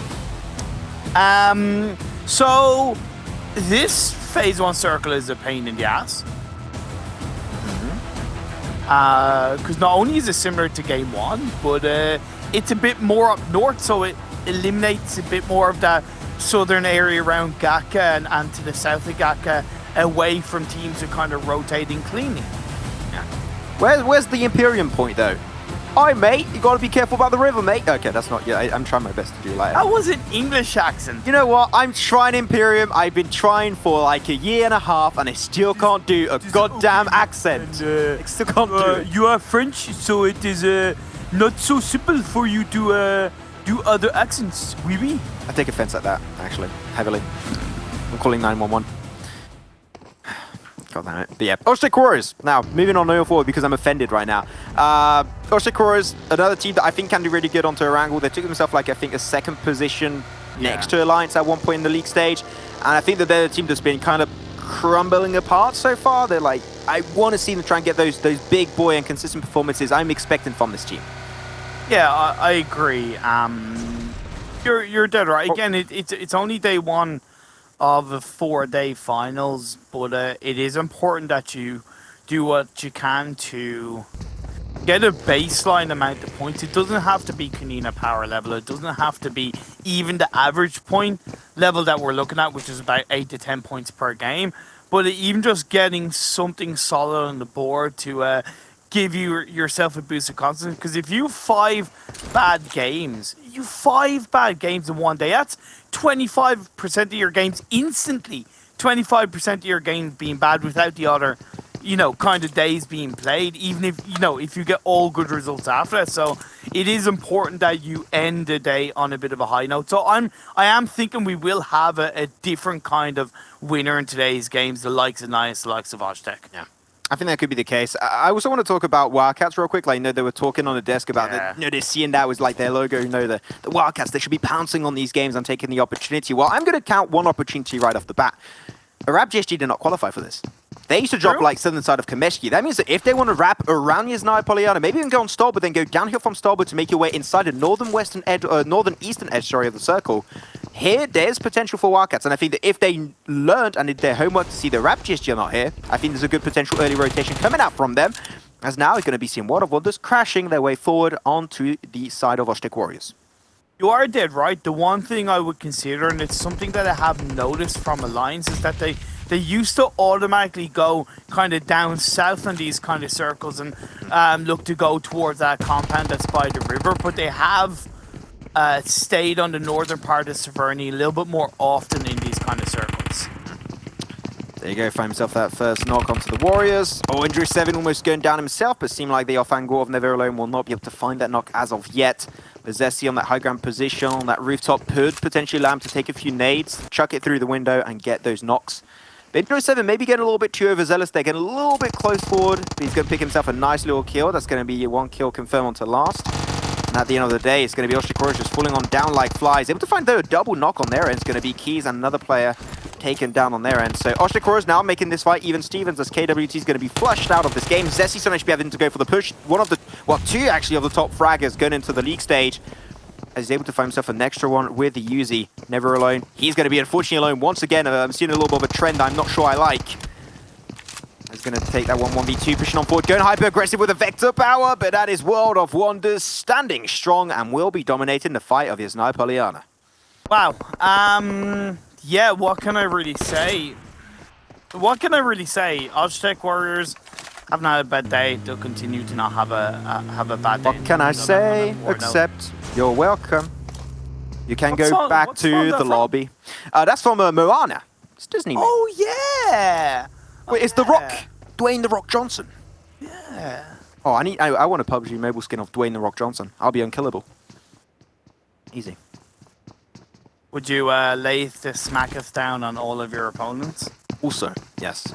That makes me think of like the GIF. You get that reference? Yeah, I did remember. Like, I did watch a few YouTube compilations. Okay. I'll let you away with it. So, we digress and we'll get back into the game. Looking at how some of these teams are rotating, what you said about fast by Wildcats is absolutely on point. They've rotated a little bit quicker, a little bit kind of tighter towards that sub area or towards that Yasnaya area because there's no Arab GSD, and they have gone quite deep in this phase 1, but because they've done it relatively early, they've gone ahead of Alliance. They're in between Alliance and Navi, but they're on that area just south of shooting range, which is very viable. You have a lot of open high ground terrain, and they're a close-knit team. Right now, they're not like a 2-2 wide split. So really, I love the way FastPay have made that early rotation. I think it's definitely really clean. They did exactly what I mentioned. The fact they're GSG not there creates a great opportunity on the northern rotation. So overall, GG well play on their end, but not going to have to say GG well play over to Ragnar as he's got spotted down. going to be taking that fight pretty aggressively was KoninaPower, but KoninaPower in a position not really enabling them to go for the crash just yet. Mainly this position is going to allow them to maybe find some unexpected knocks onto Hamco. They already got Ragnar. The moment they get a double knock, that's the moment when KoninaPower, they're going to ring the bell and they're going to descend on this team of IRAQI Elite. Hamco almost going down, taking actually an M24 shot from, I believe, that was Black-White, if I'm not mistaken. So at the end of the day, they are still putting that pressure down on IRAQI Elite.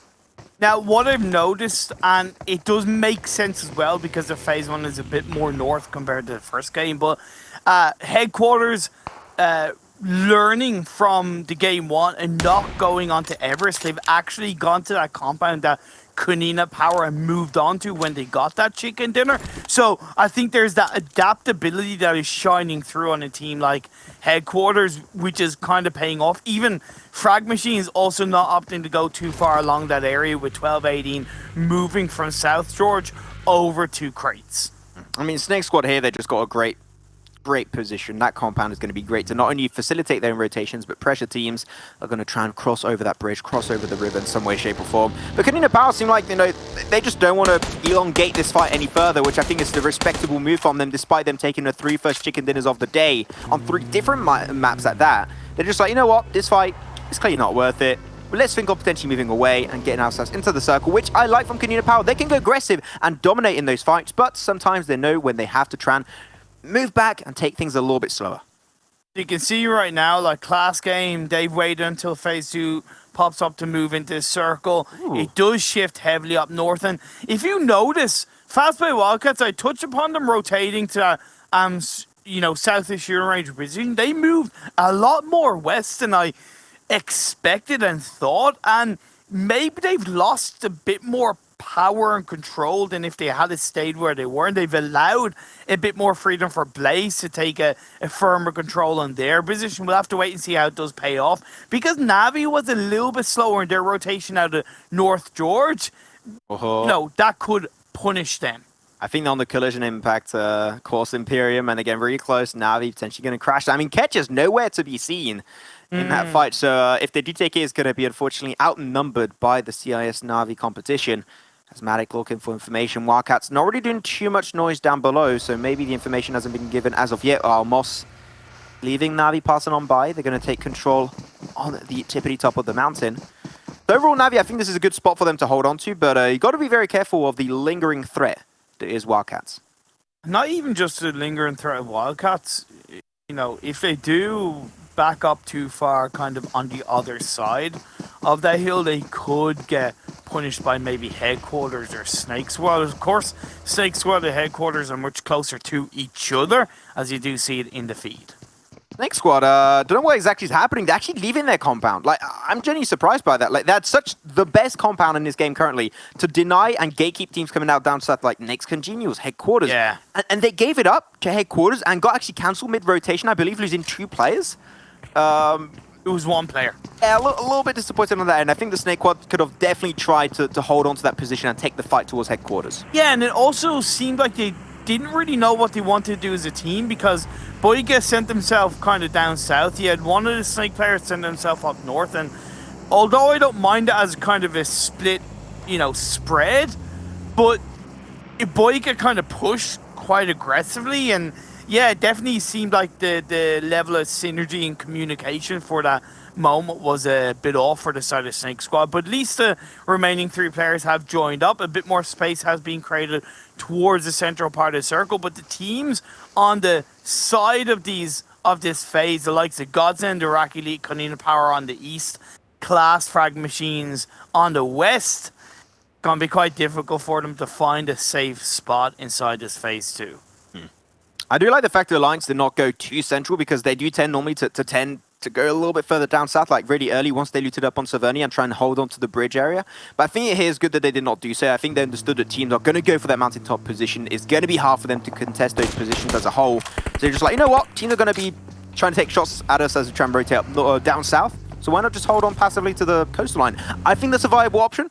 I think that's good. I like them doing so, as going to slowly see IRAQI and GODSENT, 2 teams you just pointed out. Imperium slowly going to get close to each other, but hopefully nothing will happen on the long term. Yeah, GODSENT have those couple of small buildings in play for now, so they can use as a small baseline, move down the hill. towards the garage area. It's further away from the circle in the sense of it's closer to the edge, but at least it's safe for now. We'll have to wait and see where this next phase does go. Shifts up the northwest. Still a little bit of the coastal line in play, but I will highlight, you should not commit yourself to the coastal line of phase 3. I get it, but in my opinion, phase 4 is going to shift back down south. Don't high risk it to the coastal line. We'll have to see, you know, the circle since the recent update on Erangel 2.0 has been a little bit on the unexpected side of things. Fair. So really you could end up having 100% water finish to close it off. We'll keep that in mind as Navi. So you're going to get pushed by 12-18, and that's a clean grenade from Old Boy. Now they were down to 2 players, knocked and 2 players alive. But now, because they make their man advantage a little bit more even, they might be able to get themselves the double res up and take the fight versus 12-18. As 12-18 going to try and make things a little bit easier for themselves. Going to go for a little bit of a smoke pop-off to pull off those reses. But look at Wildcats, especially Mert. Like, he's down south of this position. If he can, I would just say, just leave it. Even if you do noise with the car rotation, just regroup. This is not worth staying in that position. Oh, wait. Squad plays, and also even Alliance coming into the mix, but down goes SNAKEsquad at the hands of a mainly third party from Alliance, and Blaze will hopefully survive as a full squad if they can revive Trop. Yeah, really can see that last playoff Snake was hurt. Okay, you good, man? You saw that, Yeah, that's a photo bomb version on PUBG Mobile. Say, look at me, but like overall, I'm going down to the point that SNAKEsquad really, he was just hoping to not get detected by anyone, but it's a game of luck at that point when you're holding onto a shack and it just didn't work for him. And I did want to point out, like, what happened to Navi. It's kind of what I predicted, right? They were kind of out in the open, close to the center-ish part of the circle. And yeah, it wasn't a team that I expected initially, but they've kind of ended up being third-partied a bit by 12-18. And it's only going to get worse as the circles close in for the side of Navi. So in my opinion, they should look to try to distance themselves away from those 2 teams as quickly as possible. I mean, here so far, the bridge of George Paul's getting clustered with FRAG Machines and Klas Game. And Klas Game, they crossed the bridge first. They're like, you know what? We saw a team behind us. Let's keep it. And so far, Lord is going to be in a world of trouble as he got knocked away. The FRAG Machine now, they got the information on Klas Game being in Northern George Paul. They're like, okay, we're going to get back into the car, make it towards crates, cross through potentially the bridge next to Naix CongenialS. But overall, here's just FRAG Machine delaying that rotation a little bit too much and struggling to make it into the high ground position up north. GODSENT and IRAQI still trending a few shots back and forth, but it's not going to result in too much happening just yet. You have Naix and headquarters down the southern side of the circle that could get in close combat to each other, but Vitamin is that kind of security inside the circle for his side. 3-man car rotation from Marines Force, and they're just mowing down the GODSENT composition. Oh my god, here it is! Oh no way! Sally of IRAQI Elite claps back and finds himself a What was that just happening? GODSENT really struggling on that end. Oh my god, Sally really doing exactly what he had to do, right? He just saw that car rotation, easy pickup, destroyed everyone, and they're all dead now.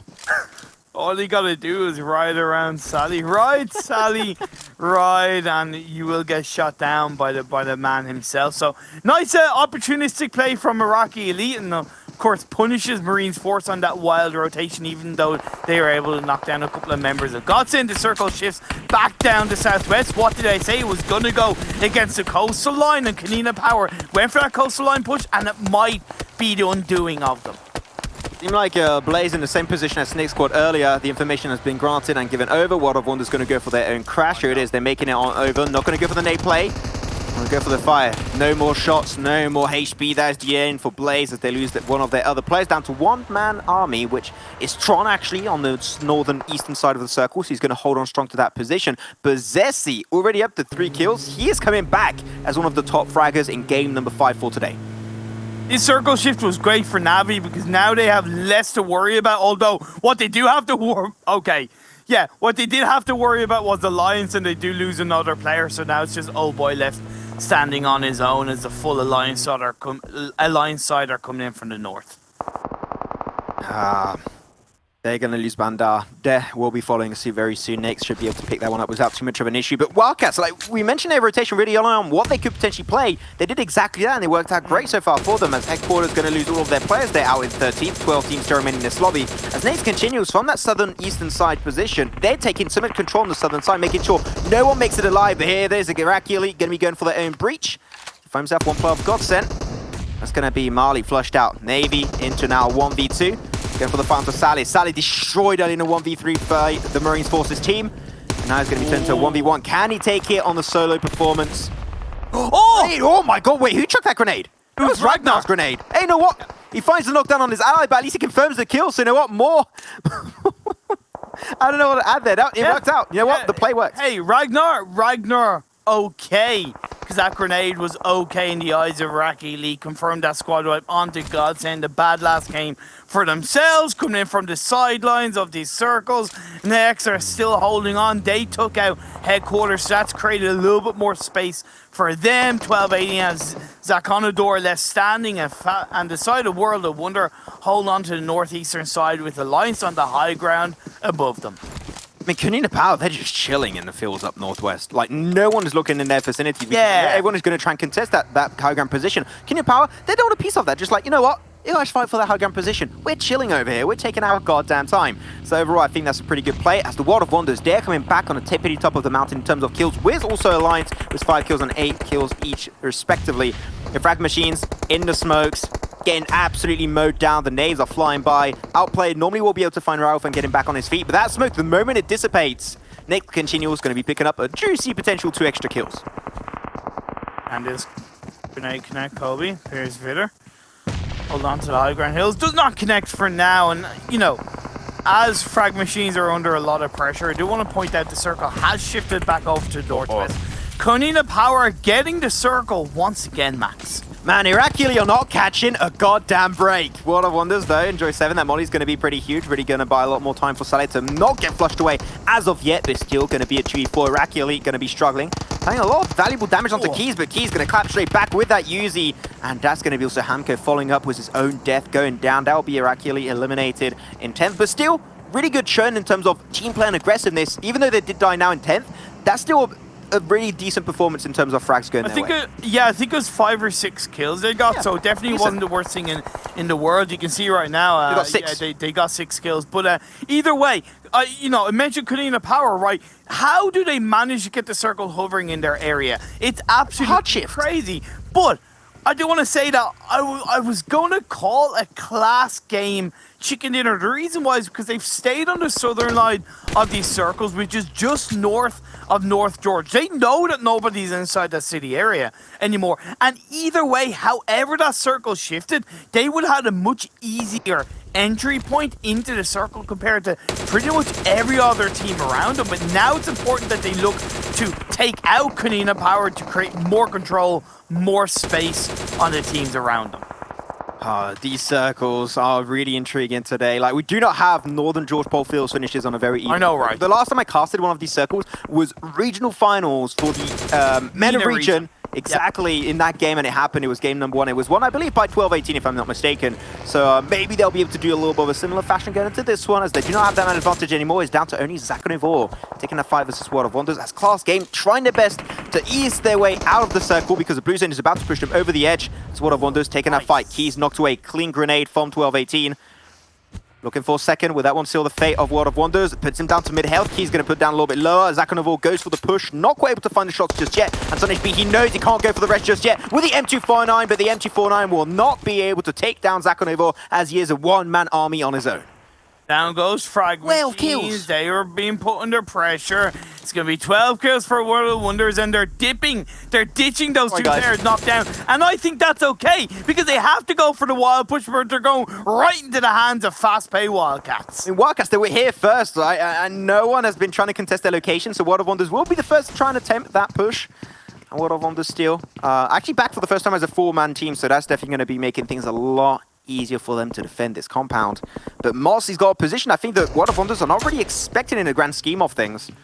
As Catch walking at a distance, and the circle twice in a row. Hardships over to KoninaPower. Stop it! Stop playing the circle, gods. What's happening? That's crazy. That's crazy. And even though they're on the side of the road with less landmass available inside the circle, they're using that kind of low ground dip by their side of the road to Pikachu. And plus, every single other team around them are going to be taking each other out, Max. Yeah, like they're all going to be fighting because it's a field finish, and the only position which is remotely safe is where Konina are, right? They got that little dip behind the road, making it really hard for the team to get close by. Even the grenades will not have a huge influence at that point because the teams are going to be really far away. But here it is, the push from World of Wonder is going to be happening. They got the knock onto Mert, now down to a 2v2 fight, at least in that respective position. Moss, you got to join back. You got to put that sandwich position, pushing from down below the building onto World of Wonders. I want to see Moss join this equation right here, right now, or otherwise this might just be a throw from the Wildcats. Yeah, I totally agree. Inside the building they go. The blue zone is closing in. Yeah, they're going to disengage. They're going to dip. I'm not a fan of that whatsoever. They lose themselves one. That's Ceci. Enjoy 7 will be the one to follow up. And what is probably the weirdest move coming out so far by World of Wonders will be causing their demise. World of Wonders are out in 7th. 6th position will be for Na'Vi. No, actually, no, a 6th position for World of Wonders. 7th position going over to the side of Na'Vi. Apparently, if I got that one right, we'll see in the standings later on. But the Wildcats' last second push, unfortunately, the Blue Zone is on their heels. They need to find a decent spot. Sword is going to be spotted away. They're down to still 3 members, so they can easily make up for that hard push with their man advantage, Imperium. Next, they still have 2 players inside the circle. Do not sleep on Alliance, Max. Do not sleep on Alliance because a little bit similar to KoninaPower, they have that little bit of a dip by the side of the road. The only thing I fear is that if Naix get a whiff of where Alliance are, the grenades are going to go flying behind them. Alliance need to spread out just a little bit. Yeah, looking good. They're going to put that pressure down. The smoke roads of Wildcats to make their way into the circle is going to be impactful, but will it be impactful enough as they're fighting versus the recent chicken dinner winner on Vikendi? And they're going to find himself potentially catch. He's going to be taking some blue zone tick damage. Makes it right behind the smokes. If they got some smokes again, you've got to try and refresh those. The moment they dissipate, it might just be the end. But KoninaPower still popping up. And because the circle's been getting on their way, they got 0 kills. But now they're slowly going to try and pop into the kill feed and get some involvement. They want those kill points for themselves. They want to increase their point average once again after 5 games of action into the finals. As Vitamin laying down, the Blues are about to engulf the Wildcats. This is going to be hard for them to just even stay barely alive. Might think 5 teams, but you don't necessarily think 18 players left in the lobby. Make that 17. Make that possibly 15 as Moss is trying to hold on. No way. Careful, going to go for the spray. He's playing with the SLR. He's got no more bullets. Almost able to potentially find himself a knockdown or 2, but the Wildcats will get eliminated. Still, you know what? I'm going to say the lucky charm was the desk. No, John Blank and also Klas, they mentioned they wanted to see them get a good performance. 5th position was how they played on those rotations. I think they delivered, and I hope that the desk will be proud of their performance. But now, down to the big boy teams. You got yourself Alliance, you got KoninaPower, Klas Game, and Naix CongenialS. These teams have been on our radar the entire time, and they're just so perfectly spread. It's like the most symmetrical finish I've ever seen. 4 for KoninaPower, 4 for Alliance, 3 for Naix, and 3 for Klas Game. So many players left inside this game, but none of them, bar Klas, are inside the circle. And KoninaPower, they've got multiple vehicles. They have to start using that with that smoke utility to edge their way into the circle. I'm not saying they have to go fully across the road, but they have to create that wall, create that spread, and hope that they don't get hit from multiple angles. The Turkish team of Klas versus the CIS domination. As they're going to have the circle getting their way. Now all the teams around them are going to have to take their own fight versus each other to make their way inside the circle itself. 12 kills already for the Turkish team of Klas. Sunrise going to be spotted away by Malloy of Naix CongenialS. Black White also capitalized on to Selim of Klas Game. That's a great double knock actually for KoninaPower. Black White might be creating a huge opportunity for his team as a 4-man squad to push and snatch away that position away from Klas Game's grasp. They're trying their best to fight back. They're snaked in their way through onto this one as Vitamin going to be coming right behind Klas Game. And he saw the kill feed. He knows they're struggling. He knows they currently got 2 players knocked away. And maybe this might be the time for him to strike. And as I say that, he goes for Selim, finds the headshot, confirms the kill. The headache from Alliance going to get involved once again. That's 6 kills for them. Looking for 7th Imperium as Alliance, Discrim going for the nade once again onto Solis. This game is so close and we have still no clue who will be taking this game. This is the best finish and the most intense finish I have casted in a long time, Imperium. And who will be taking game number 5 of day 1 of the finals? It'll definitely not be Naix CongenialS. No back-to-back win for you, my friend, as Alliance take themselves 9 kills under their belt. Oh my god, Alliance still have 3 players on. They've been kind of out of the sightlines in terms of taking players out, but they get a double knockout on the Klas. Look at that headache popping off. Unfortunately, he's going to have a little bit of a headache after that one. That's going to be the end still. 2-1 trade-off looking great. That's the end of Klas game. The Turkish team will not be taking this W, and it will be a CIS domination day. Every single win has been taken by Naix CongenialS and KoninaPower so far, and it's going to be Alliance versus KoninaPower. It's going to be another CIS win. They spotted out, go for the spray, able to almost find himself this scrim, and Headache, as Headache's going to get himself that last second first aid kit. KoninaPower, they got the road. The circle is going to be actually going over to the side of Alliance. If they just hold on to their position, let KoninaPower push on forward, they should be able to take it. I'm seeing one player, Rob, did he playing with the M24? Maybe a little bit risky, my friend. Revert back to the M4s or the AKMs, and you should be good to go. 2v3. Can KoninaPower, in my opinion, make history and be one of the first teams I've ever seen to claim 4 chicken dinners out of 5 games in the finals of a tournament?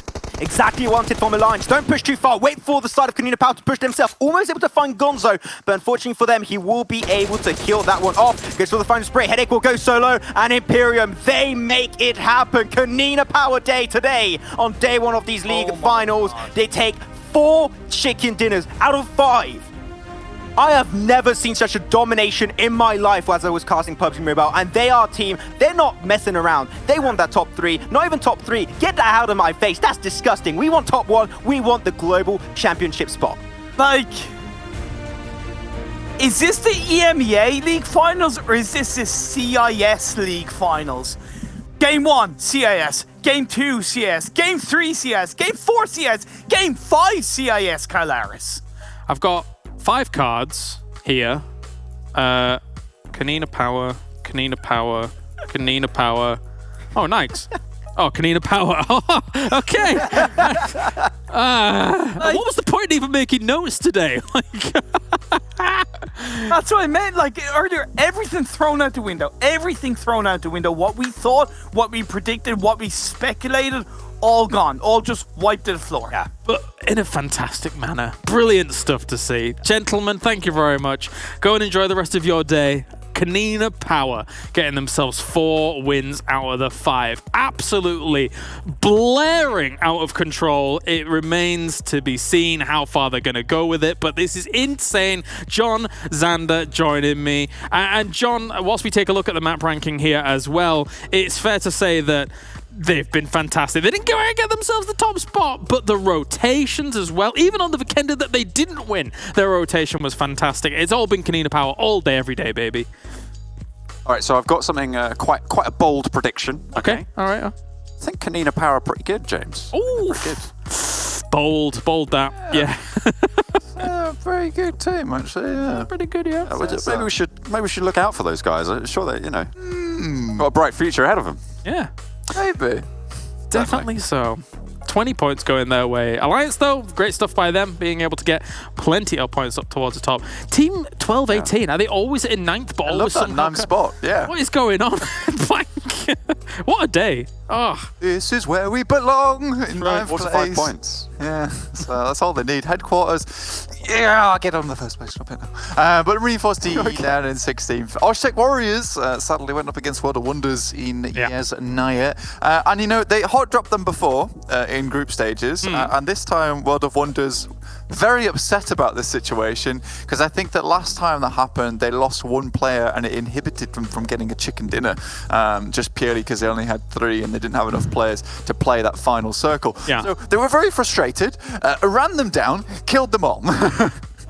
I mean, aside from us wanting to feed a chicken dinner to a panther here for Klas game, we may as well just fed it to the horse with its hooves just kind of popping away at this chicken dinner, because this has been a scary image. It is a bit weird, a bit demonic, but it's been a bit of a crazy day. There's KoninaPower once again getting themselves another chicken dinner. Only the 5 kills, but it's another 20 points, John. In 5 games, they've almost breached the 100-point mark, which is insanity. It's almost halfway to a pretty solid qualification spot for Global Championships. Yeah. That is phenomenal stuff. And in the final game, they didn't even need to decide to go for those frags. What they instead focused on was that rotational style, getting into the spots that they need to be able to get these chicken dinners. And it's obviously working. You don't win 4 out of 5 games by chance, it is absolutely a credit to their skill, a testament to the ability of these players. And fantastic to see them starting to step up. I mean, during the league stages, we didn't really see them have as much of an impact, you know, middling team on the table, but it now feels like they've coalesced. Obviously, after the departure of Tixi, moving over to Na'Vi, it really feels like they've now found their feet, they've found their groove, and they are ready to frag, and it's demonstrated by the fact that they've, well, dominated today. Yeah, Blank, your thoughts? Sorry, I was just purely giggling because I was looking at the X-ray vision of the people in the cars, so it just looked like in SpongeBob with Barnacle Man, where he's an invisible car just driving around. But honestly, my thoughts on KoninaPower in this instance is that they're a fantastic team. They're doing really well. I think they've definitely changed up the game style. Really smart rotations coming in there. Bit sad for Klas Esports. Definitely want to see them get the win, but honestly, the moves. They've been making some big moves at the moment of KoninaPower. They've been trotting into those first places, nice and easy. And it feels like there's really not much to be done with it.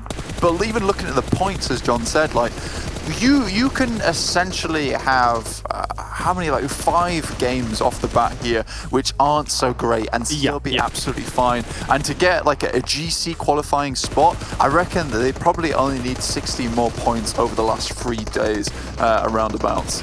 Yeah, they knew exactly where to take in these fields, and then the transition across the road was very impressive as well. But Blank, just to go back on something there for a moment whilst we take a look at these highlights, did you say Barnacle Man? Yeah, Barnacle Boy. I think it's Mermaid Man and Barnacle Boy, is it not? Did you get SpongeBob wrong? I got SpongeBob wrong. You got SpongeBob wrong. I'm so sorry, chat. But Barnacle Boy does ride in the car as well. He does. I'm just, you know. Anyway. But of course, when you look at their movement across this road as well and being able to take this fight with Alliance towards the end here, John, it was extremely impressive, not only to get over the road, but then take this fight. And actually, you pointed something out on the road, which is a very bold position in itself. Yeah, they had a player who was still behind the US. I think it was Robdini, if I'm not mistaken. He was on an off angle on the road. It's so exposed there, but he had the cover of the US to play around. The rest of his team worked beautifully to suppress anyone else from actually pushing up around to the side and actually figuring that out and spotting it, which was absolutely crucial. So the way that they played that together was a really, really great sight, a united front from KoninaPower to be able to leverage that off angle that they held to bring them another chicken dinner today. Yeah, I don't even know what to say about the fact that they got 4 chicken dinners out of 5. It is nuts. Let's take a look at the damage done here throughout this. I imagine Alliance might be quite hefty in terms of the position. They were able to take in the fields and then deal with the teams that were pushing in across against them, and they will be able to do a lot. Likewise, World of Wonders, Blank, able to get quite a bit on the board here. Yeah, for KoninaPower, it's an 80% success rate, 100% of the time when they're playing on these. Wait a minute. Okay. But no, I'm sad Klas Esports didn't get in with that chicken dinner today. But honestly, they have played fantastically well over the last couple of days, even going into weekend 2, and they've just kept up that performance going forward. So if I'm going to predict another team to be like doing well towards those last days of the grand finals, it will be Klas Esports, because you know what speaks to me more for a team that we're going to see towards that 1, 2, and 3rd spot there is a team that can continue to perform well despite not taking that first, even though they are just arm's length away from it, but just can't quite clutch that chicken dinner. So honestly, for me, that speaks of the claw from the Panther, but it speaks volumes. It speaks volumes. Yeah, it does, definitely. I can smell some musky Panther in the air, John, because Klas Game has it's just Blank. Okay, he's a musky Panther. I mean, Klas Game has been fantastic here. Not only I think throughout today, John, but it's gone beyond that. Absolutely. It goes back, you know, to the last few days of the league stages. Obviously, they had some really, really strong final days. Their first day wasn't super notable, but it's definitely been proven time and time again that these guys have absolutely stepped up. It's just that they haven't managed to close a game out yet, and I'm so excited for that time when they're finally going to be able to get a chicken dinner. But you know, we'll have to wait a little bit longer. That panther has been denied; it's been starved, and we just want to give it some food, guys. Come on, help us out. As always, Blank so ferocious with everything he's doing. Yeah. Let's take a look at our top players here as well and see who's been able to put up these numbers. It's Zessi. Oh, getting himself. Oh, bloody hell. That's a lot of numbers, Blank. That's a lot of numbers. That's a lot of numbers there. You got a Headache there as well, a Discrim over on from Alliance, 764, 750 respectively. Alliance, I think, have been doing pretty damn well today as well, to be honest with you. They've not done too badly. Their actual movements have been nice in terms of rotations, and the one thing that we worried for them was the fact that their gun skill maybe wasn't up there with the best of them, but this time they've shown us, you know what, we can actually get out here on the field and impress, and that's exactly what they've done for me today. I think that despite Klas Game Esports, so many kills, and you've got the 4 chicken dinners coming out from KoninaPower. Definitely don't count out that team from Alliance. I think they've also done something spectacular today, even though it is overshadowed by something ridiculous that KoninaPower's done. Yeah, it's difficult to shine when somebody's doing something like this in a lobby, because I mean, it shows even. All right, Vampire. It shows even in our conversations that we're having here that they've just dominated the headlines, and there's no two ways about it. There's no way we can even avoid it, John, when a team does something like this. It's extraordinary is the way to describe it.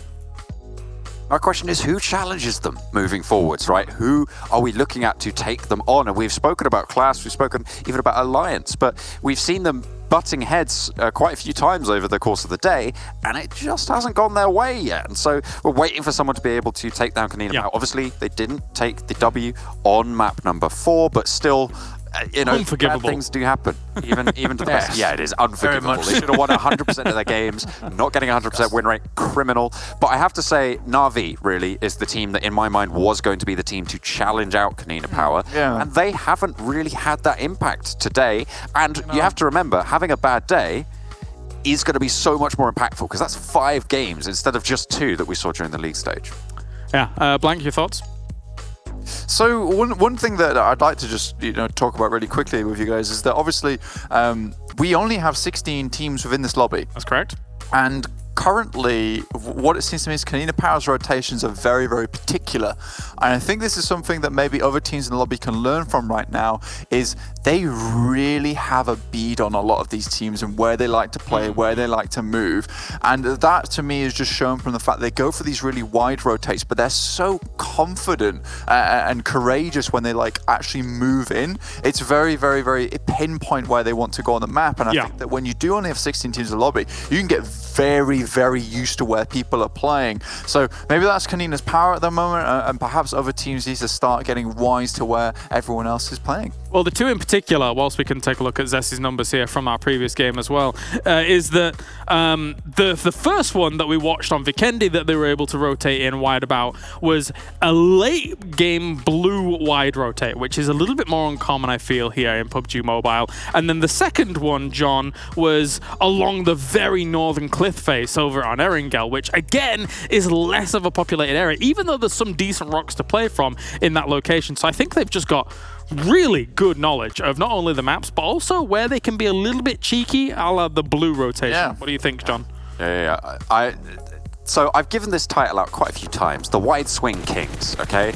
And this, in general, it tends to be teams that are afraid of a fight, that don't want to get into any of it. Yeah. And in general, end up going down in not the greatest spot. But for KoninaPower, these guys are the Wide Swing Kings in this lobby, and they're able to leverage that location, make the right swings, and get into the zones, as we've seen over the course of today. It's been phenomenal to see, them chucking the info into the grey matter and spitting out the right result. It's been phenomenal. These squads have managed to leverage it. Yeah, definitely so. You'll forgive us if we kind of, for the most part, breeze over what Zessi has done in this past game, because, he had great numbers. But again, everything about today is KoninaPower. Just amazing stuff from them. Let's take a look at the overall rankings and see what is what, as we have all the way up to the top. Almost at 100 points, I do believe. It will be KoninaPower with 96 points across last 5 games, winning 4 of them. But again, a testament to Klas Game Blank to be able to keep up to a certain degree. Yes, 21 points behind, but 0 chicken dinners. It's been a great day for them as well. Yeah, that is literally just one good game behind them, and not even like a massive pop-off game either. That's like just a chicken dinner with 6 kills on top of it. So you're not looking for something massive to catch up to KoninaPower here, and the fact that they've been able to stay so close behind them is absolutely insane. With 0 chicken dinners as well, like you mentioned there, it's kind of crazy. But Alliance, like I was saying, another team that we're mentioning down there in 53rd, tied with Blaze Esports. I'm happy to see them here. I'm happy to see them pick up the performance. A lot of teams said that they were worried about this team, and now Alliance is showing them why they rightly were saying that. And I mean, this first page is just very, very interesting. I think that it's made so interesting just by that massive vacuum at the top of the leaderboard in KoninaPower with 96 points. Yep, very interesting indeed. I mean, I would even argue that Klas Game has a little bit of that vacuum as well between them and the third place. So considering that they have no chicken dinners, it's still a very, very impressive day overall. Anyway, let's take a look at that 9th through 16th and see what's what down there. See which teams are needing to put up a little bit more. A little bit uncharacteristic of World of Wonders, only the 7 placement points, but 23 kill points coming in for them down in 9th. John, what do we make of this bottom side? Well, I mean, we saw the high kill point placement point strat not really go so well for a particular team during the league stage. Of course, I'm referring to Unicorns of Love. They were famously sort of stuck on, I think it was 22 and 2, totting up to 24 points for quite a while. So for World of Wonders, they do need to step it up in terms of their placements. And that's what we were praising them for during those league stages, is being able to make some smart rotations, get into circles, but it seems to have just been tailing off for quite a while now. Blank?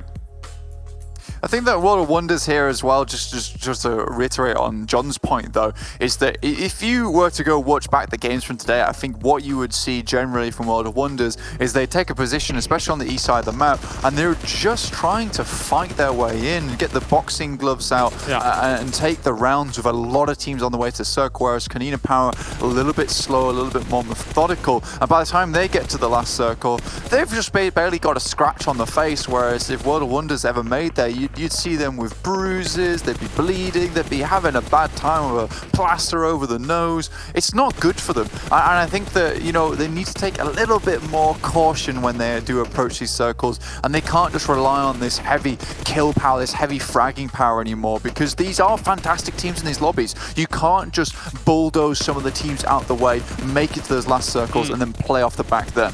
Bad for business. Oh, these the average stats over 5 games, John. That's just ridiculous.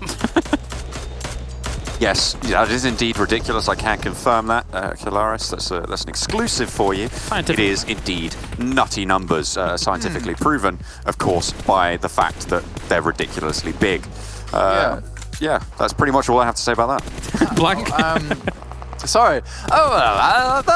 Sorry. Basically, what I was trying to say there is that those numbers aren't actually huge. They're not huge. They're decent. You're topping over 1,000 a time. But we've seen players put out 1,000 damage in one match. And if we look back to the very beginning of the day, if you were with us then, and if you're still with us now, thank you very much for watching. But you saw SNAKEsquad with 1,800 average over the 2 matches they cleaned out the last day to make it into the finals itself with a big jump up. And I think that what this says to me is just sheer consistency from KoninaPower, because they've not been having massive kill games. They've just been making it to that end and then just cleaning up really well. It's seriously just being the janitors of the lobby at the moment. They're really committed to this playstyle, and I'm happy to see that. Well, especially the last 2, the first wins of them. That's kind of very much so that style. But as you can see here, KoninaPower, GODSENT actually being able to do the most healing. I don't know if that's the greatest thing, depending on if they've been through the wars on it. But anyway, KoninaPower and Klas really showing a lot of first-class action here for today. All right, thank you very much, gentlemen. I will see you tomorrow for more PUBG Mobile action. And that does it for day number 1 here of the KoninaPower League. EMEA League. We are done for today. 4 wins. Unbelievable stuff from them. Let's see if they can continue tomorrow. We'll see you then. Bye for now.